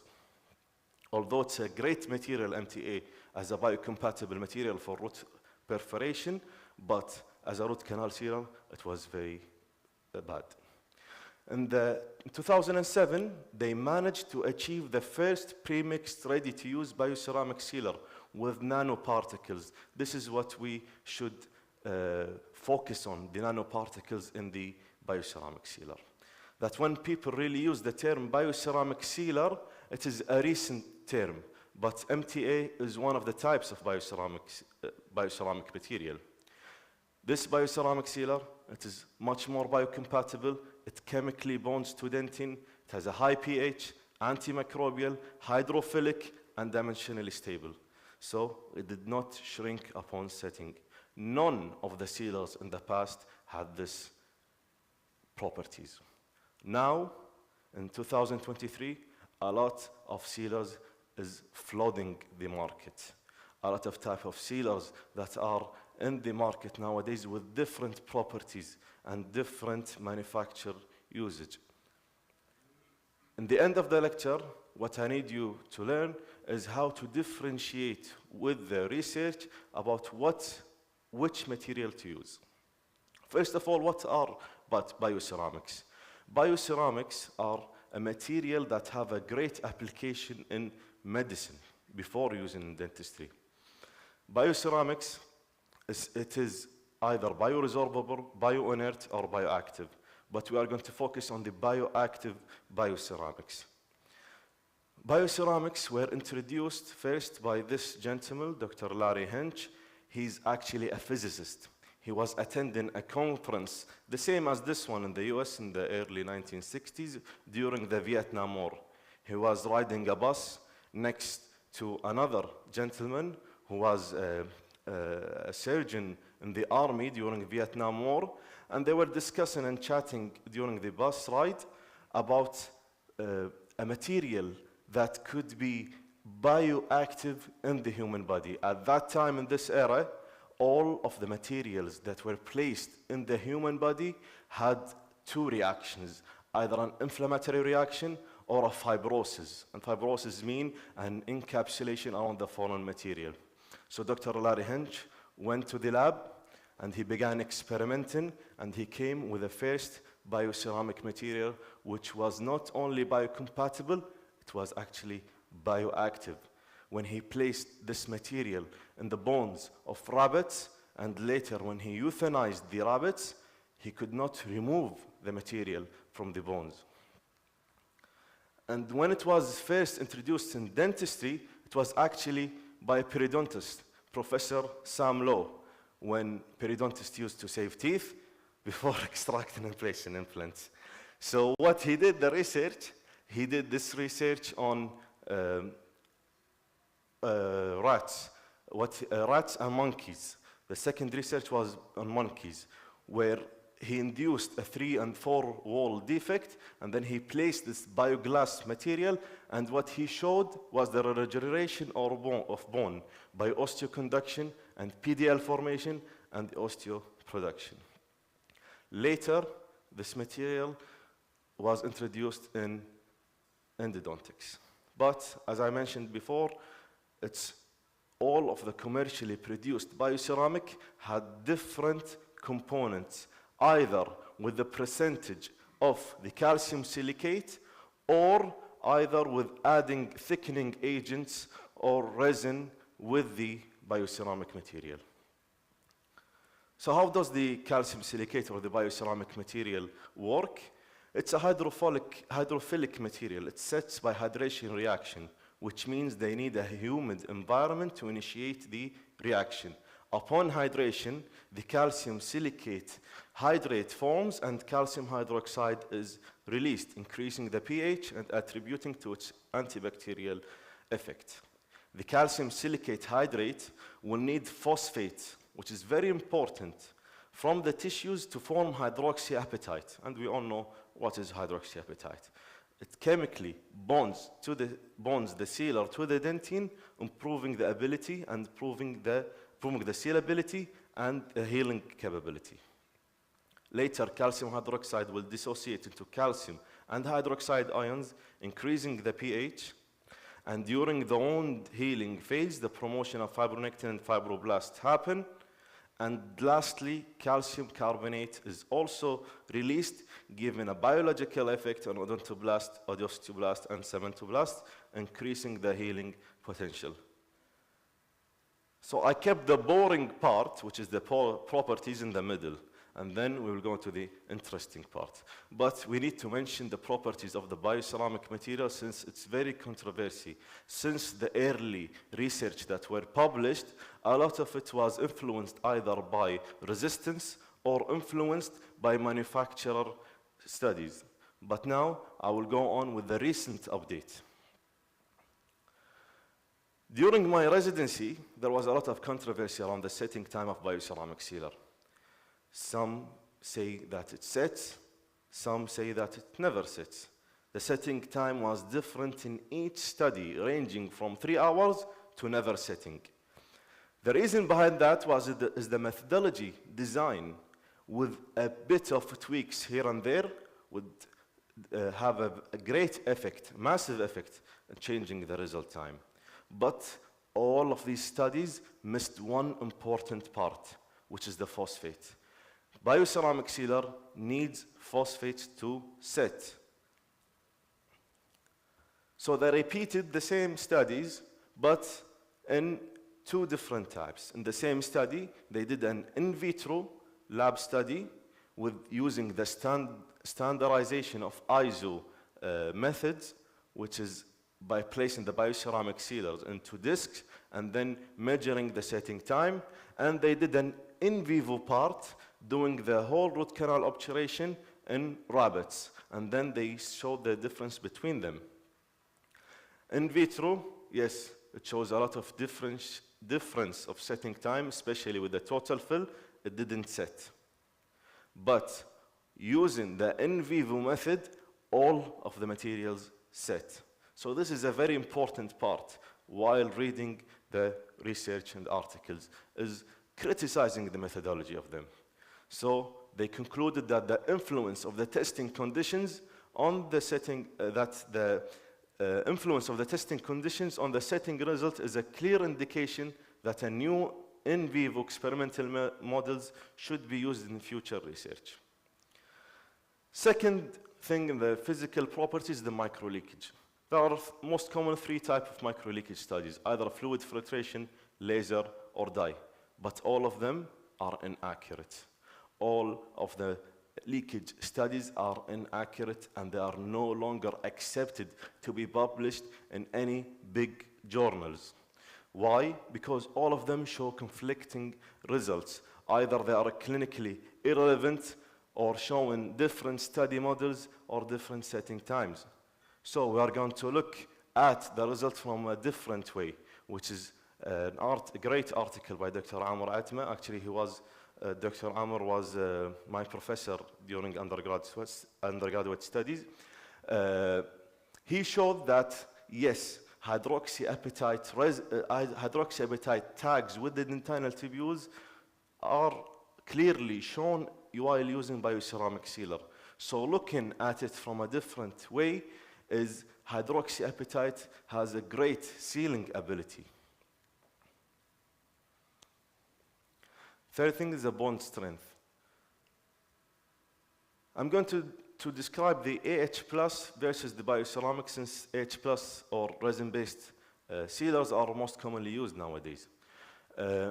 While using AH plus or any resin sealer, the sealer bonds to root dentin, but it's unable to bond to gutta-percha.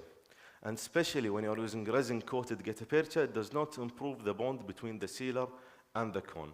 And actually, this case, this is one of my surgeries that I have done. And as you can see, this case was referred by me by another endodontist who did the root canal treatment. And as you can see, a lot of shrinkage happened using the resin-based sealer. But bioceramic, the material itself, it is the primary obturation material, not the gutta-percha. You are using the gutta-percha just as a condenser to condense the bioceramic. And we all know that bioceramic bonds to dentin by an hydroxyapatite bonding to the dentin. So this is another study that experimented on the bond strength, and it showed that in push-out bond strength, in resin-based sealers, there is an adhesive failure, while in BC cone with a BC sealer, it showed a cohesive failure, which means that they are bonded to both the BC coated GP and the bioceramic sealer to the dentin. And regarding the sealer penetration, it also showed by laser that in bioceramics, it's integrated more into the dentinal tubules. And this is the reason behind the bioceramics having nanoparticles that can penetrate inside the dentinal tubules. Next, I will move to the biological properties of the bioceramic sealers. In biocompatible studies, it's unethical to do on humans. The other way of doing biocompatibility studies are either on PDL stem cells or any stem cells or fibroblasts, or an in vivo animal studies.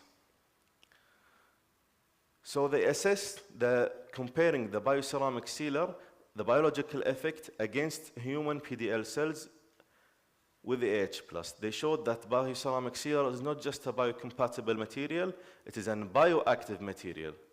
And endosequenced BC sealer, which was used in this study, it is a biocompatible root canal filling material when in contact with human PDL stem cells in terms of cytocompatibility, cell migration, cell adhesion, and bioactivity.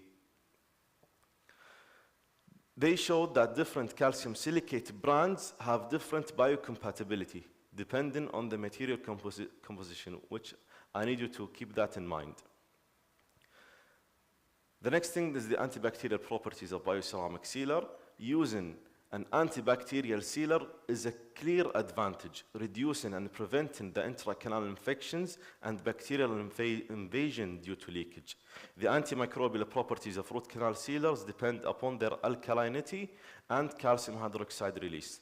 The alkalinity of calcium silicate is a lot higher than that of AH+. And calcium hydroxide diffusion increasing the alkalinity of the material, giving its antibacterial effect. So the hydrophilicity of this material is another advantage, giving it a better wetting ability and increasing the sealer penetration. Most bioceramic sealers show antibacterial effect stronger than AH+, even when tested against multi-species biofilm, and BC sealer shows a great antibacterial potential. Lastly, the bioactivity of bioceramic sealer. The bioactivity means the ability to induce a positive effect on cells, such as inducing hard tissue formation and osteogenic differentiation. The methods that are usually done in studies to compare the bioactivity of different materials are scratch tests, where they have 2 PDL stem cells or fibroblasts, and they show the cell migration during this interface, and clearly shows that bioceramic sealer have a great healing potential and great positive effect on PDL cells, osteoblasts, and other stem cells. So yes, bioceramic sealer meets many of the endodontic sealer properties with an extra feature of bioactivity that was never there. But keep in mind that not all materials in the market are tested, and different materials contain different composition and amounts of active materials. Now to the most interesting part of the lecture. Clinically, what we really care about is outcome and techniques. Unfortunately, in dentistry, almost all of our outcome studies are underpowered due to sample size or methodological flaws. To have a 10% significant difference, you need at least 320 or 350 in each sample group, especially when you are comparing two similar materials. So I will go over the recent clinical studies, and then we'll move to the last part of the lecture. Clinically, when you are evaluating any outcome using a new material, we either evaluate the pain, post-operative pain or flare-up, extrusion, and success. First of all, regarding pain, when comparing warm vertical technique using H plus and single cone technique using BC sealer, it showed that there was no any significant difference. And regarding extrusion of the sealer beyond the apex, this is one guy that I really love, Rikuchi. He does amazing histological studies. This is a case series where he managed to get the root apices and the periapical area around the extruded sealer. He showed that the extruded sealer of bioceramic was well tolerated by periapical tissue with minimal inflammation, and it showed that evidence of new mineralized tissue formation.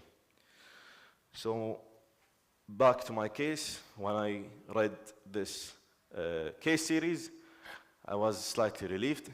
Alhamdulillah, after I recall the patient after 4 years, it shows that the lesion healed. But that does not mean I'm advocating for any sealer extrusions or sealer puffs.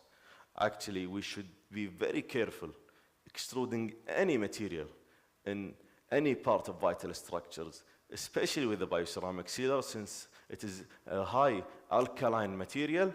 It could have a very devastating effect on vital structures. Lastly, regarding success, most of the studies that are comparing success of bioceramic sealer are retrospective studies. And they all show that have high success rates while using a bioceramic sealer with a single cone technique. Although most of them are retrospective analysis, but with 1 or 2 year recall, but they all show consistent results. Actually, in Kuwait, we are now in the final part of publication. We are doing a comparison of outcome study using single cone technique with bioceramic sealer versus one vertical in AH+ in the Kuwaiti Board of Endodontics.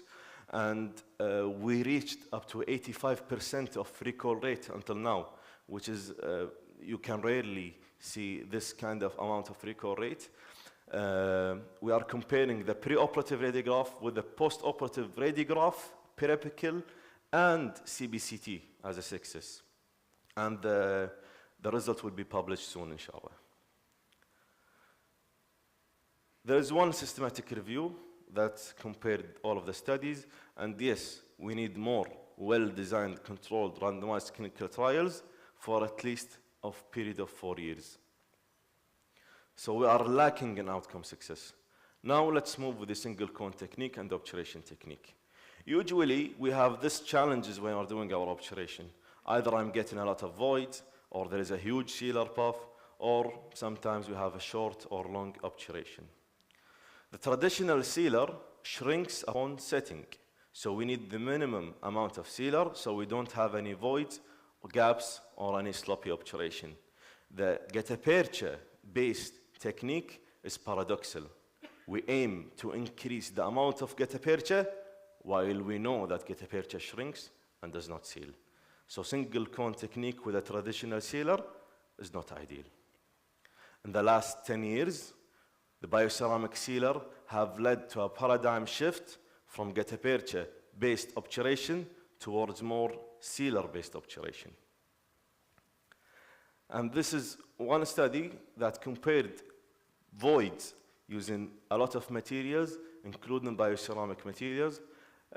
At least under microscope, they didn't show any significant difference, and using CT. But one of the most interesting part in this study that they showed that using bioceramic sealer, after a period of 6 months, the pores or voids tends to close with time. Because this material shows a better flow and can fill most of the root canal system with the hydraulic pressure with a long-term seal without any concern on voids and gaps. In this technique, the BC sealer is the star, not the gutta-percha. Sealer-based obturation have improved our clinic efficiency without compromising our quality of obturation. But as I said, different manufacturers have different viscosities, different setting time, and different placement strategies. So you should keep this in mind. In the past, the sealer placement technique using the resin-based sealer, either by a lentilo, ultrasonic, or a K-file. In all of these techniques, all of the studies have shown that using any of this technique, maximum amount of sealer placed in the canal is around 60%. So there is a 40% of sealer that is not touching any root canal wall. Dr. Ahmed, 5 more minutes. In the hydraulic condensation, the single cone technique is recommended in each manufacturer instruction, where you are using the gutta-percha as the condenser and the bioceramic sealer as the filler. So this is a video just explaining the single cone technique, but since of lack of time, I'm going to not go over it.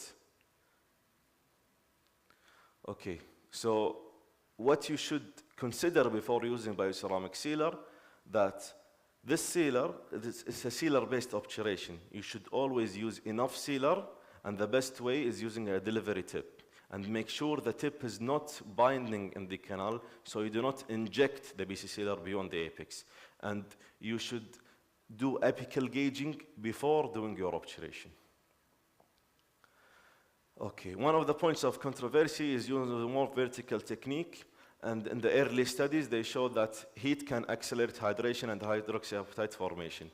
But the problem with these studies in the past, what they did, that they bring bioceramic sealer, and then they place a hot tip with 200 degrees, and they place it inside the bioceramic sealer for 2 minutes, which is not clinically relevant, since our obturation using more vertical doesn't take only a few seconds inside the canal. And actually, one of the studies that showed the amount of heat inside the root canal, the maximum temperature was 118 degrees, 8 millimeter from the apex. And at 0 to 2 millimeter from the apex, it's around 44 degrees. So the early studies are irrelevant. But then the manufacturer have produced a new bioceramic sealer that could be used using heat, which is the high flow, and it shows the same composition with the old bioceramic sealer. But this study, which is very interesting, they show that there is no any significant difference of the setting and physical and chemical properties of the bioceramic sealer, either the old generation or the new generation. Okay, so when I use the one vertical technique, I use it in very selective cases, such as when I have a join in MB1 and MB2 canal. This is where I use heat or one vertical condensation using bioceramic sealer. And this is so satisfying when you see the sealer comes from the other canal. Okay, lastly, this case is a Vertucci type 6 canal, root canal configuration. This case was done in Kuwait, and the patient was referred to me from Kuwait University for retreatment. And as you can see in the CBCT, it's a cross-shaped canal. So the buccal orifice exits in the palatal apex, and the palatal canal orifice exits at the buccal. Okay. So in this case, what's the problem is that when you are placing your gutta-percha, you cannot place both at the same time. Whenever you're going to place the GP on the buccal, the palatal does not go, and when you are doing one vertical condensation or any type of condensation, the other canal will be filled. So if you are going to remove the other canal by using retreatment, you will leave some debris. So this is where bioceramic comes. What I did in this case, I measured from the root apex till the point of joining, and then I made a slot in the gutta-percha using a blade, and then I applied bioceramic, and I just snapped the cone of the gutta-percha. This is a video showing the technique, but since we don't have a lot of time, I'm going to skip it, or at least just skip this part, since we can use the bioceramic sealer as an obturation material rather than GP. So using the slot, the GP was cut, and voila. You can insert the other GP and do your obturation. And this is before and this is after. Okay, just one more point. One of the drawbacks of BC sealer is retreatment. There is no any known solvent for removing bioceramic sealer. When they experimented using different types of techniques, all of them showed that if the bioceramic sealer is beyond the GP, it's impossible to gain working length. So I don't have any problem with that, since I can always do surgery. This is actually one retreatment case that was done. I did this case. using single cone technique with the bioceramic sealer. Later, the patient came back with a lesion, and then I did a selective retreatment on the distal canal. And this is, I changed the restoration and did the obturation. And this is a 1-year recall showing complete healing. Okay, I will skip the other potential uses of bioceramic sealer since there's not a lot of time, but we can use it as an vital pulp therapy, as an apical plug. And actually, I did an apical plug, and this is the case where I did retreatment for this case, and then I placed bioceramic putty and backfilled with bioceramic sealer. And this is 1-year recall, but actually it is 3 years recall since this is my sister and she lives next door, so I know that it's success until now. And this is one of my surgeries where I do, in my surgeries, what I do after I retro prep. After I retro prep, I use a lid technique, which is developed by Dr. Ali Nasseh, where after retro prepping, I place the bioceramic sealer, and then I place the apical plug using the bioceramic putty as a root end filling. And this way I can have a maximum, as you can see, filled canal. This is the way that I use the bioceramic sealer, and then this is the putty. So, at the end of this lecture, what material to choose?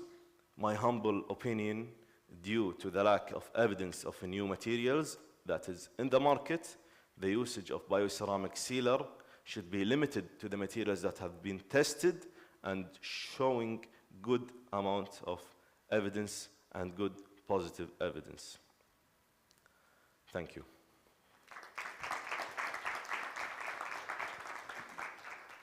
Thank you, Dr. Mohammed, for your very interesting lecture. I think we have time for 1 or 2 questions. Anyone has a question?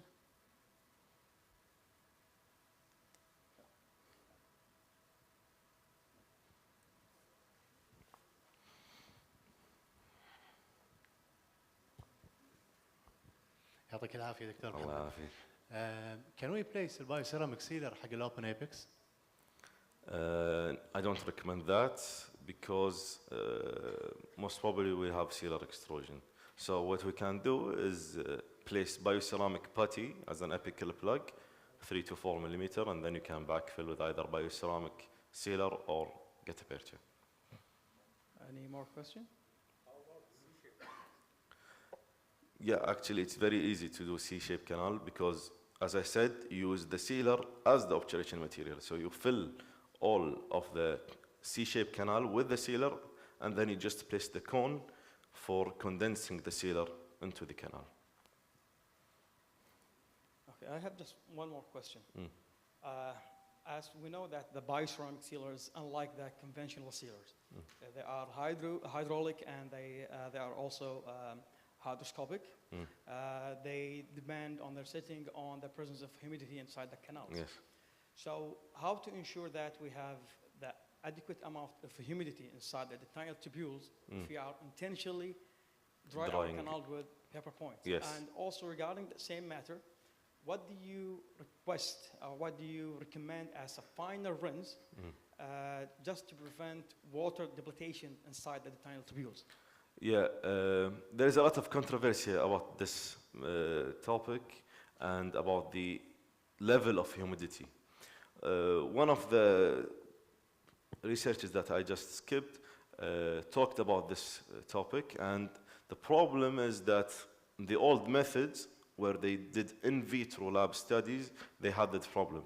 But when doing the same, drying the canal and then doing it in animal study, it shows that from the dentinal tubules, the phosphate and the H2O would come and it will have a setting reaction on the bioceramic. So I think we can use it just the old technique, drying the canal and just placing the bioceramic. And this is what I did in all of my cases, that I have extracted and then I sectioned them and all of them were set. And what do you recommend as a final rinse? It's also controversy. My own personal opinion, if it's a vital case I only use acetaminophen. If it's a necrotic case, then I should give a sort of even have an antibacterial effect, and so I'll use EDTA as a final rinse if it's a necrotic case. Thank you again, Dr. Mohammed. I think we are after question. If you can ask Dr. Mohammed after the lecture. Thank you again. Please just.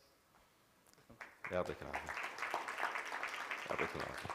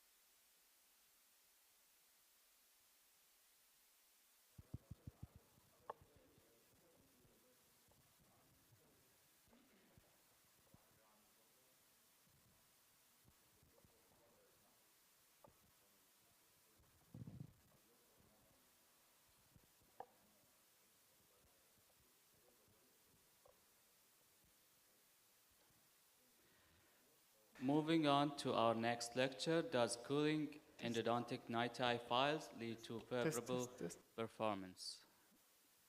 Presented by Dr. Ahmed Jamle. Professor Ahmed Jamle is board certified in endodontics in the College of Dental Medicine at the University of Sharjah.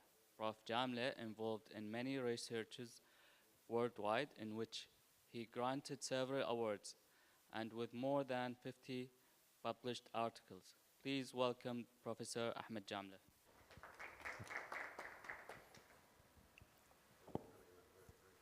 السلام عليكم. Good evening. بسم الله الرحمن الرحيم. والعصر إن الإنسان لفي خسر إلا الذين آمنوا وعملوا الصالحات وتواصوا بالحق وتواصوا بالصبر. First of all, I would like to thank the organizing committee for inviting me to be here today with you. And it's my great pleasure to make this talk with you today for 1 hour. I hope that my presentation will be enjoyable, fruitful, and informative. So the topic for today will be a question: does cooling endodontic NiTi files lead to favorable performance? So if you allow me just to talk a little bit about my personal information. So I have graduated from Tokyo Medical and Dental University that is located in the heart of Tokyo Metropolitan, close to Akihabara, and it has this famous river called Ochanomizu. And I was lucky enough to be supervised by Professor Suda. He's well-known pioneer in pulp biology, and Professor Ibihara was my close supervisor, and Professor Kobayashi, who is the inventor of Apex locator J-Morita ZX2. I'm also very grateful to my colleagues, my friends, for having potential collaborations at research level. So I was lucky enough to work with Professor Fozan, Professor Faleh Tamimi, Professor Ali Riza, and my colleagues in my PhD program, and with my friends as well from Saudi Arabia, from Emirates, from everywhere. So I believe that doing research in such a collaboration with people around the world will enrich the outcome. And with this, you will be able to contribute to science.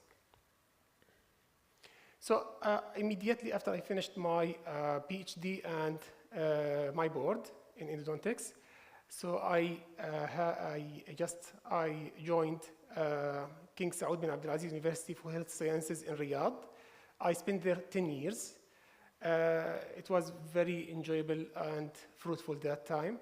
And nowadays, just recently, I have moved to Sharjah to join University of Sharjah, where we teach undergraduate and postgraduate students in endodontics.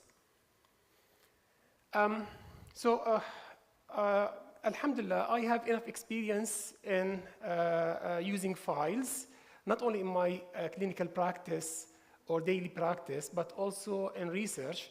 So I have been exposed to many file systems available in the market: super elastic files, martensitic wire files, with thermally treated files, and also with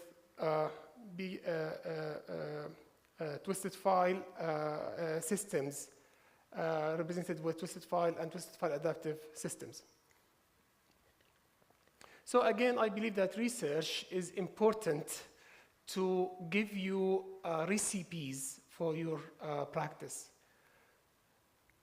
So from these, we are able to come up with recommendations. So daily clinical experience, along with results from experimental clinical studies, provide infrastructure for performing endodontic procedures. So if you allow me today, we will talk a little bit about NiTi metallurgy in order to be able to understand the influence of temperature on the file performance in the clinic. So let's ask this question. Why do we use NiTi files? We all know the answer, I believe. Because it facilitates instrumentation of curved canals. It induces less canal transportation. It has less apical extrusion of debris. Time will be reduced. Cutting efficiency will be improved. Biocompatible. Less fatigue to operators' hands. Easy to use. More predictable shaping with better treatment outcome. All these are compared to stainless steel use, use of stainless steel files. Okay? However, what we used to know that NiTi files need straight line access, and they might have unexpected fracture, and they are unable to get pre-curved, and the cost is expensive. Nowadays, these disadvantages are not absolute. They are relative with the advancement of manufacturing process. So just look at this nice cross-sectional image of mandibular, of the mesial root of mandibular first molar. You can tell that one of the canals is irregularly prepared, while the second canal is nicely prepared with round cross-section, smooth round cross-section. So can round, smoothly tapered canal preparations potentially reduce fracture susceptibility of root-filled teeth? This is a valid question, okay? Based on this, you will think of adopting NiTi files in the clinic, rotary NiTi files in the clinic. And based on Southern and his colleagues in 2005, they came with this conclusion that elimination of irregularities in the canal wall and creation of a smooth, round canal shape throughout the length of the canal should result in a more uniform stress distribution and lower overall stresses. However, using NiTi files is still a concern because it might break unexpectedly, okay? So, due to this, we should talk about two proposed mechanisms for fracture. So the file might get fractured due to cyclic fatigue or torsional failure, okay? So cyclic fatigue resistance, it means the file is rotating freely in a curvature, like what we see here, okay? Without any obstructions, and it generates alternating tension compression cycles at the point of maximum curvature or flexure here, okay?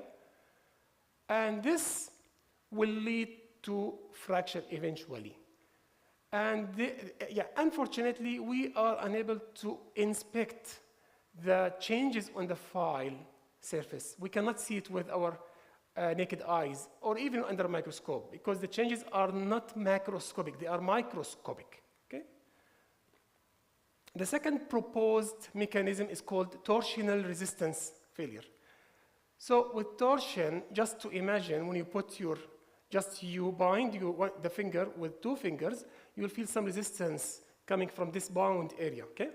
So the tip or some part of the file is locked against the canal wall while the shank of the file continues to rotate or is subjected to excessive pressure by the clinician. Or we might say it is the friction between the file and root canal wall leads to an increased torque that exceeds the torsional strength of the file. And this is dependent on the file manufacturing process, okay?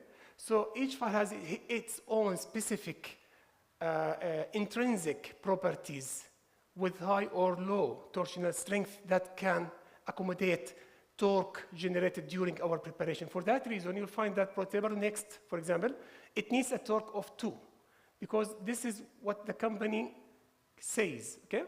Maybe for another file, they will ask you for 1 because they feel the file is very delicate, and if you use more than 1, the file might get fractured. So whenever it has this number, I mean, whenever it reaches 1, it should stop because if it exceeds 1, the file will get fractured. Yani, excuse me, I'll talk about this part because it's very important to reach to our conclusion today. And believe me, I know it's a bit boring. I'll do my best to make it simple in order to understand metallurgy. But we need to go through this part of our lecture. So night type properties and behavior mainly depend on chemical composition of the file. You know, the night eye, so mainly it has nickel and titanium. And the phase constitution and transformation between them, okay? Austenite, martensite. The two main phases we have are austenite and martensite. And the third one is manufacturing process. It might be just, it might be manufactured. Each file has its own way of manufacturing. So with the new trends, they tend to heat the file and with the thermal treatment, but most of them, they have thermomechanical treatment. So for the composition, mostly nickel is higher than titanium by almost 10 to 12%. Again, this is different from one file to another file, and an increase in the nickel element content, 0.1% increase, will lower the phase transformation temperature by more than 10 degrees Celsius. We'll talk about this shortly. And you can identify the chemical composition of any material by using energy dispersive X-ray spectroscopy. Okay, so phase transformation. For nickel titanium, we have what's called austenite martensite. Austenite martensite. So it has an impact on the file performance, and usually it is induced by the stress you apply on the file, stress, and the surrounding temperature. Okay? So just to recall, for stainless steel, you need too much force. This is a stress-strain curve. Here, you need too much stress to be applied on the stainless steel file in order to get the file deflected, maybe 1 millimeter or maybe 2 millimeter. Okay? However, with the nickel titanium, just you need around 500 to reach to this, strain or this displacement or deflection of the file. After that, and this range is called elastic. This is called elastic. It's proportional. So once you reach that critical stress, the file will be easily deflected. It will be easily deflected with very minimal amount of stress. And let's take closer picture on this. So as I said here, this is elastic range where you see it's proportional linear, خطي, until it reaches the critical stress, and then it will go toward martensite. The martensite is considered as more flexible phase compared to austenite, which is stiffer. So for today, I will just focus on temperature. But believe me, if you apply stress or if you reduce the temperature, it will get into martensite, which is favorable.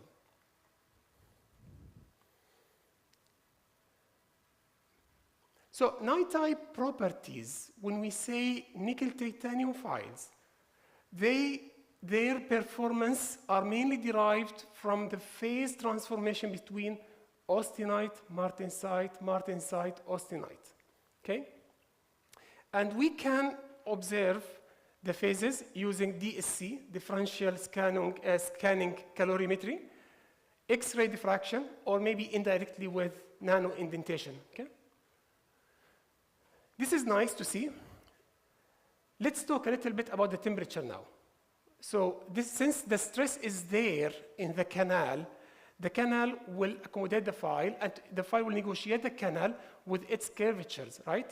So the file will get stressed by any system. It will get the same stress in the canal. But what if we play with the temperature, the surrounding temperature? Okay. So here we have for each file, it has unique transformation temperature range. Okay, TTR, that is located somewhere around the body temperature or intracanal temperature. This is very important. Please, just focus with me, pay attention. So if you go below the TTR, the transformation temperature range, it will be toward martensite. If you go higher than that, it will be in austenite. By the way, this location, TTR, below the body temperature, is mainly for super elastic files like like K3, profile, pro table universal, these old files, okay? As you see here, this file is thermally treated file.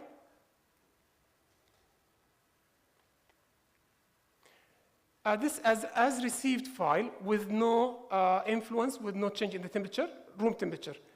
But here, once I applied cooling, this is vitality testing, we use it for vitality testing cold test. Once I subjected the file to low temperature, so with this, you can deflect it easily, and it can be bent like this. And this is due to the presence of martensite, okay? So again, austenite, it is stable at high temperature. It has high hardness with stiffness or low flexibility. Whereas martensite, it is stable at low temperature, low hardness with higher flexibility, which might look into, because we need this to prepare our canals or severely curved canals.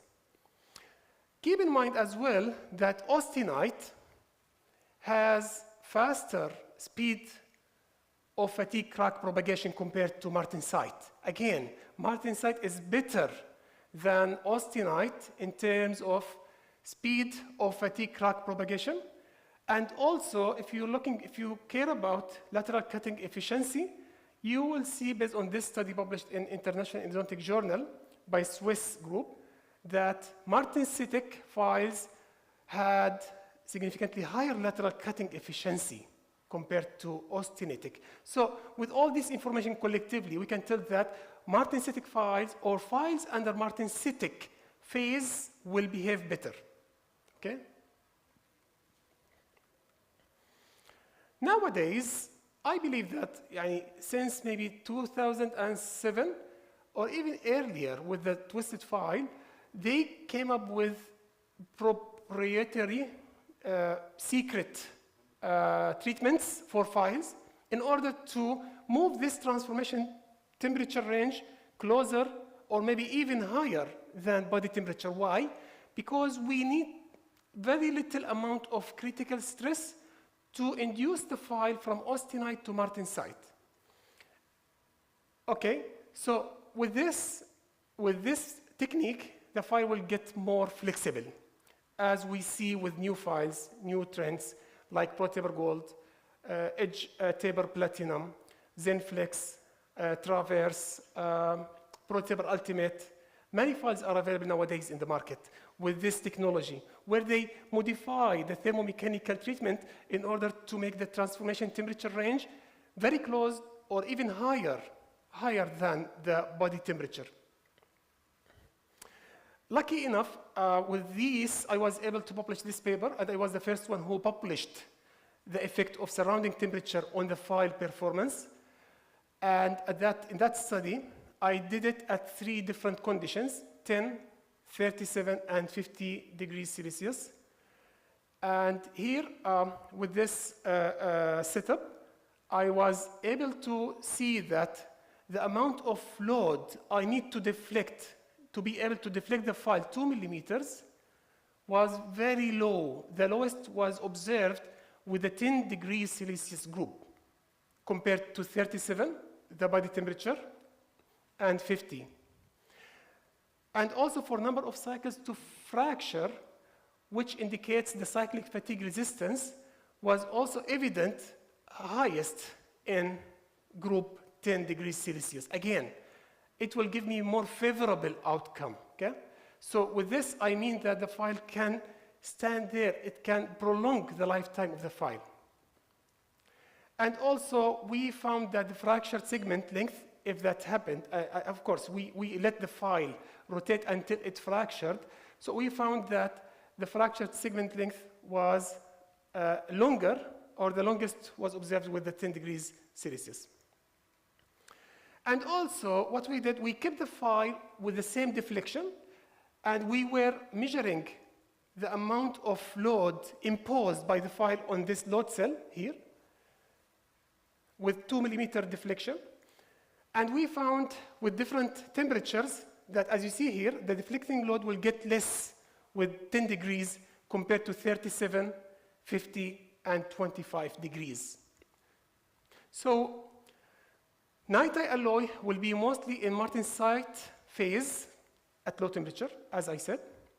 Low stress can deflect the file because it will be very close. It will be very close to the transformation temperature. As I told you before with that scale, so we need to make the transformation temperature range very close to the body temperature, right?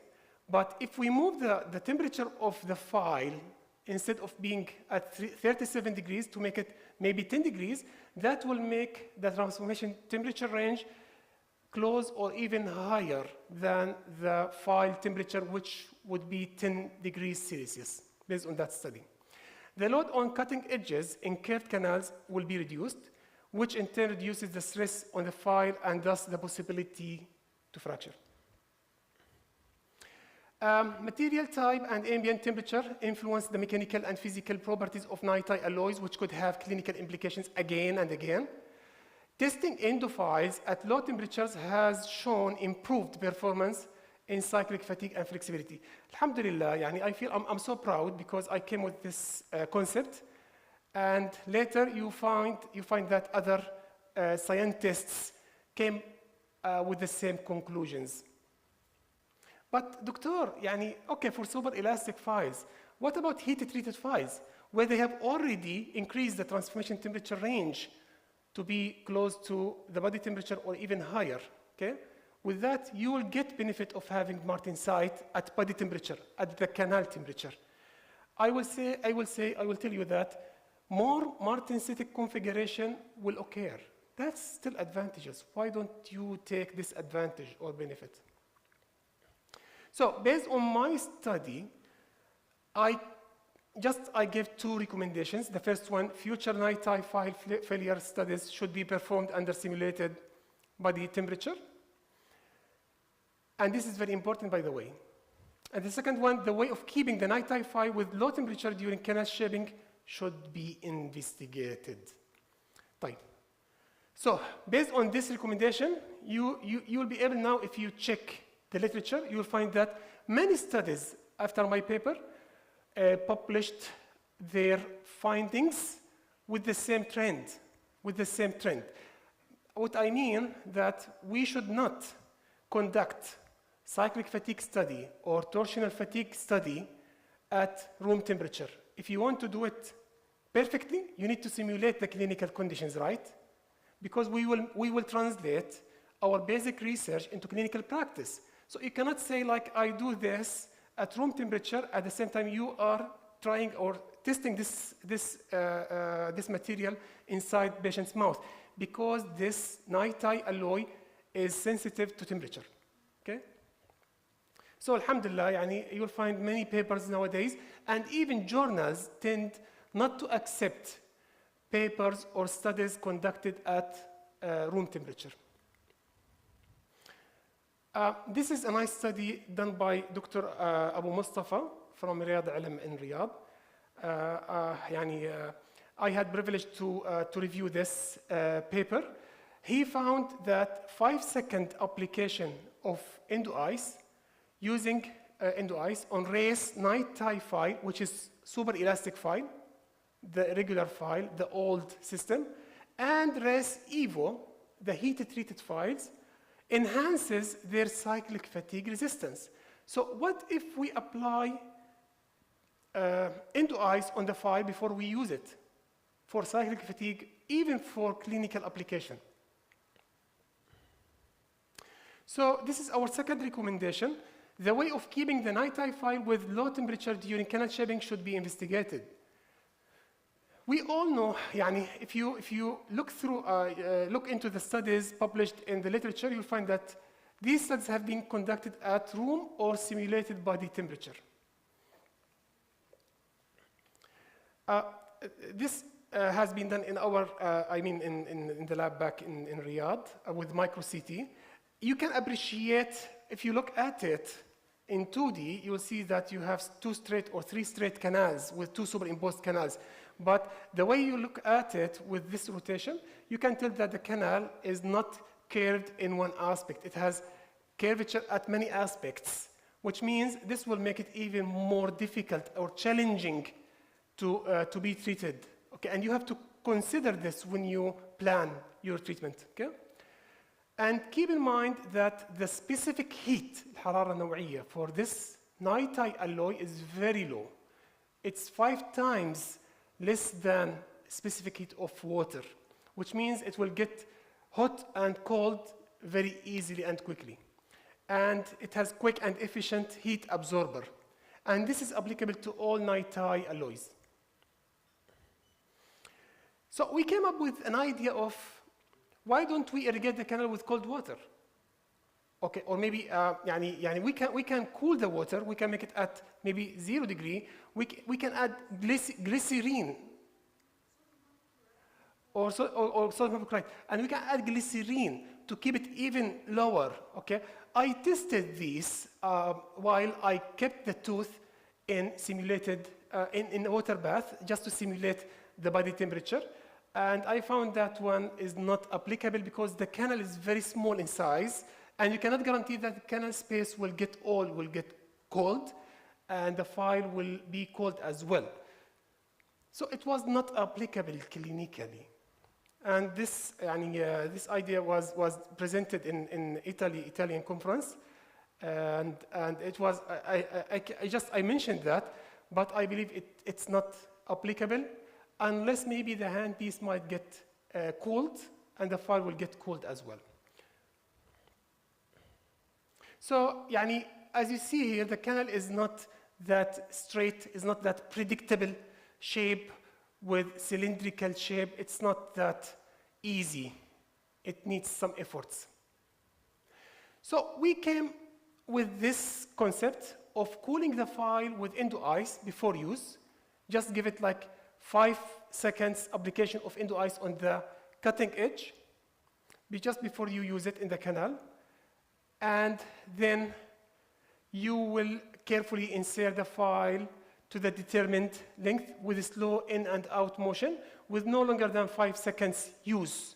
If you are unable to reach the working length or the determined length for that file, you can repeat until the file reaches, this is for the study, reaches the determined length.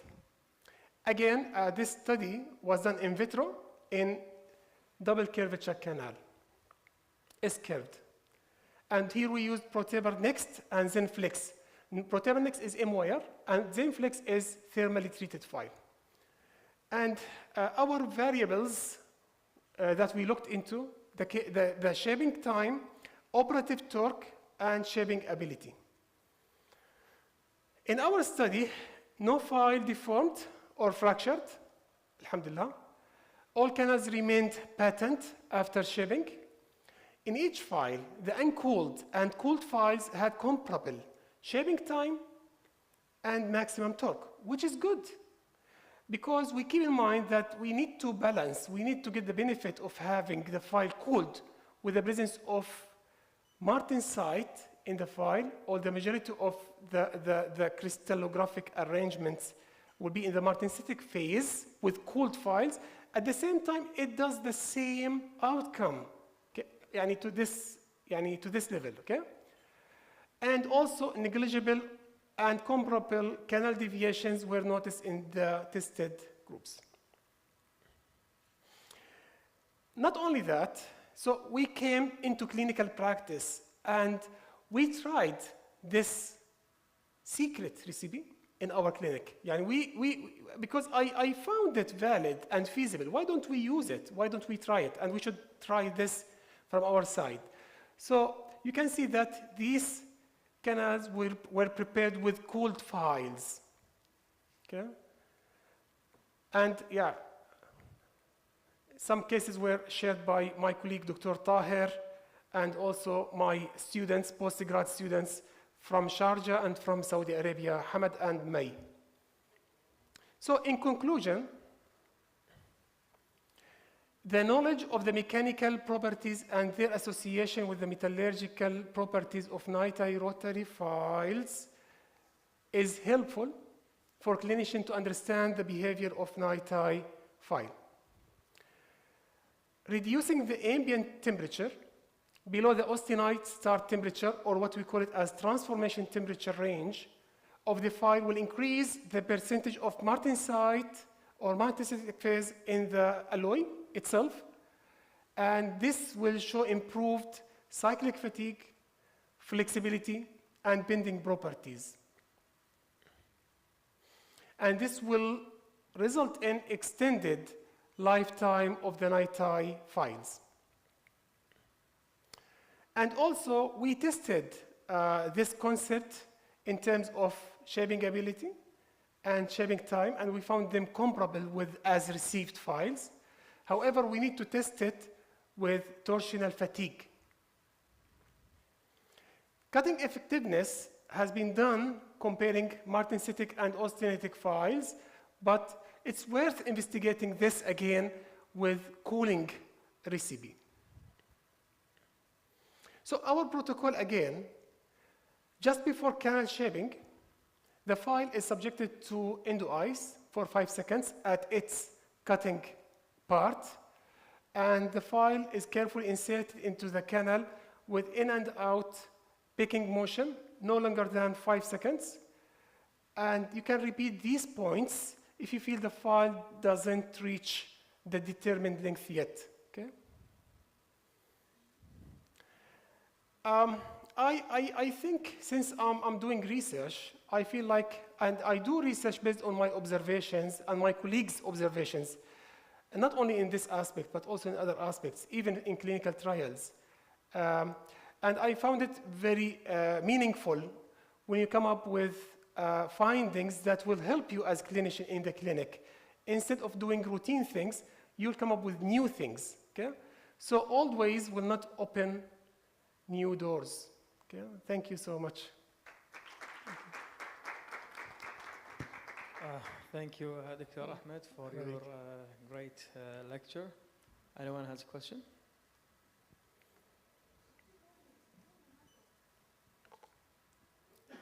We have enough time, please. I'm open to any question.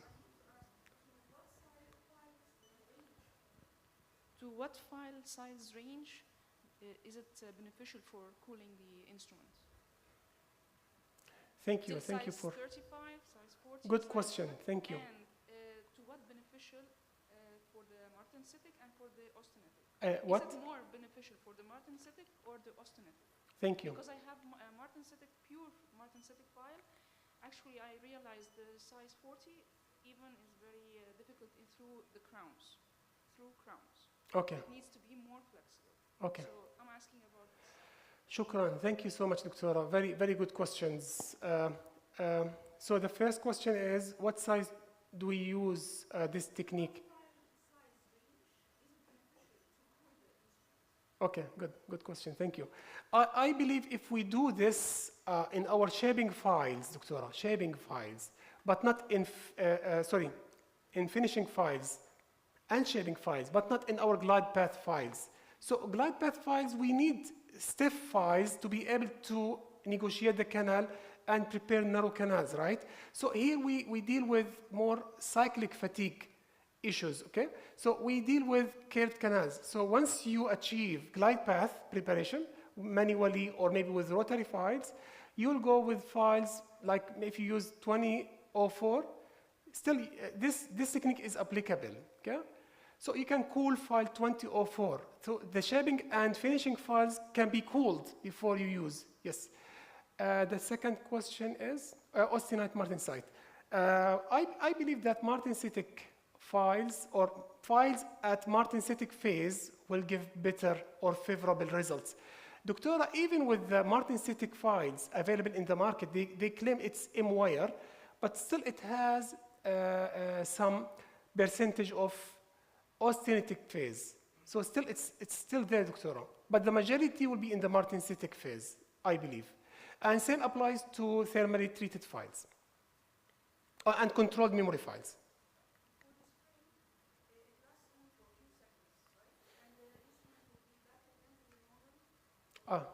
It is reversible, Doctora. It is reversible.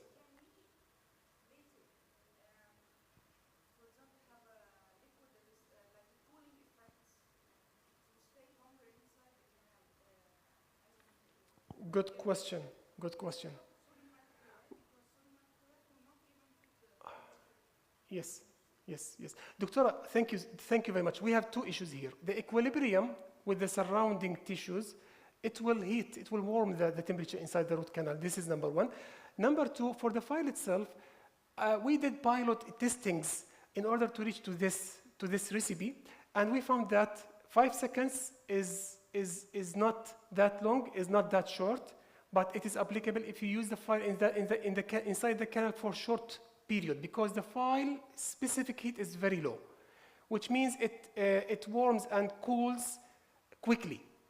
So 5 seconds, Doctora, even if you try it in your clinic, and it's affordable, right? You have the endo ice.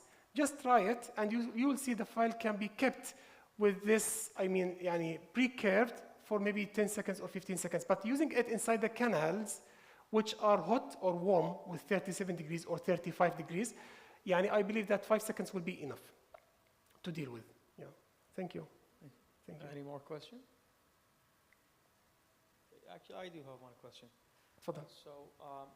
Does cooling the file might change the original properties of the heat-treated files or control memory files? Let's say the blue files now, we have the blue material is more martensinic. It's more flexible. Yes. So if I cool it, it's gonna make it more flexible, or there's some kind of affect that property? Oh, good question. هذا السؤال بده it needs a long time to discuss. Thank you. The transformation between austenite and martensite is reversible. Nevertheless, we might have some dislocations occurring inside the core of the material, okay? So these dislocations might interfere with its transformation again and again, okay? But theoretically, the file, the NiTi has reversible transformation between austenite and martensite. And this transformation is induced by stress, okay, as we face in our treatments, and by temperature. It's worth investigating this, and I have published another paper where I got 120 files from the same size and same table, 120. And imagine I saw scattering in the results. So I was unable to see, I cannot say that this file, I used the files for the first time until they broke. And I found that it ranged from 120 cycles to fracture up to 1,100, and this is too scattered. And you can see my point. Sometimes you open a file just as received for the first time, and you got this file fractured, right? It happened. And this is not, it's mainly due to presence of cracking, maybe micro cracks on the surface of the file that will propagate, leading to fracture. For that reason, you'll find some companies who are doing surface treatments for the file, like electrochemical discharge, or even some certain proprietary surface treatments. Yeah, just to polish the file and make it smooth and crack initiation resistant to crack initiation. Yeah. Yeah. Any more questions? Okay. Thank you. Thank you, Ahmed, for your very informative lecture. الله يخليك. شكرا.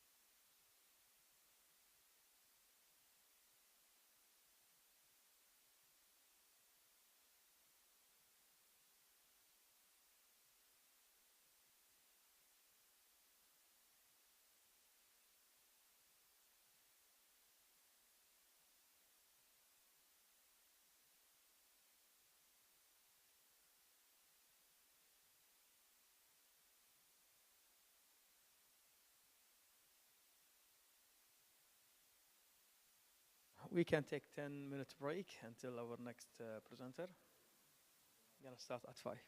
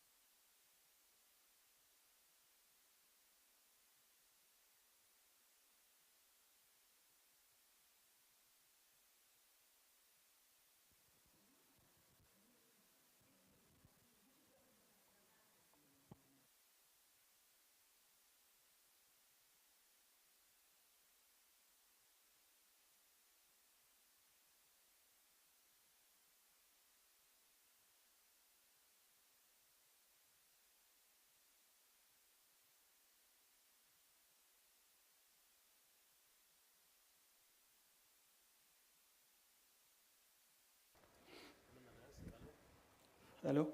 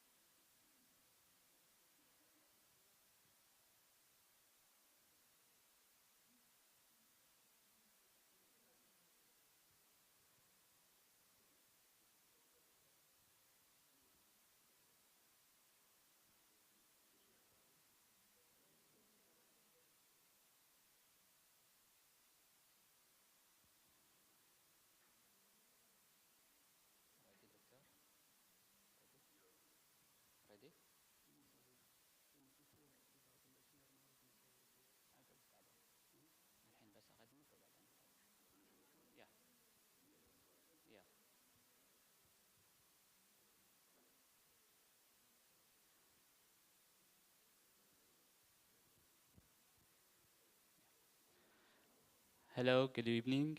Welcome back. Our next lecture is about forensic odontology presented by Dr. Abdurrahman Al-Azri.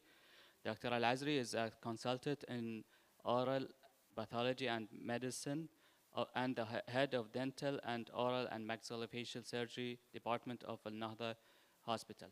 He obtained his BDS from Trinity College Dublin in 2003. In 2005, Dr. Al-Azri obtained the membership of Royal College of Surgeons and Physicians from Glasgow. Dr. Al-Azri received a specialist training in oral and maxillofacial pathology and forensic odontology from the University of Adelaide, Australia. In addition, Dr. Al-Azri involved in many researches with several publications. Please welcome Dr. Abdurrahman Al-Azri. شكرا دكتور علي. مساء الخير. أول شيء حاب أشكر اللجنة العلمية على استضافتي. اختاروني أكون the last talk for the day. I'm not sure if I'm the last one ولا في حد بعدي. Maybe at another session. Anyway, thank you very much.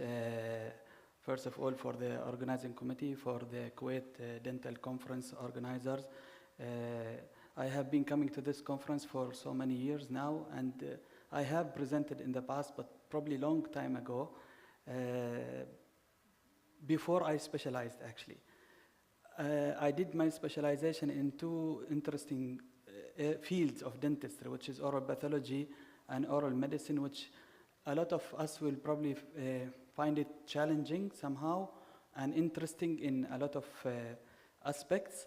But one path that I chose to do as part of my postgraduate training is forensic odontology or forensic dentistry. The thing when we have gathering for scientific lectures, when I want to break the cycle of lectures from those high quality pictures of prosthodontics and orthodontics, I tell them I will give you a lecture in something that is different. So it's either I choose the histopathology slides or the forensic odontology pictures. And for a lot of reasons, I would like you not to take photos if there are people pictures, because some I don't want to be sent to jail from here. So some pictures belong to patients. We have got authority, but I still believe that those patients who died, we should have respect and we should not distribute their pictures. So please, don't take photos from your phones. So forensic odontology versus dentistry. What is the difference? Or, if you become a forensic odontologist or forensic dentist versus becoming a dentist visual or by simple means like fingerprints or by even circumstances they were about, but some changes that will make the body unrecognizable, like cases of incineration. It happens a lot in car RTAs, in car accidents where you've got the fire involved, and also in severe trauma, like in car accidents. Decomposition, if the body is left,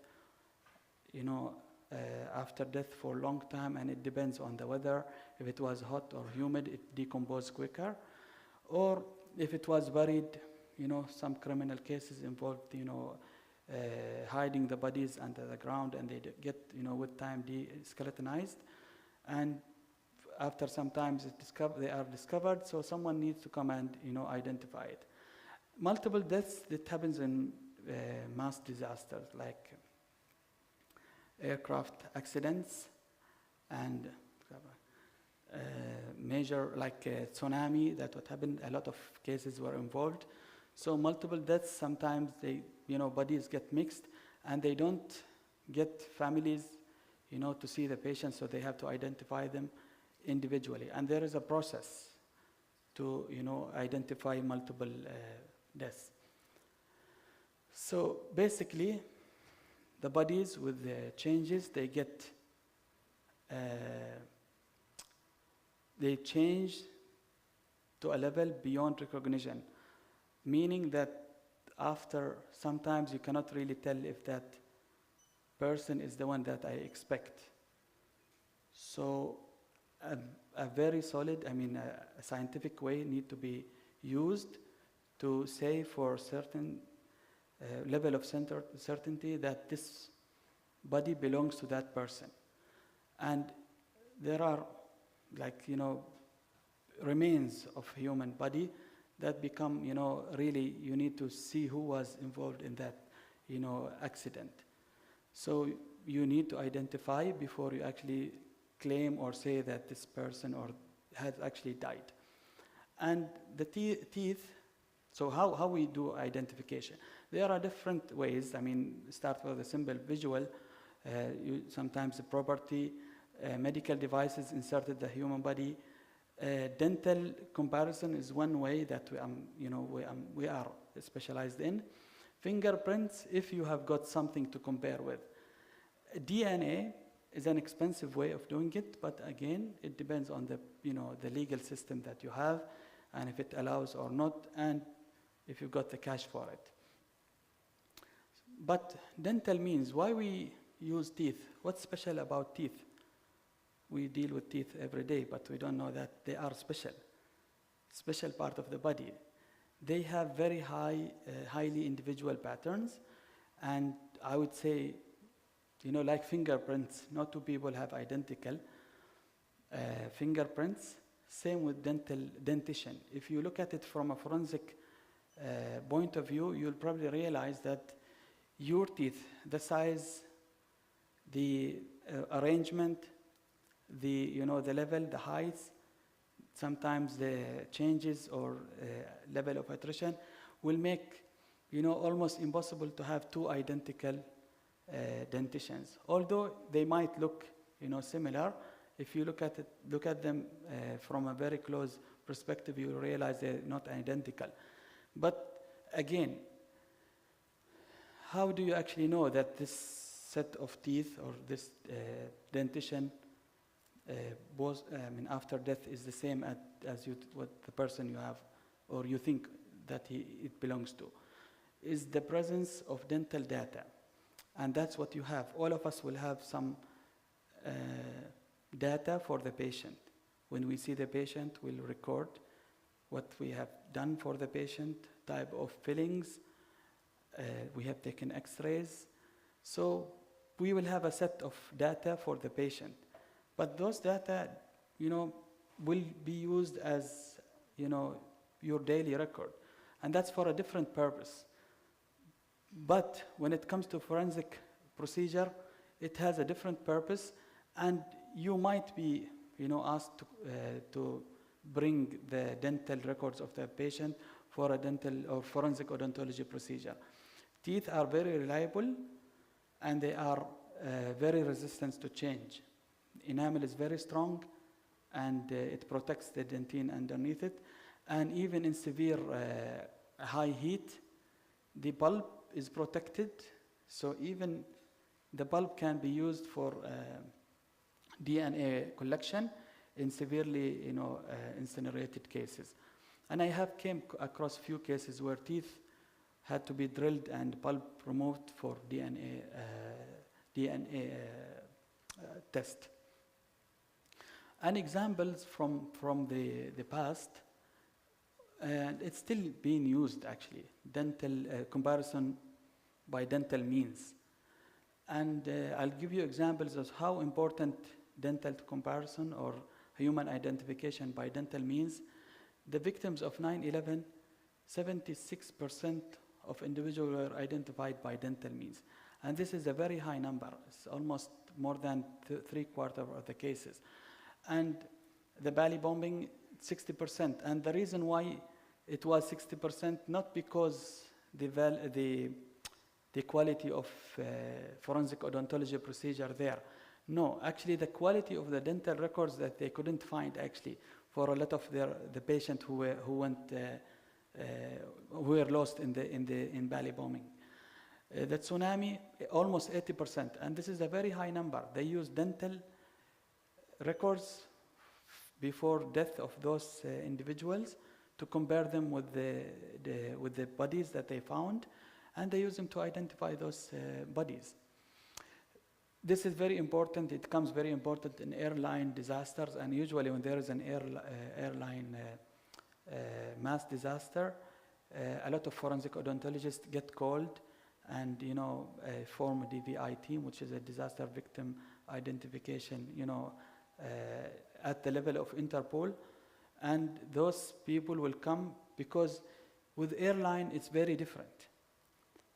Most of the people are not from one country, the passengers from all over the world, and dental data will be collected from all over the world. If you imagine you've got people from Americas or from Australia, and they were involved in that airline disaster, they will, have to go and collect and, trace the dental records of the patient or individual involved, not patients. Also in the cases where airlines went missing, what we do, we actually prepare or collect the data of those patients, dental data, and we keep them in case that that aircraft was found. The very recent example is the MH370 was lost when it left Kuala Lumpur, and until today it wasn't found. So you see how important forensic odontology and human identification by dental comparison. So 2 sets of data will be collected. The antemortem, the AM, is your part, is the dentist set of the dental details. Usually you have them in the clinic as dental records, and I will give you details of this, because dental records not only the written records, it included also the X-rays, the dental models, and even photographs. And the post-mortem is basically the set of data that you will form from the deceased or from the human remains. And you will have one form to compare, which is, we call it the odontogram, which is a form by the Interpol, and we use it basically to reconcile the 2 sets of data. And if there is a level of confidence of how PM, which is a post-mortem, and AM information reconcile together. So if you are, reconciling, then they are identity is confirmed, and if there are discrepancies, then it won't be proved, but it will be either probable or possible. And if it cannot be reconciled, then it is not not reconciling, so cannot be identified. So they don't match, basically. So these are the Interpol form. So there is the AM, antemortem, which is before death, basically.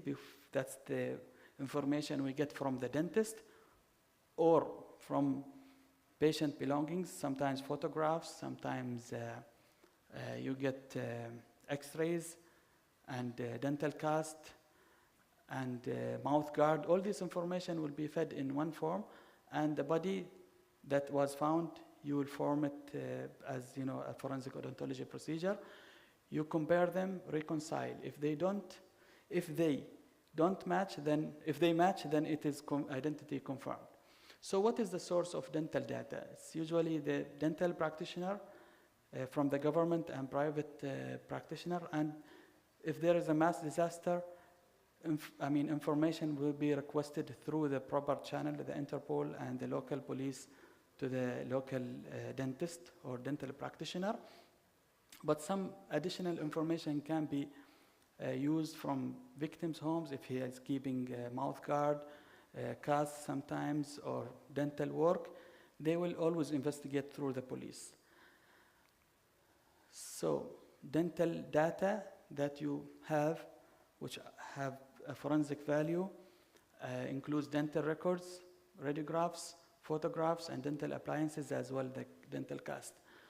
So dental records is not only the written records, it includes also the referrals, the questionnaire for medical history, all the consents that you have kept for the patient, and for each local, the local health system that you follow, there is always a policy about, retention of dental records, how long you should keep them, the form.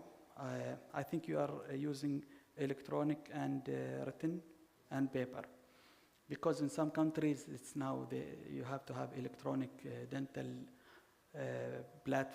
platform or software that you should keep, and it has to be approved by the system, so you don't, change the records. But, for a forensic procedure, all this is going to be relevant. Appliances, sometimes they, contain important procedure. If you think of the mouth guard, the indentation inside the mouth guard itself has got some feature that might help forensic odontology procedure to be completed. And this is an example of how comparison is done. Sometimes one single X-ray will give you, a decision of that case was really, the body and the suspected person is the same. Like this one, the shape of the amalgam is almost unique in this sense, so you can almost be certain it's the same person. That was only a mandible found without the rest of the body. And a suspected patient was identified by only this piece of evidence. So bite wing versus just a BA from the patient, or not patient, from a human remain. Another example is comparison of cast. If you compare them, patient, you've got the mandible or the maxilla, you take an impression. If you only have an impression of that patient and no other records, sometimes they might be just enough to, form a decision. Because you see, there are some characters that, the overlapping teeth and indentation or resorption on the teeth or erosion, they become very characteristic for that patient.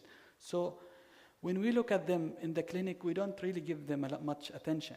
We think these are, we don't actually record that there is one tooth which is rotated. But if you have got a cast and the patient keeps a cast and the patient went missing or, lost in an accident, you might actually use that. And he became not recognized by, the visual means. It becomes relevant. So never underestimate what you have or what you do for the patient, because for a forensic procedure, it becomes very important. The DVI, the disaster victim identification, is basically a comparison, identification by dental means for a large number of individuals. Usually more than 3 is considered to be a disaster. And it goes the same process, but if you think about it, you will need a big team involved in that process. And this happens mainly, in major natural disasters or, aircraft accidents and wars, of course. Facial comparison is another way of identifying people, and I'll just give you a small example. This child was assaulted, and body was, I think, disposed somewhere, and it became unrecognized by visual. So the forensic process involved, a photograph of the patient and trying to set the same, pose and see if we can actually get the same, level of or the same profile of the teeth. And if you look at it from a holistic approach, you'll probably feel, because the rest of the face has actually changed, especially if it was drawn. They will be, swollen, and you won't be able to identify. If it was decomposed or skeletonized, you won't be able to identify. So this method can be sometimes, used to confirm identity. Skeleton, and I was involved in this case when I was studying. This is a long time ago. This is a historical case. It was like person missing like 30 years ago, and the skeleton or a skull was found in a farm, and they brought the skull and they said, can you, and we had to go and investigate who are the missing people in that area. And one of the cases came up was this, we got this photograph, and we got only the skull. And we were able to actually to do, for some level of certainty to identify the body that, or the identity of that person involved in that accident. And it was a murder case. There was a suspected person who denied. He was released from jail because they couldn't find the body. So they had a fight, I think it's a long time ago, and this case was in Australia. So missing person profile is basically collecting the data of patients who went missing, like the major disasters in aircrafts, air crash, or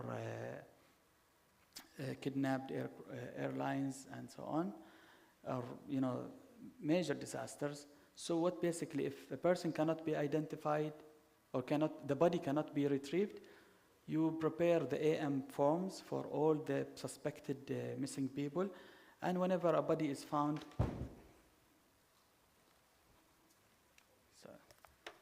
زي ما انكسر بتروح اللكتشر. This is slippery, yeah?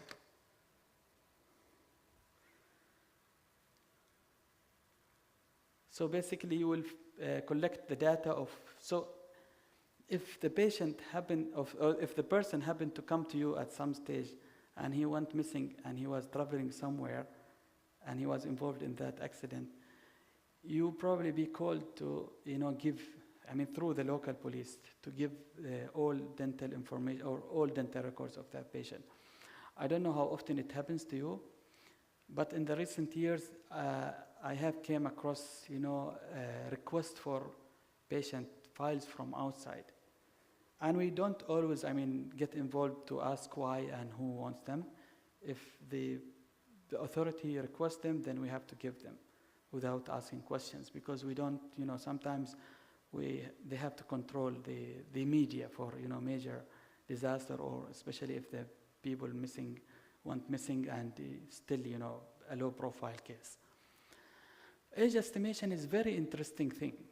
It has some value in forensic odontology, but it's not used much because some limitation. And why we need actually age estimation. If the patient does not have a birth certificate, then it becomes challenging, and you need to know the age of the patient if he is involved for clinical, for a dental treatment by pediatric dentists and orthodontics. So this will help them, plan their treatment. And they can do it by themselves, because if you ask pediatric dentists, they will probably be able to tell you the age of the patient from the X-ray. But in some cases, it has some, forensic relevance, because the age need to be estimated for other reasons than, dental treatment. For example, profiling. You need, if you've got dental information without a certain date of birth, then you need to give an estimation of the age and put it in the patient AM form. But in some criminal cases, and I got involved in some where there is some frauds or forging of documents where an age is given in the passport of a patient and a fake birth certificate, and that person got involved. And this is one case that I got involved with. The person got involved in sexual assault, and according to his birth certificate, he was minor. He was under the age of 17. But the lawyer of the victim claimed this is not true. That person cannot be young. So you see, the law of dealing with minors is different from adults. So with that person, he was involved in illegal immigration, and he claimed to be young. And this is also involved in cases where there is human trafficking. Some people get smuggled and have fake passport as they are adults, but they actually still under 18. So we need to go and do age estimation. So it becomes challenging if the patient is an adult. But if he is young, the dental age can be actually identified, and it's almost closely related to the chronical age than the skeletal age, meaning that you can give an estimate of the age plus or minus 2 years. And it's not affected by external factors. And it is simple if you know how to do it. There are different methods. I will not go into details, but I'll probably give one example. If you know the periods of tooth development, the starting of developing primary teeth and development of permanent teeth, the eruption pattern, the root development completion, all these information, and the third molar is probably the last tooth. It's the last tooth to develop and erupt can give you a clue up to the age of 20. After 21, dental aging becomes problematic, although there are other ways that are described in the literature, but they are rarely used. So anyone can tell what's the age of this patient? If you know your basic. So you've got the 6, yeah, it's almost 5. You've got the 6 who started developing, it's not yet erupted, and you've got complete eruption of the D and E. And there are different methods for age estimation. And I'm not going to go into details, but there is one forensic odontologist from Saudi Arabia. His name is Sakhar al-Qahtani, and he developed this in Queen Mary University. This is basically a chart of the human or the teeth development. Of course, this is very specific for Australian population. I think he'd done it in Australia. But if you he basically collected the data of hundreds of patients and took the average. And if you compare the X-ray of a patient to this chart, you will be able to tell plus or minus the marginal error that is expected and accepted in that population. And it's an interesting science, and only few forensic odontologists are interested in this actually.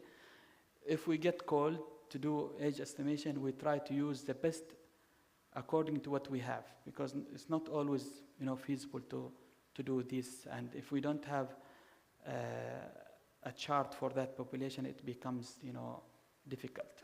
So you can not really compare them to another population, and they are not always the same.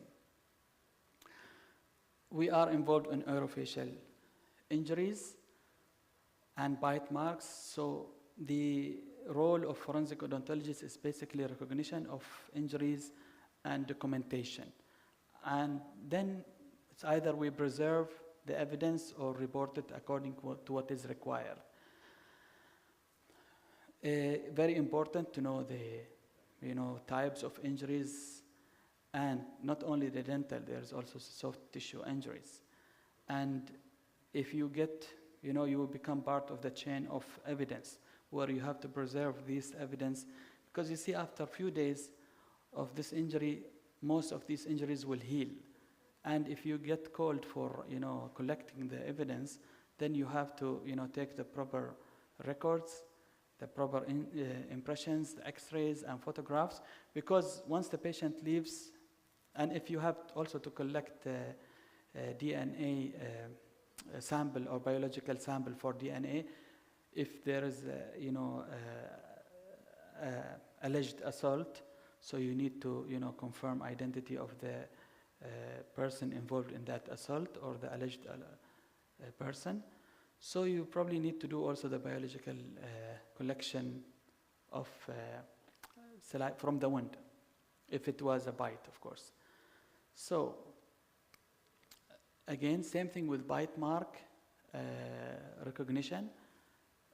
You are involved in collecting the data as an assistant to the police, because the bite will disappear very soon. Some skin are very soft, and within 24 hours the whole bite disappears. But it might be very relevant and very important to preserve sample from the bite for DNA confirmation if there is an alleged suspect. And if there is a bite, you probably need to get impression. Of course, the police will get involved, for the consent and take an impression. And you might do it with the police, because you cannot do it alone. So this is types of bite injuries that you might, or forensic odontologists might see. But as a science, I'll be very honest. Sometimes we think that bites are very characteristics, but it has really limited value. I think the only good thing about bites is if there is a biological sample that you can actually collect from the bite itself. Other than that, they are very variable. The type or pattern, the force put on the skin to make this bite mark, and also the type of skin, not always accurate. Although there are cases in history, if you go, I think in UK, a few cases were convicted by bite mark, and in USA, this science is still not considered as a gold standard. I mean, to confirm identity of a suspect. Dr. Abdurrahman, we have more 5 minutes. Inshallah, بخلص قريب. And there are some softwares that you use to take the impression, the photograph and the pattern on the skin, and compare it to impression taken from the patient. And you try to translate. And if you can see, it's always not very accurate, because there is always the skin movement and elasticity of the skin that will hinder the process to be called as an accurate. Although some cases use bite mark for exclusion of suspect. If the tooth is, if the suspect is missing anterior teeth and the bite involves the anterior teeth, then it cannot be him. Yani this is one way of seeing it, but it's as a science is not very evidentiary. Also, we get forensic odontology involved in child abuse. Now I think most of the legal system or health system, they mandate reporting of any suspected child abuse. And you get involved in physical or sexual sometimes, especially if the abuse or physical abuse in the orofacial region, so you have to record the orofacial injuries as well as the bite. It becomes double work. I will not go into details, but forensic odontology also involves expert opinion, giving expert opinion and cause of death. One case I got involved in where a patient left a hospital because he had high fever, and then he left and he died within 24 hours after leaving the hospital. But when they investigated, they didn't know what was the source of infection. And then they found he's got a brain abscess. But what was the source of brain abscess? We had to go and check the patient if he had a dental problem that has actually spread to the brain. It was negative, but we had to deal with this patient and find his records, if he had seen a dentist, if he had dental pain, if he had any dental, especially in the maxilla, any dental treatment, and so on. In insurance frauds where there are, dentists involved in, forging documents or overcharging patients, it is, one of the areas that we get involved. Malpractices as well, where, agreed treatment was not delivered, and I get a lot of cases where a patient charged for multiple root canal treatment and they didn't have any, only pulp removed and no completed root canal treatment. Although it's not my area of expertise, I get involved in the middle just to, bring the endodontist to tell me if there was any treatment done for this patient or not. And unfortunately, we've got, some dentists are still malpracticing. So I'm going to skip this. It's the way how you present the evidence. This is a whole lecture that we can do. It's probably some other time. But expert evidence, it's important. It becomes relevant for misconduct or malpractice, death investigation, which I spoke about. Sometimes you do it on behalf of a patient where there are insurance claims or some criminal proceedings that you have to put and bring the dental evidence to support or disapprove. I'm almost done. So what is your role as a dentist? I'm going to touch, on this final part, which is the dental records. The dental comparison is basically relying on what is written or what is recorded for that patient.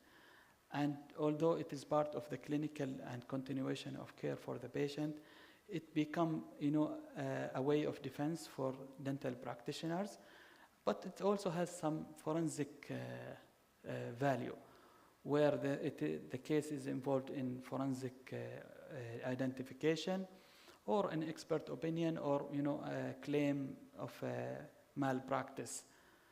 And there are special, I have already mentioned what type of notes or records that you have to keep, but what type or the way you keep your records is very important. Your records have to be legible, they have to be read by, especially if they're going to be transferred to some third party, they have to know how to read your notes. They have to be accurate, and also details and entered in a chronological manner. And if they are electronic, the software has to be, time protected, where it cannot be changed after, or it's always time record. So the details, the accuracy of your records is very important. Legibility, how readable by other people, and they also have to be accessible, meaning sometimes you've got good records of patients, but the name was incorrect, the age was incorrect, or misspelled, or address was incorrect. So you really have good records of the patient, but you cannot really tell if that was really the patient. In many systems, they will always request to keep like an ID of the patient along with their, dental records. So in case, they were requested, you know for sure. And I know some lazy practitioner will not do that. And I have faced some where the patient refused to give his ID, but they will go ahead and do the treatment, which I think is, if the patient does not want to tell you his ID, then why you should treat him? Maybe you want to make some money, but when it came a claim, a malpractice, we could not really confirm that the patient said, the dentist could not confirm that this is the patient, and so on. And retention, it's again the law. How will, the law wants you to retain your records. Most of the softwares will be very, friendly to help you how to keep the records. The old side of record keeping, is I hope no one is doing this anymore, but it used to be. I have seen this when I was a dental student 20 years ago. Huh? And they are not legible. I cannot really, تفك الشفرة يعني. The release of data is always by the authority. They will request them from you, and you cannot give the data unless they are requested by the law. So, as a dental practitioner, you always think forensically, meaning you really have to give attention to details. You always think there is a potential that these records, someone will request them. And يعني غصبا عني, someone will take them from me. So if I don't put right records for the patient, I might be held liable for malpractice. And this is very common. Most of malpractices and misconduct in the dental clinic that I face personally is because the dentist did not keep good records of their patients. They have done excellent work, but the records was, and if the patient make a small claim and you counteract, you or reject it, or you don't accept it, but you don't have records, because it is your job to keep records. The patient might say, you told me this, but you didn't do it. So if you haven't really taken consent and patient did not sign for the consent, then it becomes your problem, not the patient. And we always, side with the patient if the dentist cannot defend himself by, keeping good records.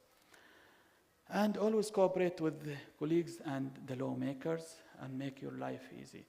I have special interest in dental records, so I've got a publication in area of awareness of dentists in forensic odontology and how the way they keep their records. If you are interested, you can probably have a look at my publication.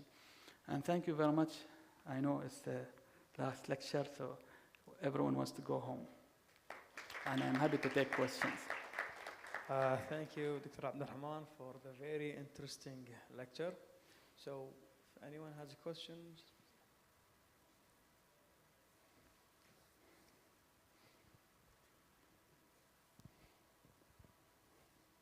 Thank you, Dr. Abdurrahman, for the interesting lecture. You showed an X-ray, a comparison X-ray. The post-mortem X-ray was taken for the deceased individual to compare. For it's a mandible only. Okay. Yeah, well, this is one of the process that you do in the morgue, where you actually have the X-ray, intraoral X-ray, take for the patient full set, and you keep them.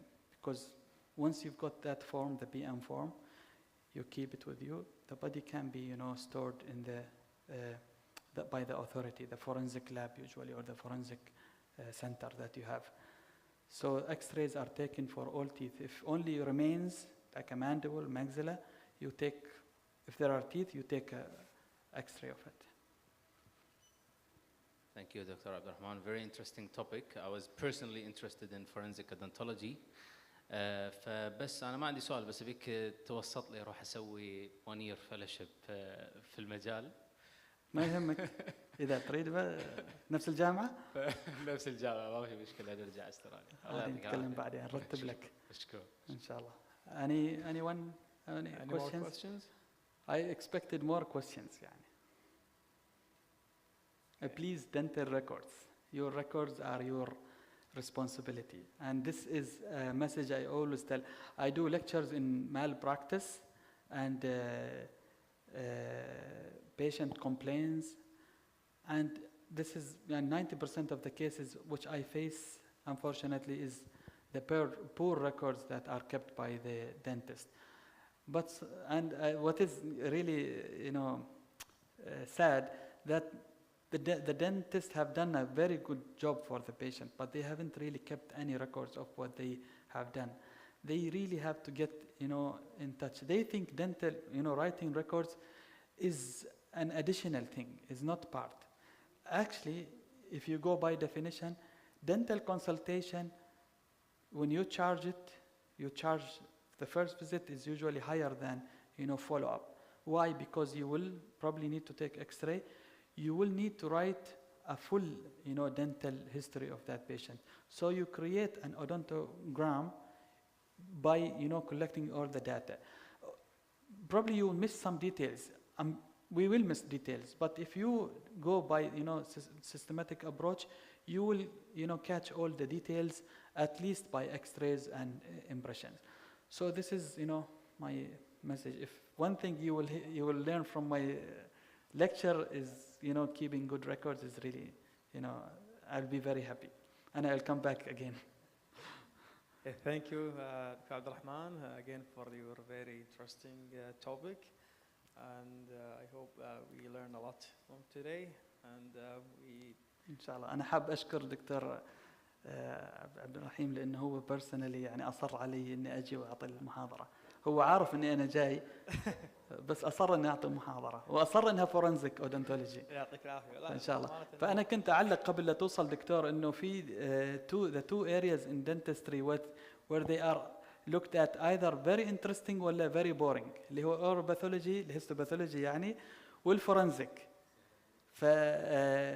Most of pathologists have interest, oral pathologists have interest in forensic odontology.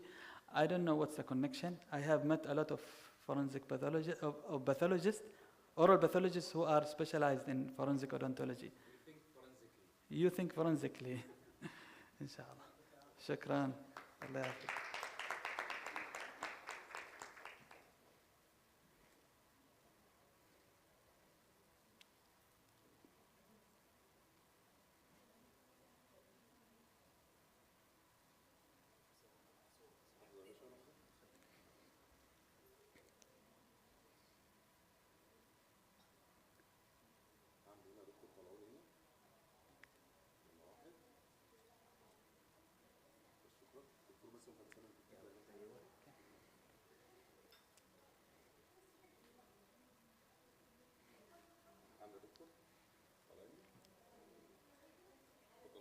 يعطيك العافية. شكرا.